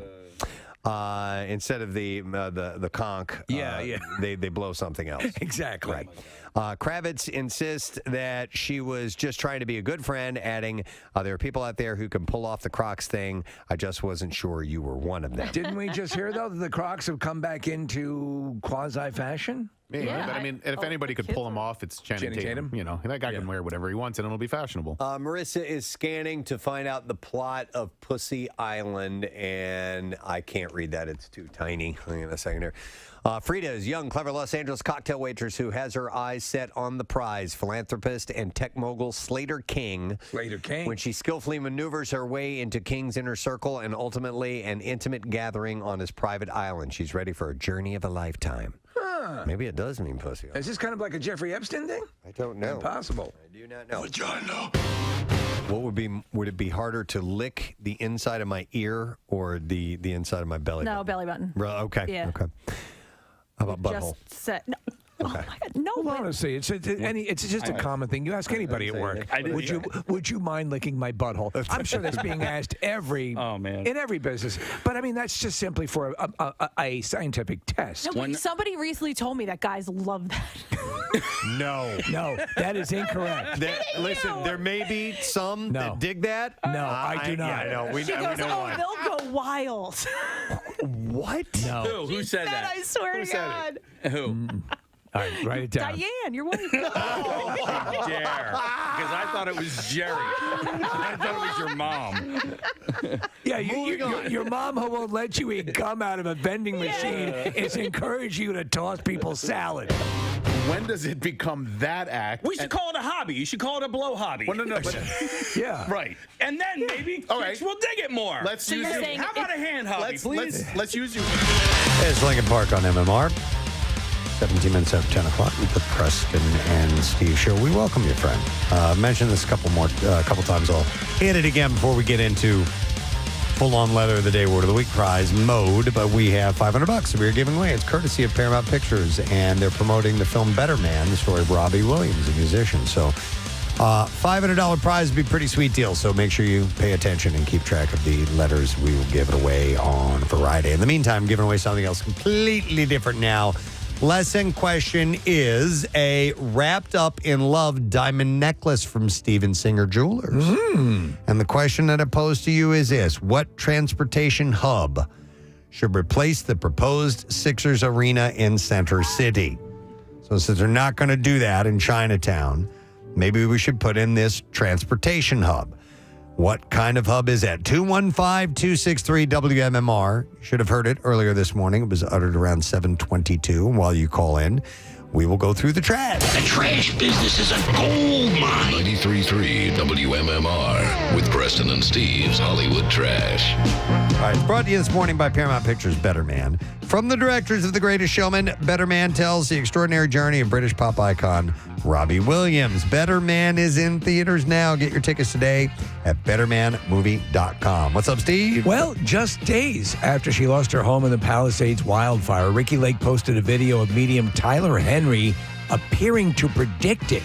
Lake asked, what are the odds that Henry will predict a house fire in an area that averages 7,500 fires a year? Hey! Don't know why, but TMZ is reporting the story of a serial shoplifting crew in Florida who robbed family Dollar Tree stores by having one of the crew distract security by crapping on the floor.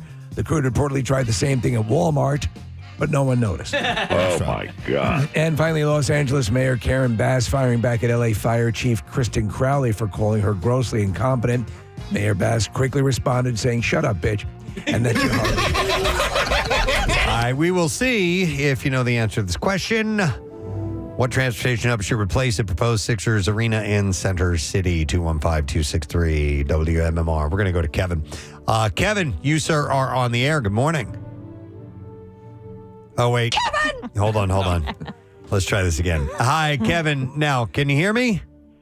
I can hear you, yes. All right. Sorry about that, Kevin. All right. What transportation hub should replace the proposed Sixers Arena in Center City? An airport. An airport. Yeah. We could use it. All right, Kevin. We're going to give you a Wrapped Up in Love diamond necklace, and that is courtesy of Steven Singer Jewelers. Steven's Wrapped Up in Love diamond necklace features a braided circle of precious metals and real diamonds wrapped around a heart. And you can get it now at IHateStevenSinger.com for just $148. Now, Preston and Steve's Music News on 93.3 WMMR. Prepare to be Russified. All right, brought to you by LaSalle University. Advance your career at LaSalle University, and you can choose from over 30 graduate and certificate programs. Visit lasalle.edu/grad-open-house to get started. We'll start with this. I don't have a whole lot of information as of yet, but the horrific tragedy that continues to unfold in Los Angeles has affected all walks of life, including... Oh, wait, I thought I was going to leave with a different story. Including the rock world. So they have been affected as well. So Larry Lalonde, who is the guitarist for Primus, lost his home in the Pacific Palisades area to the wildfires. Or Larry Lalonde. And Les Claypool, the band's frontman and bassist, shared the news that Larry's house was gone with only the chimney remaining. Lalonde isn't alone in the music world. Rage Against the Machine drummer Brad Wilk, Anthrax's Scott Ian, and Billy Corrigan have apparently posted social media messages to let their fans know that they have had to evacuate. No word on whether if they've lost anything as of yet. What's wild is some people post that, James Woods had that very heartfelt, crying about the house going up. Actually, his house pretty much survived. Okay. Yeah, so there's some are finding that and it's rare, but they're there. Live Nation, this is a story I thought I was going to leave with, has announced that a fire aid benefit concert is set for the Intuit Dome in California on January 30th to help rebuild the communities that have been impacted by wildfires. The planned concert is described as an evening of music and solidarity. Proceeds from the concert will go towards supporting displaced families, advancing fire prevention technology, rebuilding infrastructure. Performers, as well as ticket information, is set to be announced the coming days. So no word on who or anything like that, but I just wanted to let you know that they are working on an event. You got to imagine to help raise funds. Josh Groban, right? Oh, yeah. I mean, You Raise Me Up is so apropos for that. Yeah. Where is my Josh Groban song? God done. I don't know. You raise me up. Shut the up. I'm wondering, as far as cleanup and rebuild is concerned, and I don't want this to sound insensitive or anything like that, if it's easier because everything is basically just been burned to the ground, rather than let's say a hurricane or a tornado that comes through where you have all the rubble. Debris. Yeah, no, debris. if you look at it, I mean, they're like they were showing Miles Teller was showing his house, which basically, Casey, the heat was so intense, burned it into ash. Yeah. So it's pretty much leveled. There's nothing there. There's how much recovery is going to go on. It's so expansive, the area, that it's going to take a long time. Yeah, it's hard to say, Case. I mean, it depends on how finely they want to go through and find everything. But I would think so, yes, that it may be, in a sense, slightly easier as far as, getting moving all that. I was talking to my cousin over the weekend, and she lost her house. And it's one of the questions that she's asking, Casey, is, they'll rebuild, they'll have a new home somewhere. They don't know if they want it to be where their current home is or was. And part of the issue is that because everything was decimated, So rebuilding of infrastructure, rebuilding of the town, the shops, the places where they went to get their groceries, their school is gone. Everything is gone. So they're thinking about picking up and moving to a different part of LA. Yeah, so you're going to rebuild your house in an area that has no markets, nothing. Yeah, it's from scratch. Moving on, sad news in the world of music. Sam Moore, the surviving half and higher voice of the 1960s duo Sam and Dave, that was known for such definitive hits of the era, such as Soul Man and Hold On, I'm Coming, has passed away. He was 89 years old. Publicist Jeremy Westbird said that Moore died Friday morning in Coral Gables, Florida, due to complications while recovering from surgery. No additional details were immediately available. Moore, whose admirers range from Al Green to Bruce Springsteen, was inducted with Dave Prater, into the Rock and Roll Hall of Fame in 1992. Springsteen said, "Over on E Street, we are heartbroken to hear of the death of Sam Moore, one of America's great soul voices." He said he was filled with stories of the halcyon days of soul music, and to the end had that edge of deep authenticity in his voice I could only wonder at. At the Memphis, Tennessee-based Stax Records, Moore and Prater ranked only behind Otis Redding as the label's biggest stars. They transformed the call and response of gospel music into a frenzied stage show and recorded some of the soul music's most enduring hits, which also included "You Don't Know Like I Know" and "When Something's Wrong with My Baby" and "I Thank You." And one of my favorite songs from them is this. Great. Soothe Me, such a great song.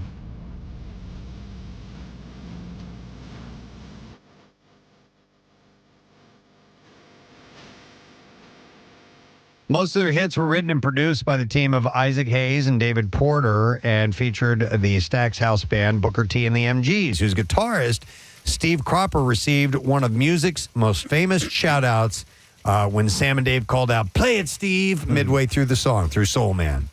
And like many 60s soul acts, Sam and Dave faded after the decade ended, but Soul Man hit the charts again in the late 1970s when the Blues Brothers, John Belushi and Dan Aykroyd, recorded it with many of those same musicians.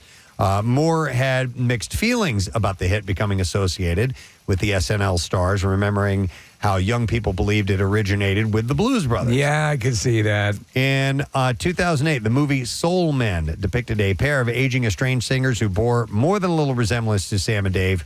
Moore lost a lawsuit claiming the resemblance was too close. He also spent years suing Prater after Prater hired a substitute and toured as the new Sam and Dave. Prater died in 1988 in a car crash in Georgia. In 1993, Moore was among numerous artists who pressed legal claims that the record industry had cheated them out of retirement benefits. Moore and other artists sued multiple record companies and the American Federation of Television and Radio Artists.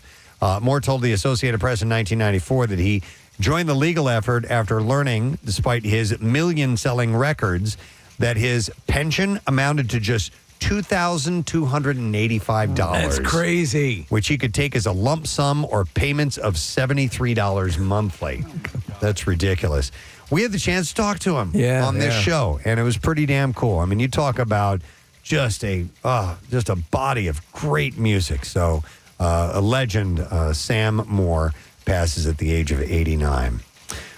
Two more quick things. I think I have two more. Let me check here. Hot off the presses. Two more quick things. Record Store Day has been announced for 2025. The Record Store Day organizers have revealed that this year's vinyl celebration is set for April 12th. Correct me if I'm wrong, and I fully support Record Day, and I think it's a great thing for the different stores and vinyl heads. It seems like there's more than one Record Day throughout the year, is there not? Not that I know of. Okay. I think it's just once a year. Maybe the glow is so strong for me that it feels like it's with me all year long. Information comes up from time to time about vinyl records coming out, so maybe you're feeling that as well and lumping it in there together. This will be the 18th year that it's celebrated.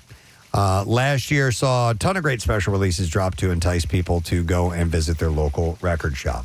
And then one last thing, Trent Reznor's top pick for Best Song of 2024 might surprise you. The Nine Inch Nails frontman declared on the Golden Globes red carpet, "I'm going to have to go with Espresso."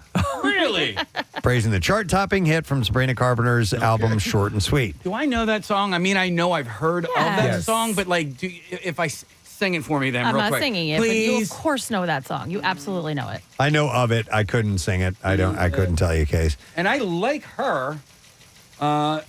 I'm going to look this up, All right, see if we have it. the song released last April is up for Record of the Year and Best Pop Solo Performance at the Grammys. Reznor has praised pop stars in the past, crowning Dua Lipa's Levitating the song of 2023. Reznor recently won Best Original Score at the Globes for Challengers. So with Grammy nods for Carpenter and Oscar buzz for Reznor, Both artists are on a roll this year. Well, and then I'm going to have to trust his opinion on that one because that levitating song, I like that song so much. I actually did a dance video for it. Really? Yeah. It's a really, Which really one, good which one one. was it? It's the one where I start off at the urinal here in the bathroom and then I dance down the hallway wearing my rainbow sweatshirt. What was even better is Nick Murphy cut it together for me, and then he did one without the music, which is even funnier. But this is Espresso Press if you want to hear it a little bit. Okay, fire.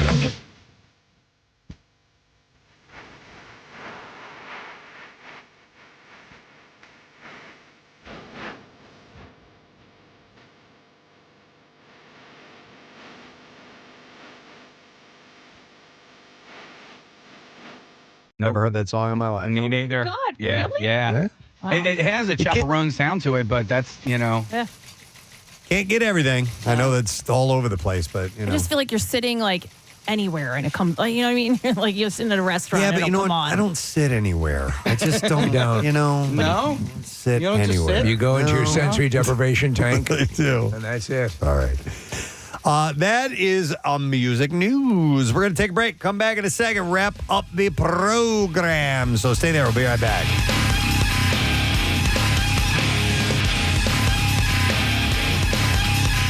Feel free. So, when is it stop being a handy and become a hand hobby? Yeah. When does it stop being a blowy and become a blow hobby?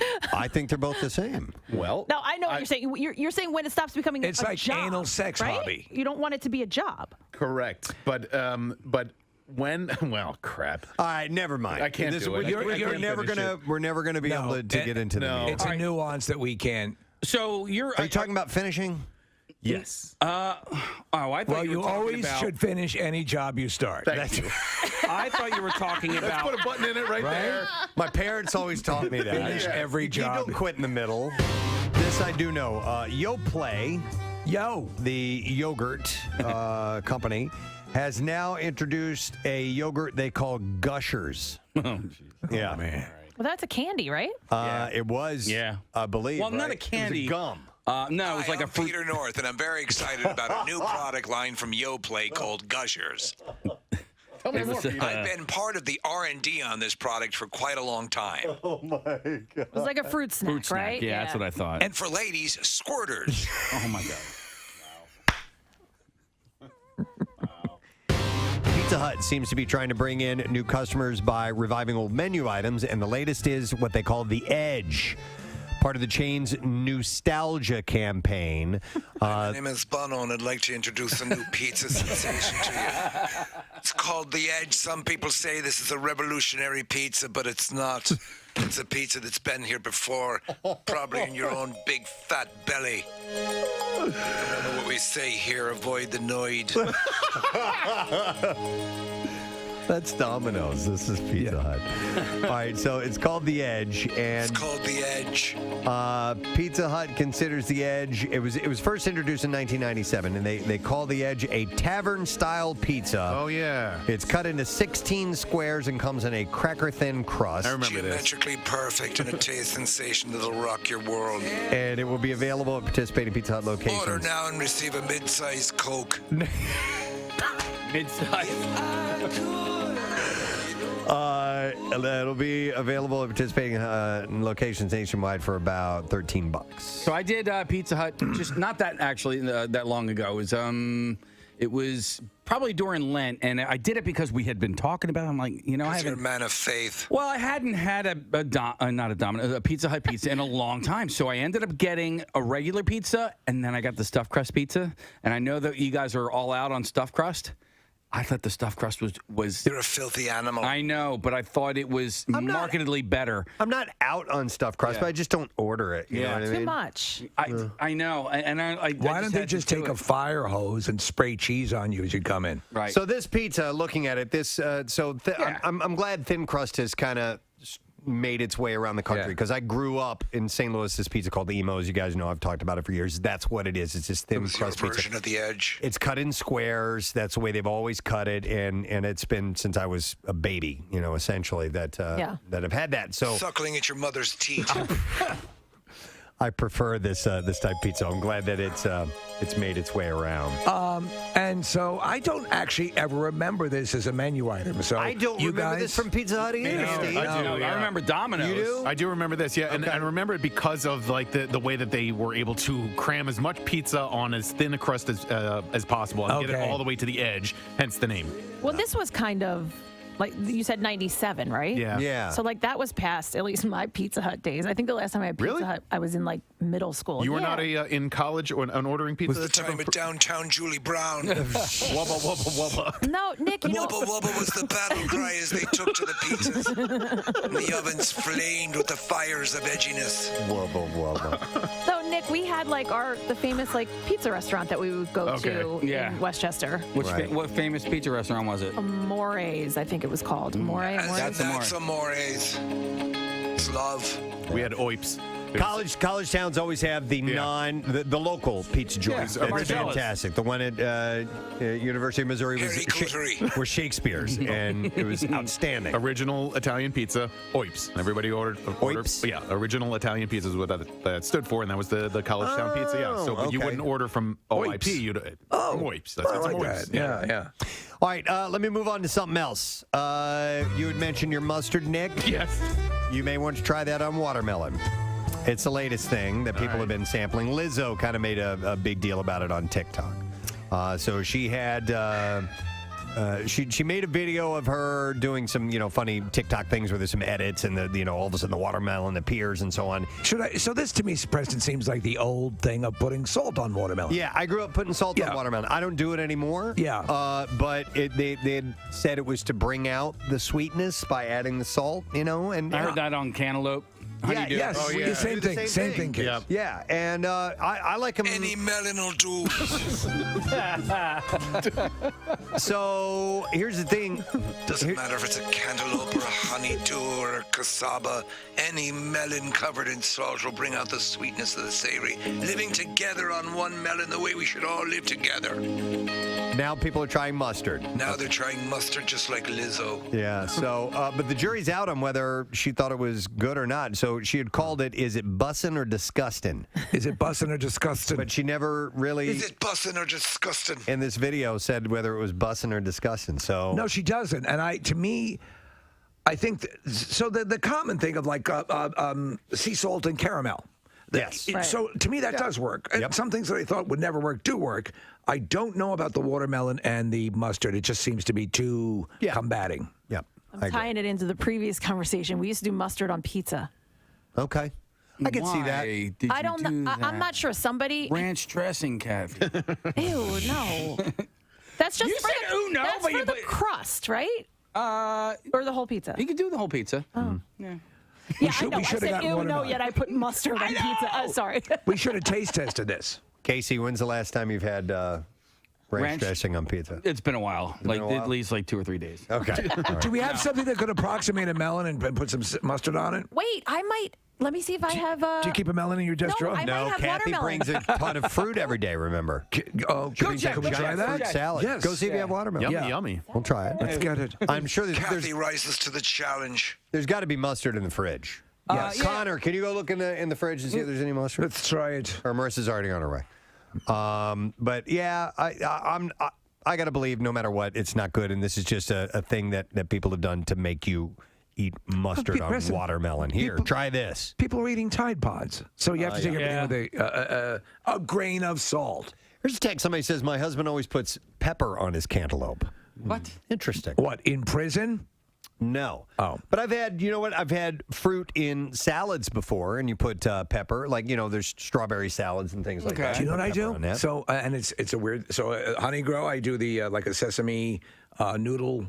Whatever they call it. It's a salad, I guess it is. Okay. But pineapple in that. Mm-hmm. So something, pineapple and sesame and a sesame sauce work together really well. I could see that work. Sometimes when you have like a teriyaki dish. Yes, there'll be exactly. pineapple in that. That's the same thing. Sesame oil in usually in that. So that'll play along. It's great. Let's see if Kathy is. Chef for melons. Where's Kathy's melons? Hang on. Here we go. They're usually on display. I mean that in a non-sexual way. In the way she has a 44-pound. We got it. We do. So you got watermelon. So we can try this. Should I just hold off until we get Hold to this? off. All right. Because Hold. now we're in Braveheart. Yeah, there we go. I got you. Freedom! Do you want to live in chains, or do you want to live with salt on your watermelon? On May 10th. That will be one hell of a show to see with those guys specifically being our headliners. We're very much looking forward to it. It's 10:40 on this Monday morning, the Preston and Steve Show. A fairly comfortable day, relatively, for this point in January. High temperature today, about 46 degrees. Mainly seen clouds. I thought we were supposed to have more sunshine than clouds, but yeah. Nonetheless, kind of mild. Tomorrow we head down. We're taking a dive. The high temperature is going to be 32 degrees tomorrow. Today's going to feel like glorious compared to the way it's been for a week plus. Yep. And then high 35 on Wednesday, high 33 on Thursday.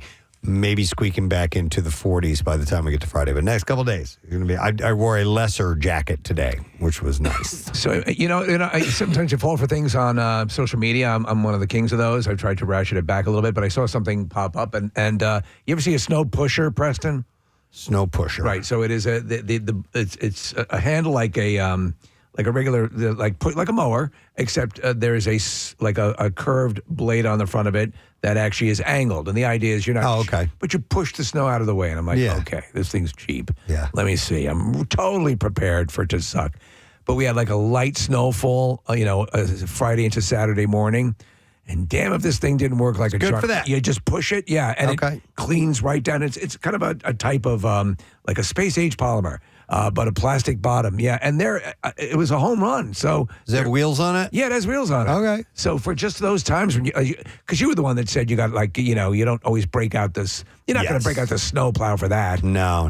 I have a large snow blower for the biggies, and then a smaller one that's for the more dustings and.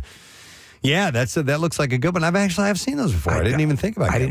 This one here is $178. I didn't. The thing I got was like $55. Okay. Yeah, $60. All right. Nice. Works like a charm. I'm going to take this moment to thank our guests. We had Eli Culp, Dave Wez, and Marissa Magnotta. Hey! For the Delicious City podcast event called the Tasties. It's their awards, their local food awards, and everything from, best restaurant and best chef, but to how about best dishwasher. Yes. When the hell do you get to see the people in the back getting accolades, approval like that? So it's really cool, and they'll have dish specific awards as well. And this event is going to be on February 2nd at Live Casino. And Marissa, tickets are on sale now for that, right? Yeah, deliciouscitypodcast.com. Or also Open Table and follow the podcast. We release episodes every week. And they will. The proceeds are going to benefit Manna. Yes. Nice. So very, very cool thing that you can be a part of. DeliciousCityPodcast.com.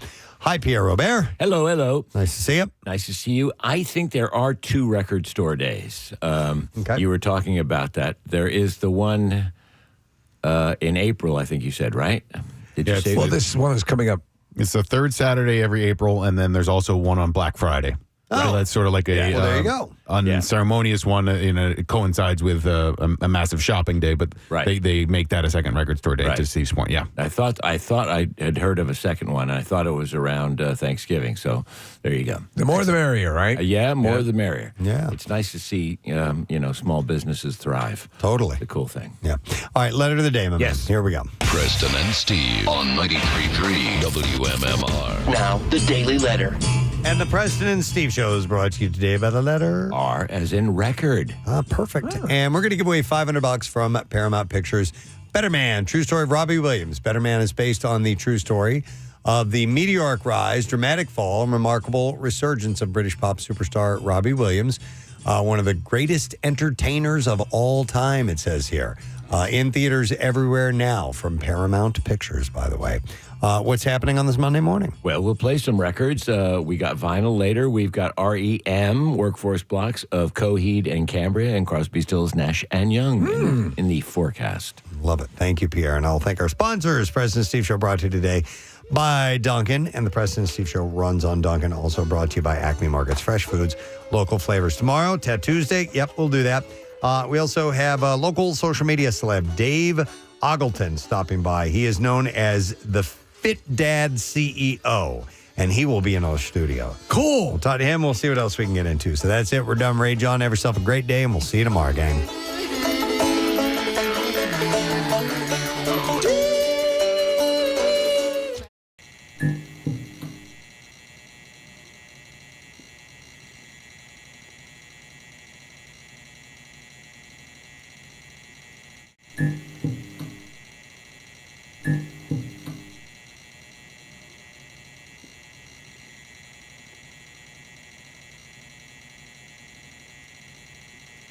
Mm-hmm.